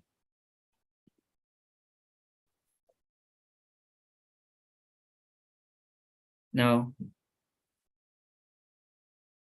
the next verse is from Netra Rahasya, chapter 1, verse 27,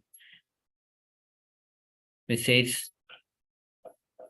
Tado jas vayujamasmam sarvam swasam achalam dhruvam ma mecha parashakti shakti yukta sabhavaja. It is like my own life-filled energy, my own self-knowledge, indeed my supreme space. It is essence of all, vairagyam, the strongest of all, certainly. And without any doubt, it is the ojas of all ojas. Perpetual eternity itself is movable and established. From me, she is the supreme Ichha Shakti, one with Parashakti, born from my own nature, endowed with all powers. The Jnana a great master, his bio memory itself was never disconnected from the cosmic consciousness. That is why within 3 years of age, he just remembered his original state, and Cosmic Mother Parashakti offered her own presence into it.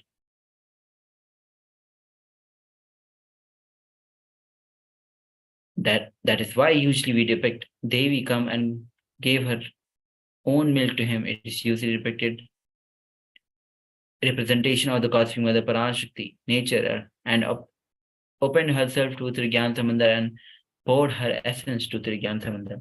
At the age of 3, when Gyan Samandar started feeling that individual identity may start happening in him, he felt deeply disturbed. He wants to remain in the cosmic consciousness. So he strongly cried. He strongly cried, expressed his deep suffocation, uncomfortable, disturbed feeling toward the cosmos. His body, by memory, was established in the enlightenment. That is why just the moment he expressed his suffocation, cosmos has to respond, cosmos has to appear, cosmos has to express itself. Immediately, the cosmos expresses itself to bliss Durgyana Samandar, to make Durgyana Samandar experience the ultimate, the Cosmic Mother, Parashakti. Now, Devi appears and pours her own essence into him, which is enlightenment. That is the story of enlightenment milk and Jnanapala, which when Cosmos pours her essence into Tirgyana Samandar, he becomes enlightened. And in that gratitude, ecstasy, samadhi, extraordinary sacred sentiments started expressing from him. Please understand, there is no intellectual property in Jnana Sambandar's writing. It is just expression of sacred sentiments out of gratitude. Now, here's the Atma Pramana from Bhagavan himself when he gets darshan of Sri Chakra. Now, at the age of 9, in the Devi Sannidhi, of my native place, I had darshan of Sri Chakra. It was during Navaratri, maybe the third night of Navaratri, that I had darshan of Sri Chakra. Of course, I was not aware that it was Sri Chakra. I was a 9-year-old boy. Suddenly, I saw a beautiful form, a shiny geometric form in the temples that seems like a yantra. Now, it made such a deep impressions on me that I immediately went home and started carving that whole thing. Whatever I saw on a copper plate sheet. Usually even sthapatis, the architects themselves, find it difficult to draw it. But I started drawing it and it was so perfect. Mata Vibhutanandapuri came home.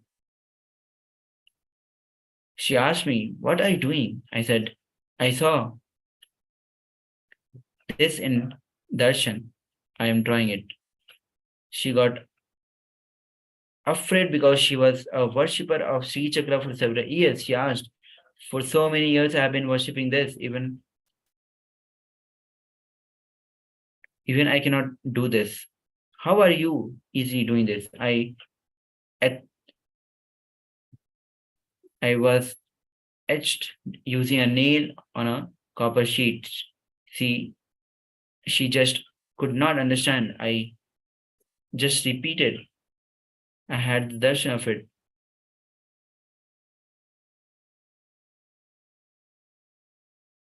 Now, as suddenly she got excited and told me, "You are so blessed." Now here's a Atma Pramana, the very experience of the supreme point of Hinduism of the Parashakti.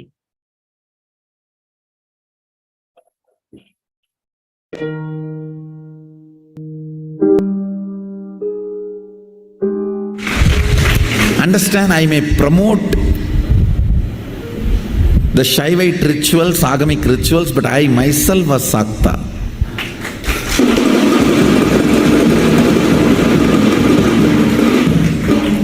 I practiced Shakta tradition, Sakta Sampradaya, means worshipping Devi. Basically, I received Bhuvneshwari Vidya from my Guru, Vipudananda Puri. After I had darshan of Devi appearing, and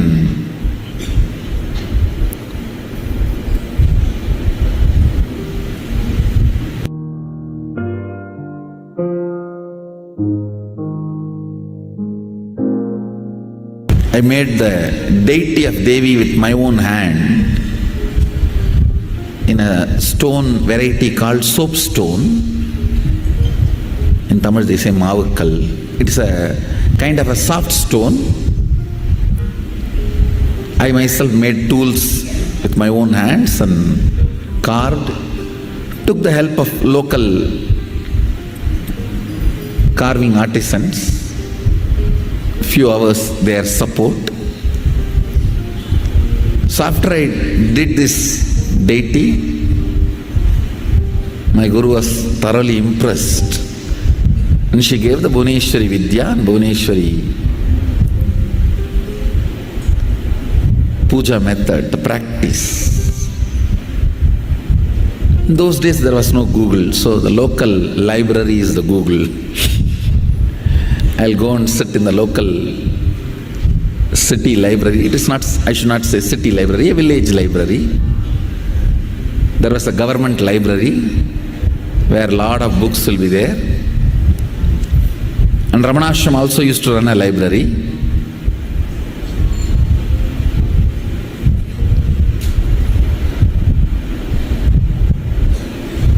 So I used to go there and sit and download the books.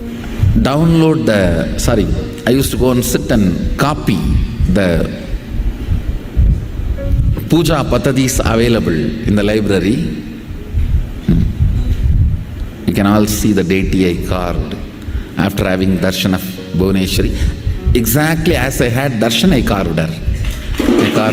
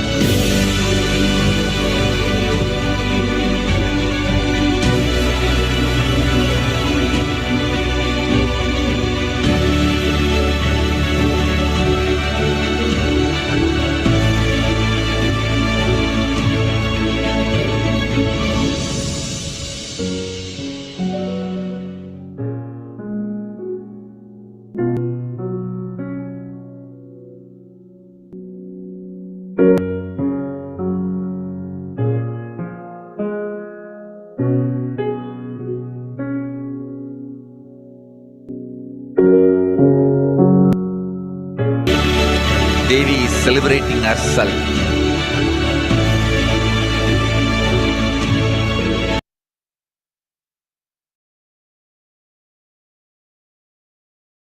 Now,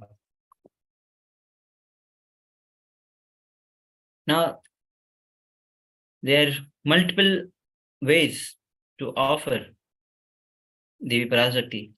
Now, one or more of the Naivedyams and the below list, as you can say, should be offered as Naivedyam to Devi Parashakti. Sweet pongal, tamarind rice, curd rice, murukku, appam, atirasam,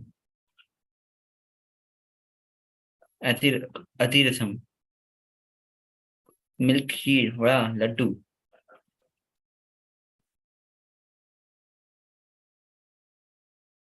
Now, Nekulam, the ghee pond, darshan of the SPH, darshan of Devi Parashakti. Now, there is a beautiful and powerful way of connecting and relating with Devi Parashakti. Our scripture describe in elaborate detail of how can we receive Guru's grace and blessings of the Cosmic Mother. The sacred, the ghee pond darshan of Devi Parashakti is the process in which we have the glimpse of the Cosmic Mother in a pond made of ghee. This has been a long-standing process through which we have the darshan of Divya Sharira of Parashakti in the reflection on the ghee, and through that awaken your Divya Sharira. Once your Divya Sharira is awakened, you go to beyond life and death, you are liberated.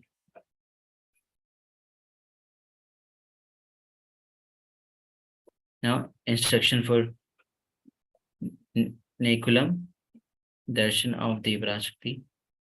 Take the sweet pongal and place it in a bowl, make it like a pond. Fill it with cow's ghee.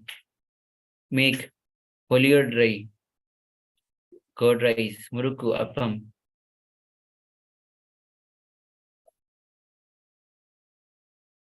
Now keep all this in front of the camera during the darshan. Here you can see the beautiful pictures from KAILASA's across the globe. Now let's enter into the benefit of worshipping Devi Parashakti. Rogan Sheshan Pahansi Tushta Tukama Taklanabhish Tamasritam Navipannam Tamashyashaya Prayanti. When Devi Parashakti, when satisfied, you destroy all the illness. But when wrath full you, all the long for desire, no calamity began befalls men who have shot you. Those who have shot you became verily a refuse of other. Devi Parashakti is pleased. When Devi Parashakti is pleased, she will remove all the diseases. If she is displeased, she has the power to destroy everything. The one who worships Devi Parashakti does not have any danger or accident. Shubhyo na bhaya tasya dasyo vana rajataha na sash tastan lajo yodha kachit sambhishpa tambhavyashyati. He shall not experience fear from enemies or robbers, kings, or from weapons as blood. By worshipping Devi Parashakti, she removes all our fears and gives us knowledge to make our fear redundant. Teyat mohate vishwas saiva vishwas prasuyate sama saya chitta cha vijnanam tushta riddhi prayachati. By her, this universe is deluded, and it is she who creates this universe and who entreated, she bestows the supreme knowledge. And when created, she bestows prosperity. When the Parashakti is asked, she gives enlightenment. If she is pleased, she bestows growth, prosperity, success, good fortune, wealth, and abundance. Shanti karmani sarvatra tatha sapradarshane kriha pidasi chograsu mahatma shunyamam. Let one listen to this glorification of mind everywhere at the probity ceremony, on seeing a bad dream, and when there is a great evil influence of planet. Any negative influence of planet, ill effects caused by the position of the planet or bad dreams will immediately be removed by Devi Parashakti. Thavaram jangam vapi kritam chapi yadisham abhicharani sarvani matrittane bhudale. All the magic done in this world and the bad spirit which travel on the earth, in the sky, which are made in water, which can be created. Worshipping Devi Parashakti removes all kinds of influences of all black magic in our life. Sarva Bada Prasannam Tailokyam Kasya Makhileshwari Evameva Toya Karyam Vishyan Sahasam. Oh, Queen of all, this summer manner. This, in the same manner, you must destroy all the enemies and all the affiliations of the three worlds. Devi Parashakti removes all our obstacles and destroy our enemies and negative thought current, which stops us from manifesting our reality. Now, Chandi Homa, the most powerful way to worship Parashakti. Chandi Homa is a Vedic tantric fire ritual invoking the grace of cosmic feminine. The cosmic mother is worshipped in both the fierce form Rudra and the cool form Samya. The two chief and popular hymns of Devi are Lalita Sahasrama and Devi Mahatmya. The former, now in the Devi Mahatmya, which is literally translated as the glory of Devi, goddess is worshipped as Chandi. She is the embodiment of all power, intelligence, abundance, the embodiment of Durga Lakshmi and Saraswati. Hence, this Devi Mahatmya is Akachandi. This has 700 mantras.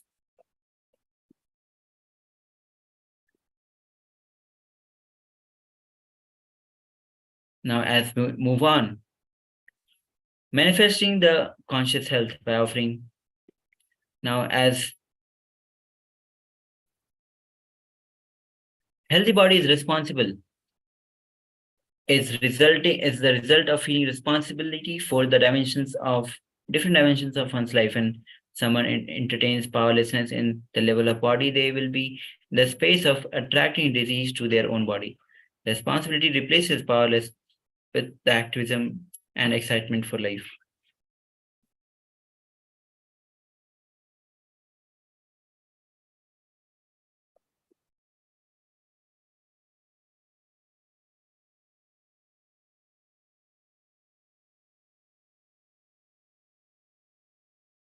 Now,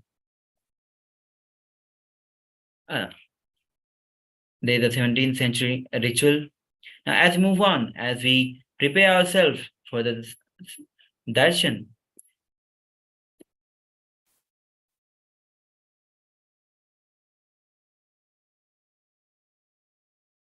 now let's prepare ourselves for the darshan. Now,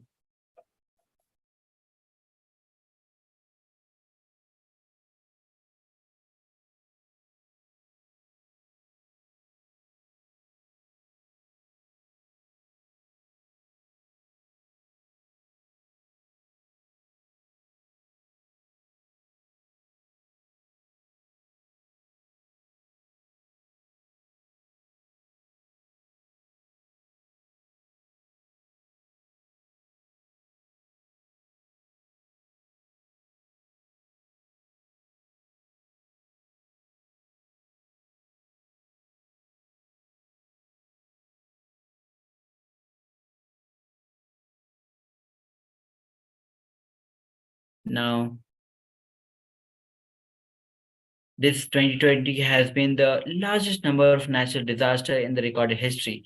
All the natural and man-made disaster ganged up and made humans being realize how man-made laws, ideas, principles are all delusionary and limited, how they are unable to cope up with the global problems. The peak of pralaya may be over, but the effect of it on us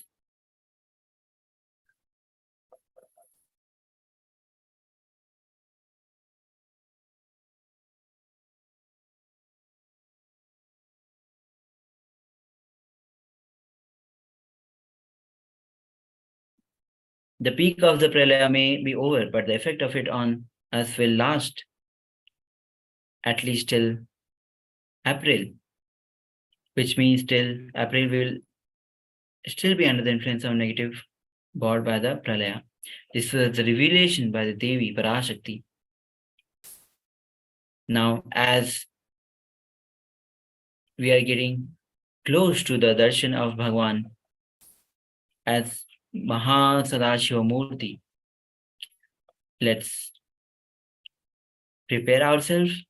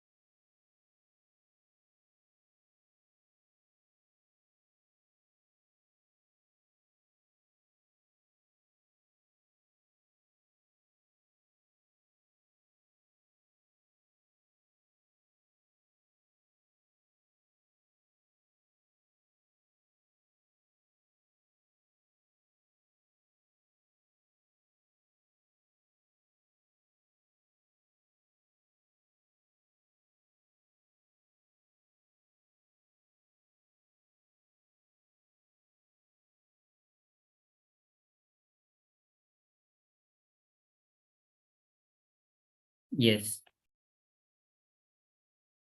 Now, on the new year of 2021, receive the blessings of Devi, where SPH embodies Devi feminine, divine feminine consciousness. Now, in 17th century ritual at Mariamman Temple, Samayapuram. Samayapuram Mariamman Temple is one of the most famous temple of Devi located near Tiruchirappalli in Tamil Nadu. The main deity, Samayapurathal or Mariamman, is made of sand and clay, like many of the traditional Mariamman deities. Hence, instead of the main deity, Abhishekam is done to a murti made of stone in front of it. It is well known that Devi has enormous power over curing illness, and hence it is been a ritual to buy some metallic replica made with the silver or steel of various parts of the body that needs to be cured. As you can see beautifully, the stone deity of Mariamman.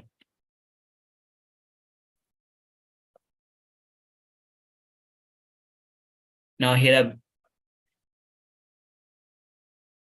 different Devi kavachams, the gold-coated kavachams. As the first is the crown or the freedom, which radiates the leadership consciousness, promotion in the job, excellence in business, transforms yourself from being a follower to being a leader. Upper body healing gives healing from major illness related to heart, lung, stomach, spine. Invoking. So you would see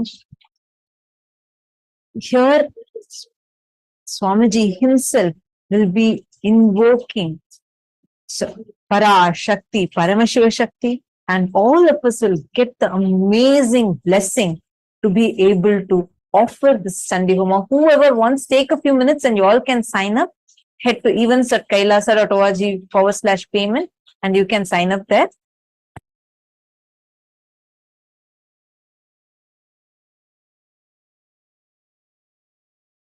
Now it's time that all of us prepare ourselves for the darshan.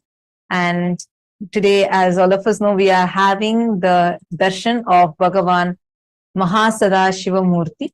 And now let us all prepare with chanting the Dhyana Shloka of Bhagavan Mahasadashivamurti.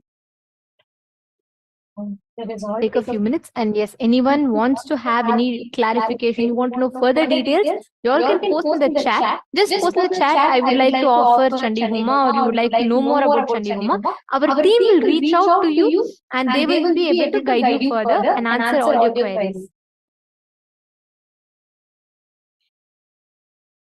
Yes. Now let us chant the Dhyana Shloka of Mahasadashivamurti.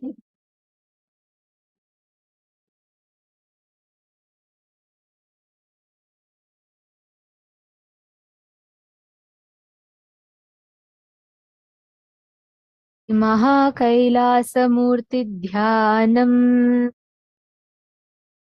Shrunutaf Brahmana Sarve Guhyad Guhyataram Param Asti Melorudhadbhage Mahan Kailasa Parvataha Sambasya Sagunasyayam Sabhaktasyendu Maulinaha Sambhaso Yojananam Cha Vimshat Kotibhirayatah Aunatyametadviguna Masya Gneyam Dvijottamaha Navaratnamayam Tasya Madhye Shikharamuttamam Tatralayo Maheshasya Nana Ratna Vichitrataha Prakara Gopurathala Valabhibhirvirajitaha Tatha Simhasane Tatra Mahashambhus Sadashivaha Prafulla Kamulolasa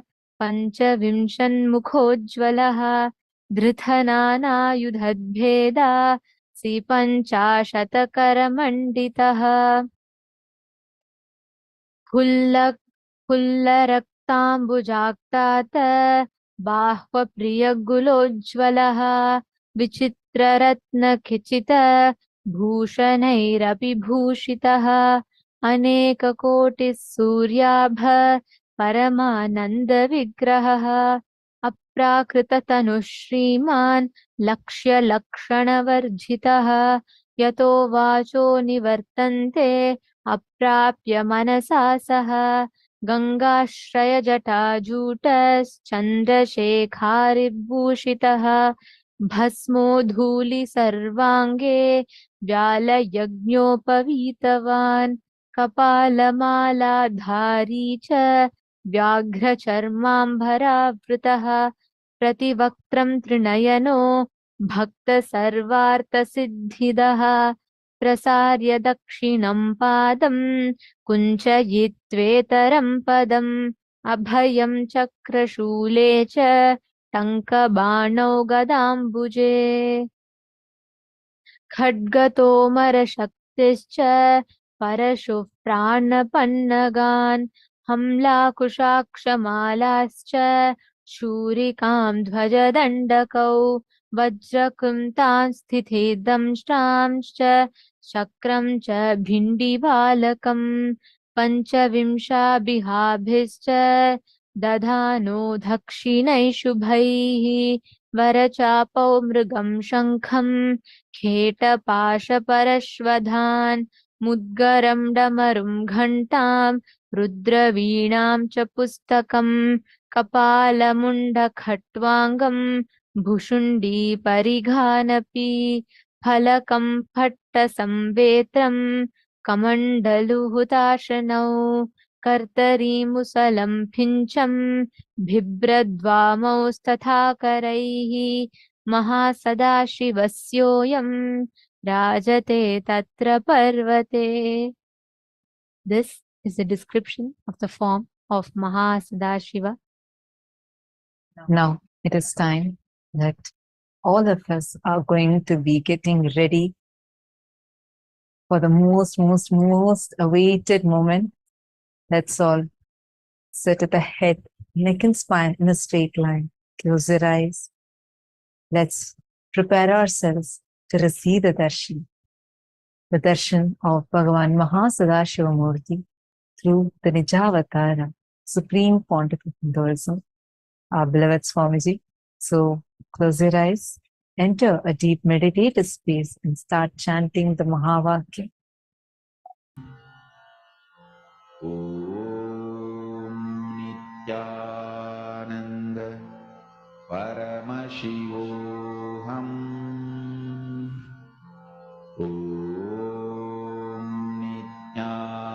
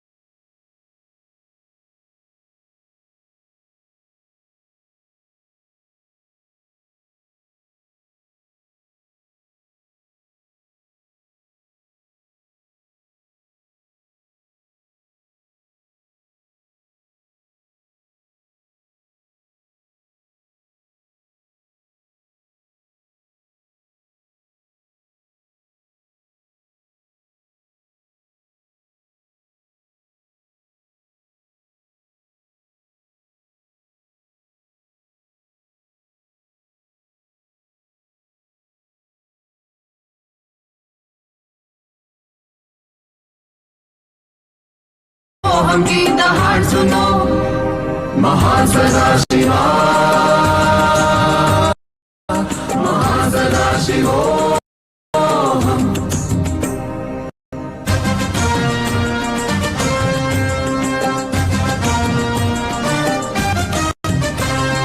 Haldi Kumkum चूना चंदन नित्यानंद के ऊर्जा मिश्रण मिलके निर्मित हुई है औषधि। औषधि के स्पर्श से तुम निर्विकल्प समाधि पाओ, जीवन का उद्देश्य पूर्ण हो। महासदा शिवा, महासदा शिवोहम। भगवान के अवतरण सनातन हिंदू धर्म का फिर से जग में पुनरुद्धार हो। नित्यानंद का गर्जन है शक्ति की प्रदर्शन में, जश्न में शामिल ये संसार हो। महासदा शिवा, महासदा शिवोहम।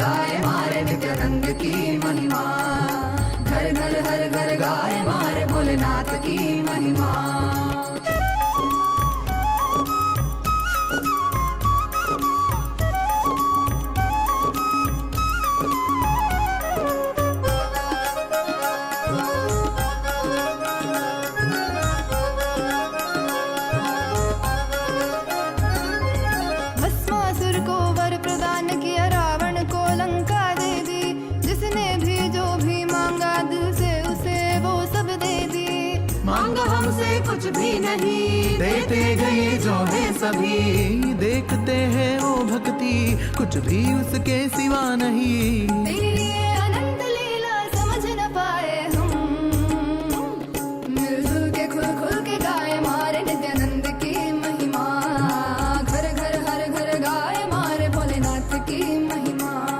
इस धरती पे उतर के Every one of us that are sitting here eagerly, awaiting to receive the initiation, to awaken the brain grooves, to have the telescopic and microscopic vision, to be able to reflect the cosmos. We would like to take a few minutes to take you all through the different platforms through which you can post your prayers, your messages, boons and blessings requests directly to Swamiji and offer your gratitude at the lotus feet of our beloved Supreme Pontiff of Hinduism. The first platform is YouTube. Please head to KAILASA's SPH Nithyananda YouTube channel and make sure to hit the subscribe button if you have not yet subscribed. Head to the live video and in the comment section, you can post your prayers, messages of gratitude and also share how are you enjoying the darshan?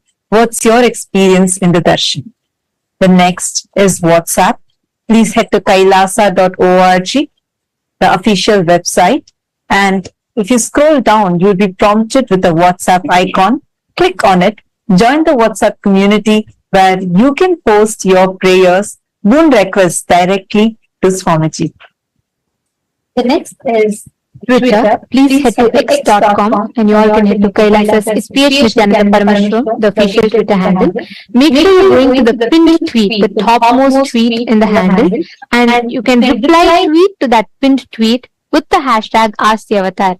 And in Twitter, you can post questions that you would like to request Swamiji to reveal further on, global solutions and to address some of the global crises that humanity is facing, or even to know about the deeper truths and revelations about the mysteries of the cosmos, and to understand further depth about what Hinduism reveals. You can ask all of these questions with the hashtag #AskTheAvatar and post it or tweet it on Twitter as a reply tweet to the pinned tweet. The next is Instagram. Head to KAILASA's SPH Nithyananda, the official Instagram handle. Click the profile picture. It'll lead you to the live video. In the comment section of the live video, all of you can post your blessings requests and your prayers and messages to Swamiji. The next platform is Facebook. Please head to KAILASA's SPH JGM Nithyananda Paramashivam Facebook page. Scroll down to the live video, click on the live stream and share it with at least 5 of your friends, your family members. Especially if you have anyone who is going through any mental health crisis, share this video with them. And in the comment section, you can post your prayers, boon requests, and also how you are enjoying the darshan and the experiences that you are having in the darshan. Make sure to like the video as well as follow the page if you have not yet followed. And today, as all of us are gathered here for the initiation and to listen to the revelations on the Charya Kriya Pada, the Yoga Pada, Jnana Pada, and the secrets of time zones that Swamiji is about to reveal to all of us today. I know each of us are eagerly awaiting to listen to the revelations. Today, we have a very important subject that we would like to ask all of you to vote upon. Hindus, the youth of Hindus are the next generation. The Hindu youth, the next generation, are the ones who are going to carry forward all the sciences of Hinduism further. They are the future of Hinduism. And having said that, it is important that we instill the right Hindu values, the principles, most importantly, the right inner image inside the Hindu youth so that they can progress towards carrying forward the Sanatana Hindu Dharma and them teaching to the next generations and so on. Having said that, today to all the Hindus, the members of Raj Sabha, any born and practicing Hindus, we have a question for all of you. Do you think that Hindus should be offered the choice to embark on 1 year brahmacharya lifestyle, brahmacharya training, where they officially krama brahmacharya life. They get initiated and they live the life of a krama brahmachari, a sannyasi, and which is similar to the mandatory 1 year military training in some of the countries around the world. Do you think we should bring in this practice where every Hindu youth is given that training with brahmacharya, which would enable each individual to not only live as brahmacharis, but also fostering the inner strength and consciously empowering the youth, the next generation, to have the right inner image and the conscious strength to progress forward in their life, which in turn can empower them to steer the future of Hinduism and contribute to both individual enlightenment and global peace? You can let us know your answer. If you feel yes, you can opt for yes. If you feel no, you can opt for no. Do let us know. Please head to kailasa.org/Hindu-votes. You can head to kailasa.org/Hindu-votes and cast your vote. Understand, this voting system that we are having, where Kailasa's Rajya Sabha voting is a very, very important initiative that the Supreme Pontiff of Hinduism has taken upon to unite the 2 billion Hindus across the globe. As Swamiji has elaborately mentioned in various different satsangs and presidential addresses, Sanatana Hindu Dharma is the only solution for all the global crises that humanity is facing, especially in the modern day. While all of us, especially in this generation, are facing some of the very tough times, we have an avatar here with us. And it is only the Sanatana Hindu Dharma that is having the science and solution for all of the crises that we are facing today. Your participation in this voting is going to be a part of this grand revival that Swamiji is doing, the Supreme Pontiff of Hinduism is doing, in order to bring the 2 billion Hindus together and revive Sanatana Hindu Dharma to its fullest glory. Take a few minutes now. We request all of you to head to kailasa.org/Hindu-votes and cast your vote. And also, please head to Twitter using the hashtag Kailasa Parliament. Please post, why do you feel that the voting choice that you have made is the right choice according to you? To head to the link and please vote, please cast your vote. And today, to all the members of Chit Sabha, to all the Sarvagnya Pita Yajamans, the Sarvagnya Pita Kartas, and every one of you that are here with us, we have an important topic upon which we would like to ask all of you to vote upon. How much do you think in your life are you incorporating, applying the Jnana Pada, the powerful cognitions and truths that the Supreme Pontiff of Hinduism has revealed in your everyday decision making and crisis management in your personal life? How much do you apply the powerful cognitions, the satyas, the Paramashivoham that Swamiji reveals to each of us, the Jnana Pada?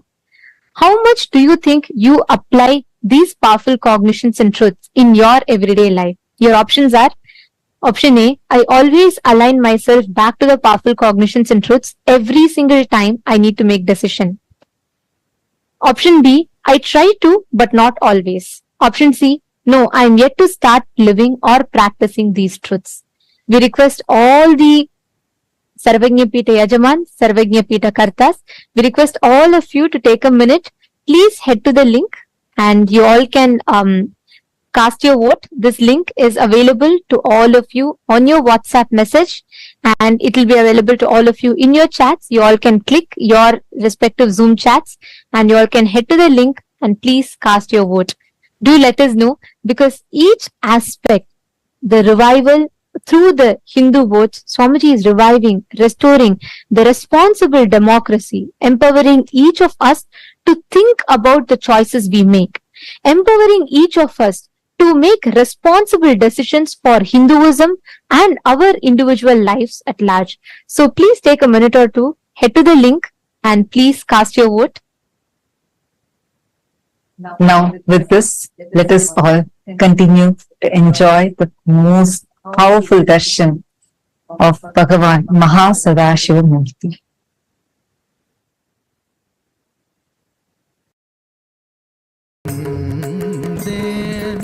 நான் காலகாலமாய் காத்திருந்தேன்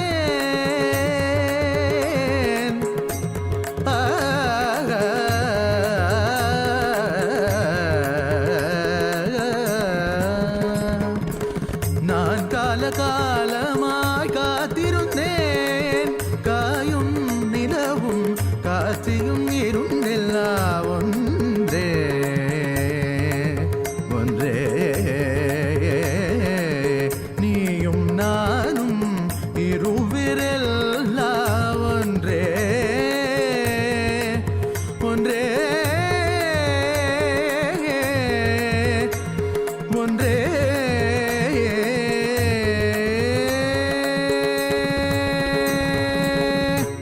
நான் தான் சிவன் சிவன் சிவன் நானே அவன் அவன் அவன் உன்னில் உறையும் மகாசதா சிவன் உன்னில் உறையும் மகாசதா சிவன்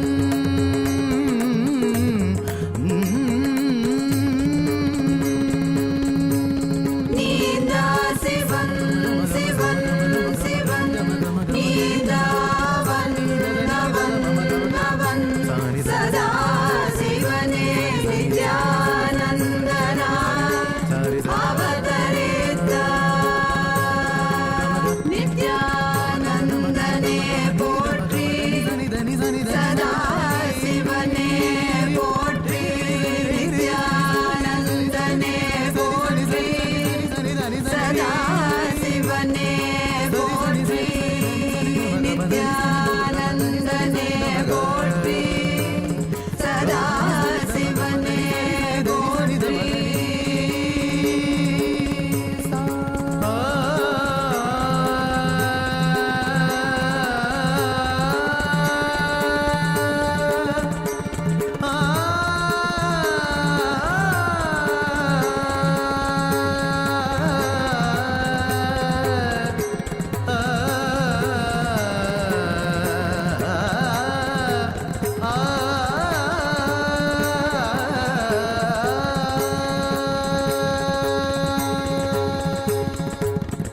भोलेनाथ शंभो नित्यानंद शंभो भोलेनाथ शंभो नित्यानंद शंभो भोलेनाथ शंभो नित्यानंद शंभो भोलेनाथ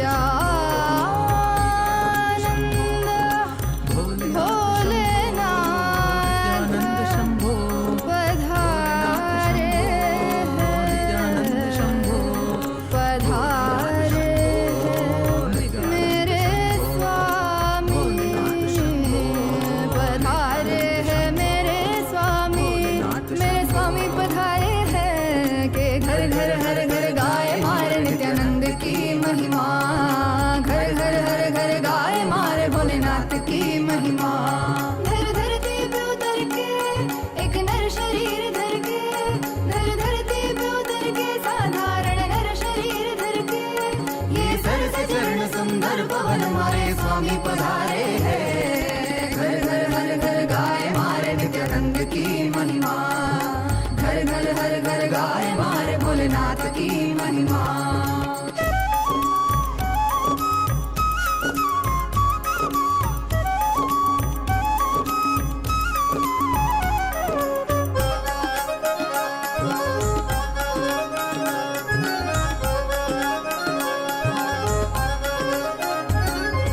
भस्मासुर को वर प्रदान किया रावण को लंका दे दी जिसने भी जो भी मांगा दिल से उसे वो सब दे दी मांगा हमसे कुछ भी नहीं, देते गए जो है सभी। देखते हैं वो भक्ति, कुछ भी उसके सिवा नहीं। तेरी ये अनंत लीला समझ न पाए हम, मिलजुल के खुल खुल के गाए मारे नित्यानंद की महिमा। घर घर हर घर गाए मारे भोलेनाथ की महिमा। इस धरती पे उतर के एक नर शरीर धर के, ये थके नहीं अभी रुके नहीं, मारे स्वामी पधारे हैं। मिलजुल के खुल खुल के गाए मारे नित्यानंद की महिमा। तू भी धुन सम के गुनगुनारे मारे नित्यानंद की महिमा। घर घर हर घर गाए मारे नित्यानंद की महिमा। घर घर हर घर गाए मारे नित्यानंद की महिमा। नित्यानंद की महिमा, नित्यानंद की महिमा, नित्यानंद की महिमा, नित्यानंद की महिमा, नित्यानंद की महिमा।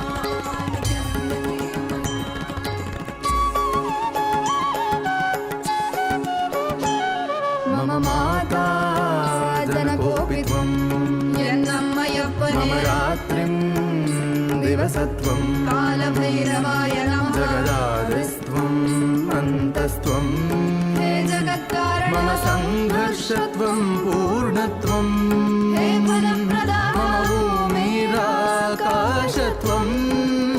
नित्यानन्दा मम सर्वस्वं, नित्यानन्दा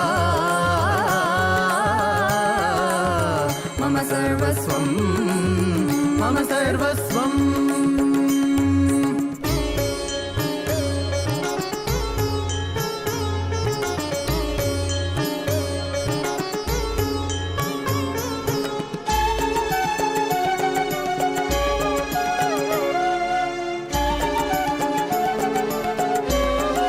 तेरे चरणों में उम्र बीत जाए, मेरे संसार में केवल तू, मेरे जीवन का लक्ष्य तू ही बन जाए। मोह माया में ना फंसूं, तेरे रूप रूप है नेक, तेरी करुणा है अपार, तुझ पे प्रेम का अभिषेक सदैव करे ये संसार। तेरे रूप रूप है नेक, तेरी करुणा है अपार, तुझ पे प्रेम का अभिषेक सदैव करे ये संसार। सा सा सा सा सा सा सा री री री री री री री गा गा गा गा म ग म ग म प ग म प म ग म ग रे सा नि सा सा सा सा सा सा सा री री री री री री गा गा गा गा म ग म ग म प सरि नि स द नि सरि ग रि म ग प म द प नि द नि प द म प द नि नि द द प प मम माता जनकोऽपि त्वं, यन्नम्मय्यप्पने मम रात्रिं दिवसत्वं, कालभैरवाय नमः जगदादिस्त्वम् अन्तस्त्वं, हे जगत्कारण मम संघर्षत्वं पूर्णत्वं, हे फलप्रदा मम भूमिरा।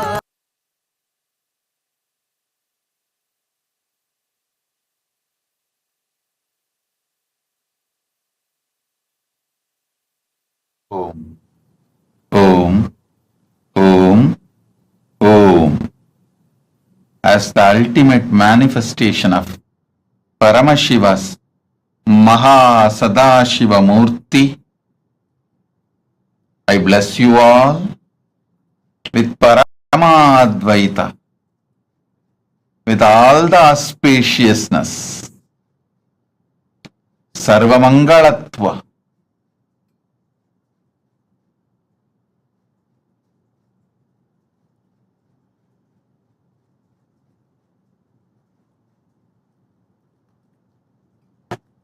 today I'll give important special initiations, dikshas to awaken your brain grooves and non-mechanical parts of your brain to experience Mahasadashiva.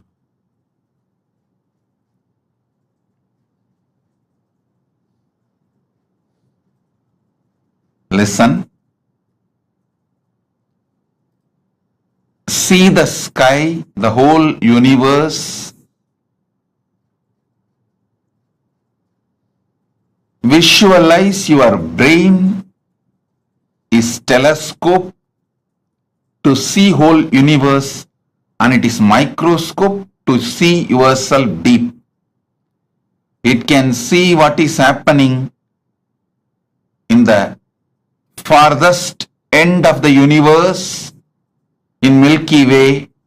It can also see what is happening deep inside you, in your consciousness, in your emotions, in your perceptions, how the thoughts, emotions, patterns are functioning. It can see the Brahmanda and Pindanda, heights of Brahmanda, depths of Pindanda. Decide, listen carefully, decide to sit as Mahasadashiva with 25 heads, 50 hands, 75 eyes. Just sit. You are inside him. Just sit as Mahasadashiva. You can use your brain. You can use your brain. You can use your brain as telescope and microscope. You can see the farthest end of Brahmanda and the depth of Pindanda.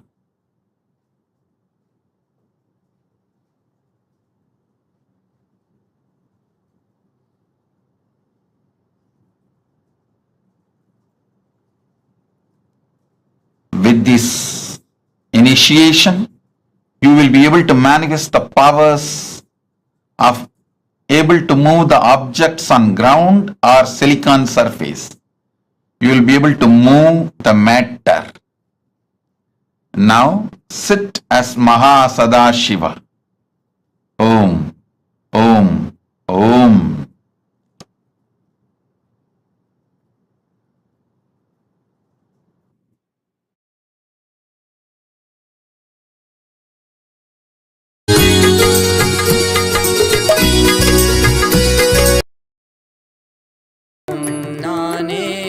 எதிலும் இயங்கும் இயக்கமும் நானே என் இசை நின்றால் அதங்கும் உலகே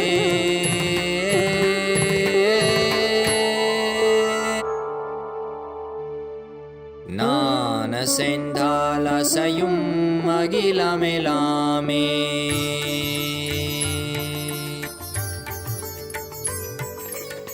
நான் அசைந்தால் அசையும் அகிலமெலாமே அறிவாய் மனிதா உன் ஆணவம் பெரிதா நான் அசைந்தால் அசையும் அகிலமெலாமே அறிவாய் மனிதா உன் ஆணவம் பெரிதா ஆலவாயினுது பாத வந்தவனின் பாதும் வாயனிய மூல வந்ததுருவாட்டும் நானே பாவமும் நானே பாடும் உனை நான் பாத வைத்தேனே பாட்டும் நானே பாவமும் நானே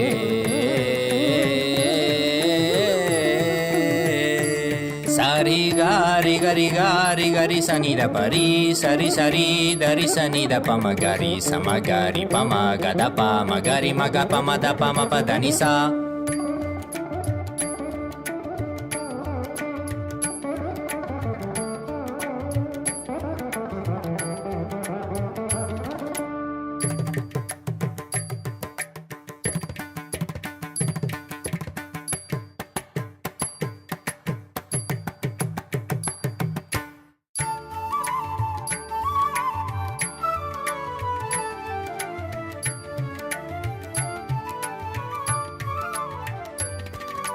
ತಿಂದರಿಕಿತದ ಕತರಿಕಿತದ ದಿಂಧ ಝುಮುಕ್ ಝುಮುಕ್ ಜನ झुमक जान झुमक झुमक दिन धा हा झुमक झुमक दिन धा सगरी ग सरी नी सरी नी सदा दरी सनी द पमा पदा नी सरी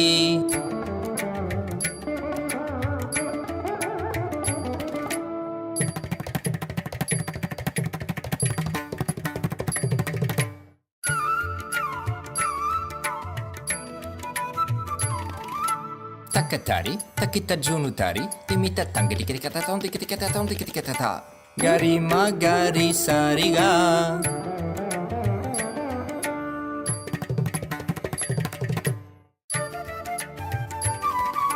tajam tha trikata kata ni sariga ma tom trikata kata gari sa tarik tak tha padani sagari ri ma ga ga pa ma ma da pa pa ri ga ma pa da pa ni da sari ni sagari ma gari sagari sa ni sa sagari sari ni sari sani da gari sani da ri sa ni pa ma ri ga ma da pa ma pa sa ni dha ma da ni sagari sari ni sari ma gari ga sa ma gari sani ri sa ni da sani da pa sa ni da pa ma pa ri sani da pa ga gari sani da ri sari gari ga magari sagari gari sari dani sa ri sa ni da magari sani da pa sa ni da pa magari sa tum nane bhavam nane padum ne nan padavaite ne patum nane bhavam nane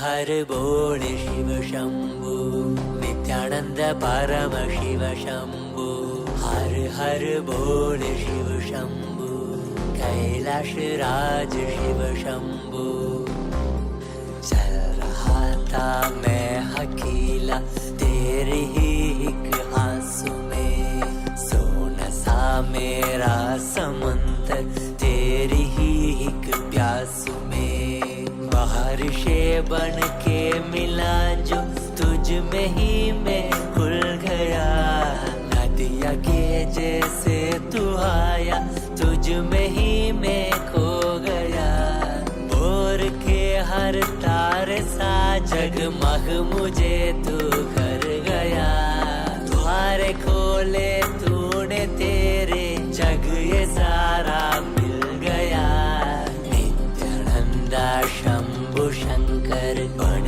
के तू जो आ गया दाम तेरे हाथों को जो तुझसे ही मैं मिल गया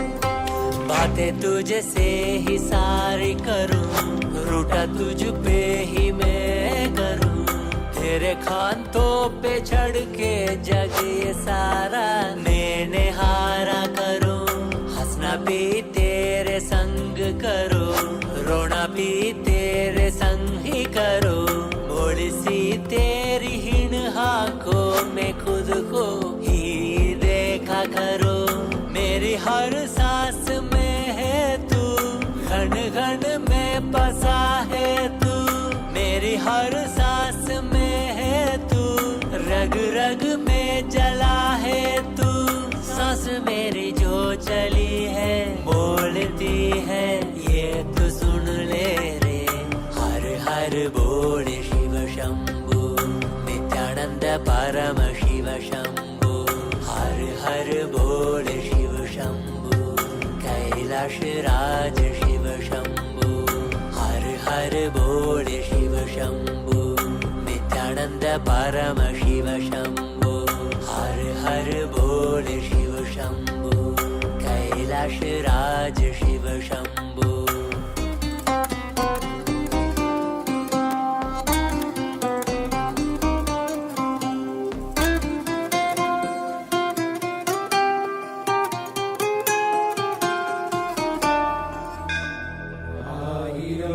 சிரசினை கொண்டு அருந்தரும் சிவனே போற்றி. ஈயாயிரம் கைகள் கொண்டு உழைக்கின்ற தூயவா போற்றி. உன்னத சத்தியத்தை உரைக்கின்ற தேவனே போற்றி. என் நாட்டு ஜீவனுக்கும் இறைவா போற்றி. ஔஷதம் தந்தருளும் சதாசிவா போற்றி. பர்வதம் நிற்கின்ற பரமேஸ்வரனே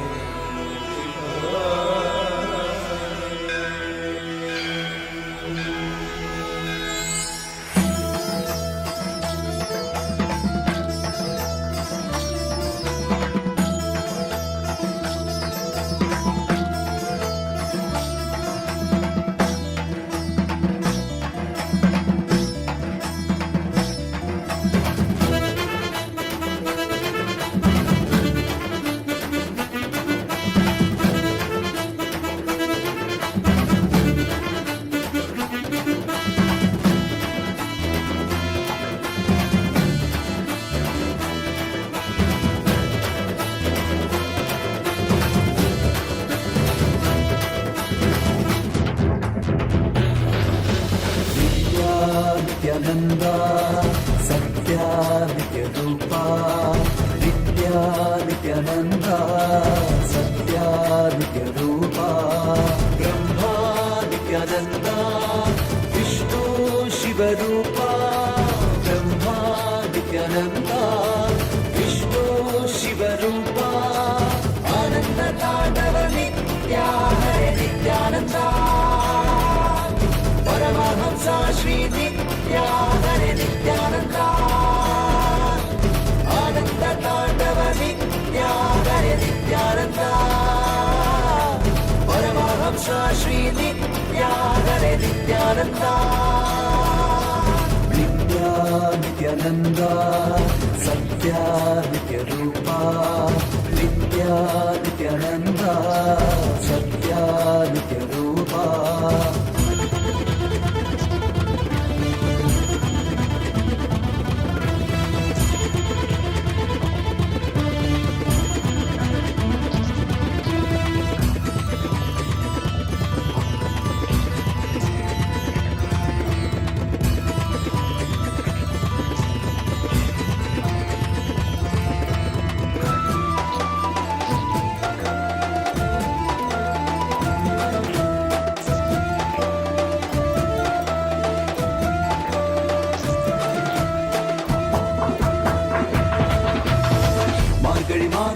பிறந்தாய் ஐயா நித்யா. திருவண்ணாமலையில் விரித்தாய் ஐயா. மனித உருவெடுத்த தெய்வம் ஐயா. இந்த உலகை காக்க வந்த ஞானி ஐயா. ஞானத்தொழுதல் மூலமாக எங்கள் நோயை கரைய வைத்தாய் ஐயா. புனிதமான உந்தன் பாதத்தால் தலையெழுத்தை மாற்றிய ஐயா. பாதை காட்டும் பரமனுமே பாதம் தொடவே அருளனுமே. வேதம் எல்லாம் உன்னுருவம் வரும். வெற்றி எல்லாம் உன்வடிவம்.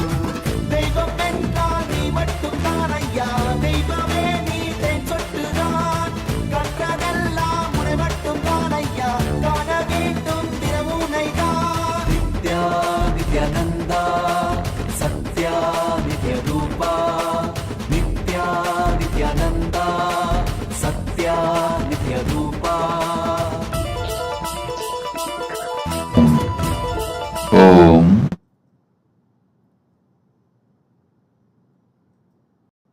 As Paramashiva's ultimate manifestation of Mahasadashivamurti,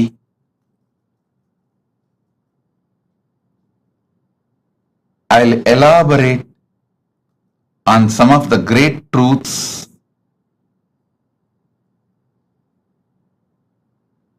as a message directly from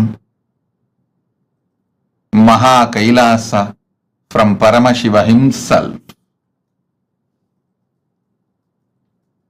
Charya, Kiriya, Yoga, Jnana. Understand these 4 words. The whole Veda Agamas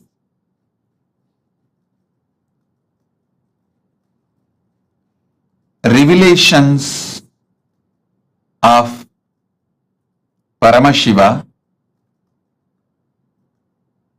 the whole Vedas and Agamas roughly classified as 4 parts: Charya, Kriya, Yoga, Jnana. Charya means lifestyle. Understand? The cumulative effect of your life is decided by the way you live. As I was explaining the other day, neither great good nor worst bad happens in one day. Success is not like winning a lottery. Success is habit. Winning is habit. Winning is lifestyle. Listen intensely.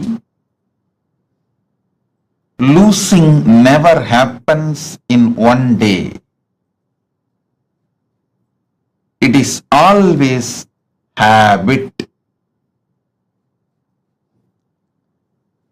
Lifestyle is very important to achieve anything you want, whether health, wealth, relationships, knowledge, enlightenment, powers, anything you want to achieve. Lifestyle is extremely important.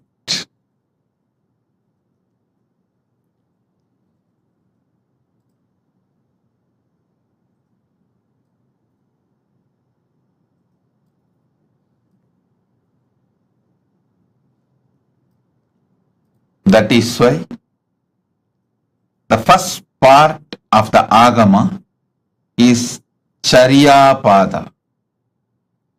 Next is Kriya Pada. I wanted to make this very clear,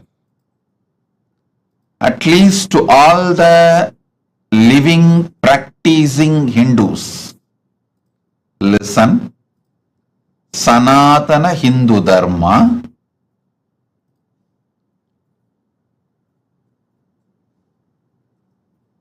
is the science of cosmos. Sanatana Hindu Dharma reveals the vertical time zones, higher lokas.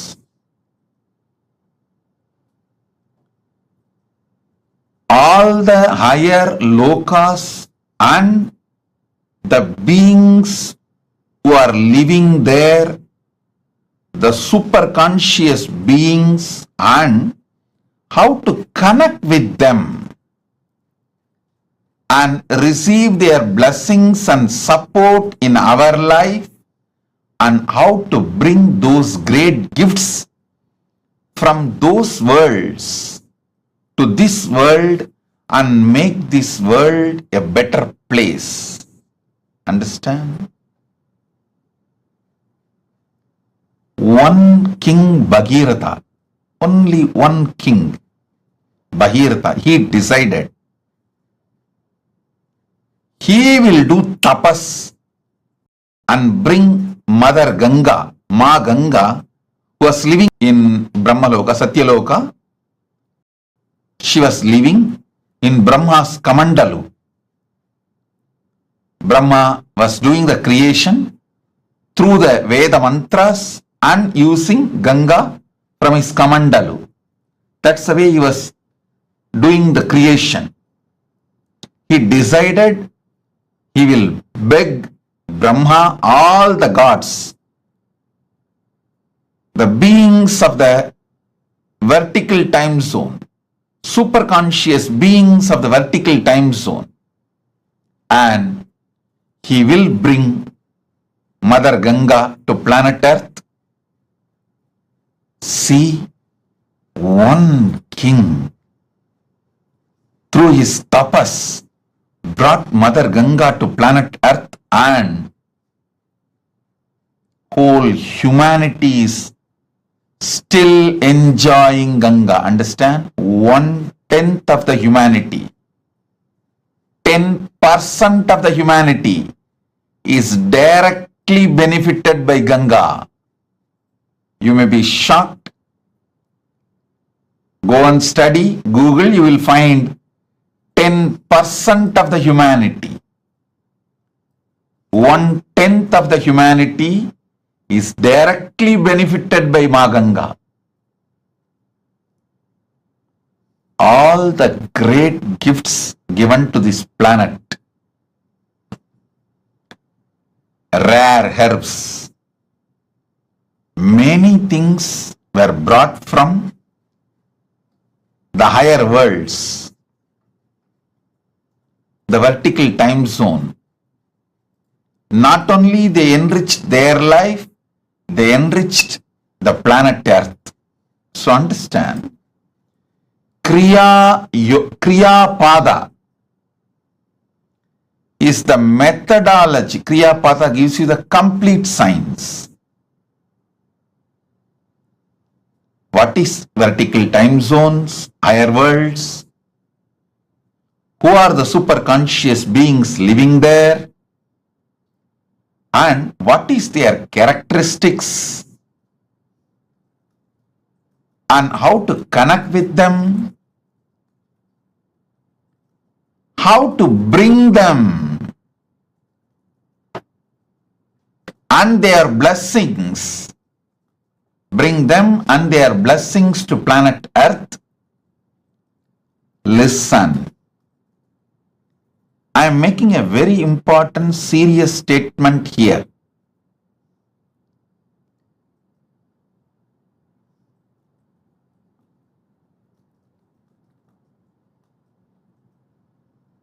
Paramashiva manifesting in this form, Nithyananda Paramashivam, as a very rare opportunity to see Vedas and Agamas and Puranas and this Western sci-fi movies, sci-fi series. Listen carefully,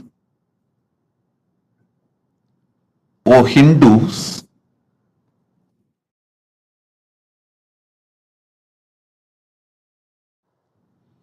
O Hindus, constantly you guys are being told all our Puranas, Agamas are myth.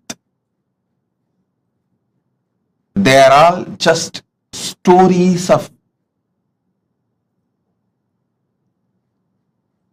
some old men. They are all imaginations of some old people. Listen. Agamas are more than 10 crore verses. All the 28 Agamas are more than 10 crore verses. And 18 Puranas are at least more than 1 crore Purana. And Mahabharata is 2 lakh verses. Puranas, Upapuranas and Idihasa. Idihasa is Ramayana and Mahabharata. Please understand, this whole thing, Agamas,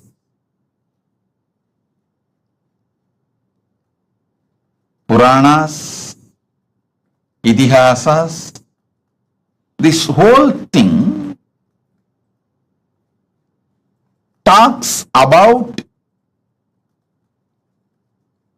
the higher lokas, like what is Swargaloka, what is Pitruloka, what is Yamaloka, what is the Makarloka, Janaloka, Tapoloka, Brahmaloka. All these are spoken by various agamas, by various Puranas, various Upapuranas, various Upagamas, and various Itihasas. Listen, Vedas talk about all these vertical time zones. Then Upavedas talk about it. Then Veda Angas talk about it. Then Agamas talk about it. Upa Agamas talk about it. Then Agama Angas talk about it. Then Puranas elaborately talk about it. Dharma Shastras, many places talks about it. And Idihasas talk about it. I want you to know, for example, Kamadhenu means, whether you go to Vedas and read the description of Kamadhenu, or you go to Upavedas and read the description of Kamadhenu, or you go to the Veda Anga Shastras and read the description of Kamadhenu, or even the Vedanta Shastras and read about Kamadhenu, or the Agamas and read about Kamadhenu, Upa Agamas read about Kamadhenu, Agama Anga read about Kamadhenu, Agamantas read about Kamadhenu, Puranas read about Kamadhenu, Upa Puranas read about Kamadhenu, Idihasas read the description of Kamadhenu. Nowhere any inconsistency. Listen. Surely this whole scriptures are not written by one person. If it is written by one brain, then you should accept the person who wrote is God. Even the Agamas, Puranas, Vedas clearly tell who is who and who manifested what. In Vedas, it is very clearly saying this rishis saw these mantras, did not write, did not invent, did not create. They just experienced and noted it down. Same way Agamas very clearly says this form of Paramashiva revealed this Agama to this person. Same way Puranas very clearly says this Rishi, this Muni spoke this Purana to this person, clearly documented. How can such vast literature have consistency if it is not true? listen, listen. I wanted now all of you to look into the one truth. If you have seen all these movies list I am giving, the heroes return, Interstellar, the huge list of movies which talk about aliens, power manifestation, the different time zones, all these movies, the story writers, the X-Men, Aquaman, Spider-Man, see all these. I wanted all of you to know, even though the story writers have AI, artificial intelligence, computers, all modern equipments to correct any inconsistency about the description of characters, to remove any inconsistency about the detailings of the characters. They have all the modern equipments available. They have team to discuss. Everything is available, but even then they are not able to maintain the consistency of the characters or the places or the items described in these movies. Understand? If you had the opportunity to read the original Puranas and these modern day sci-fi movies, I think there is a list, I think at least 100 movies name I can mention. Aquaman, Spider-Man, X-Men, Interstellar, and Doctor Strange, all these.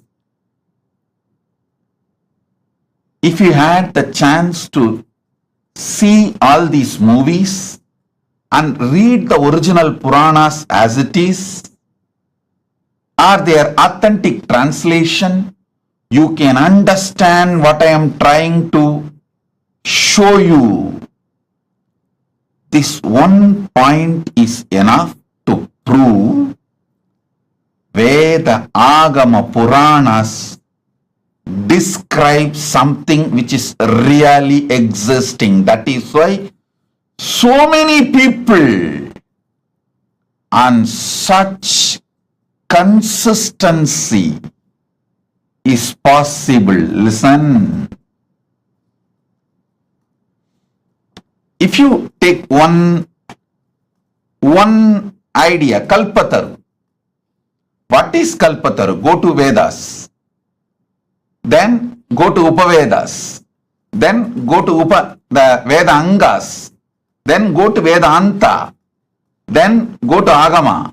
Then go to Agama Anga. Then go to Upagama. Then go to Agamanta. Then go to Puranas. Then go to Upapuranas. Then go to Idihasa. Understand, this whole literature is at least has taken more than 10,000 years. The whole 10,000 years, the descriptions and definitions of the people, Narada, Kalpataru, Kamadhenu, Ujjaishravas,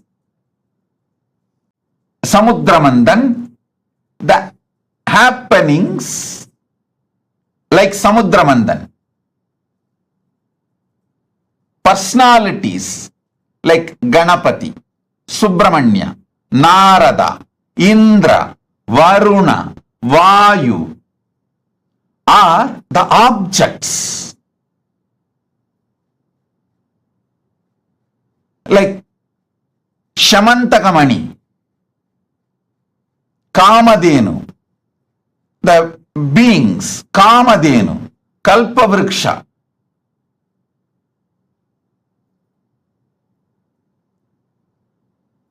All this impossible to maintain the consistent description and introduction unless it is true. Unless it is true, be very clear. The earliest Veda, Rig Veda, and the most later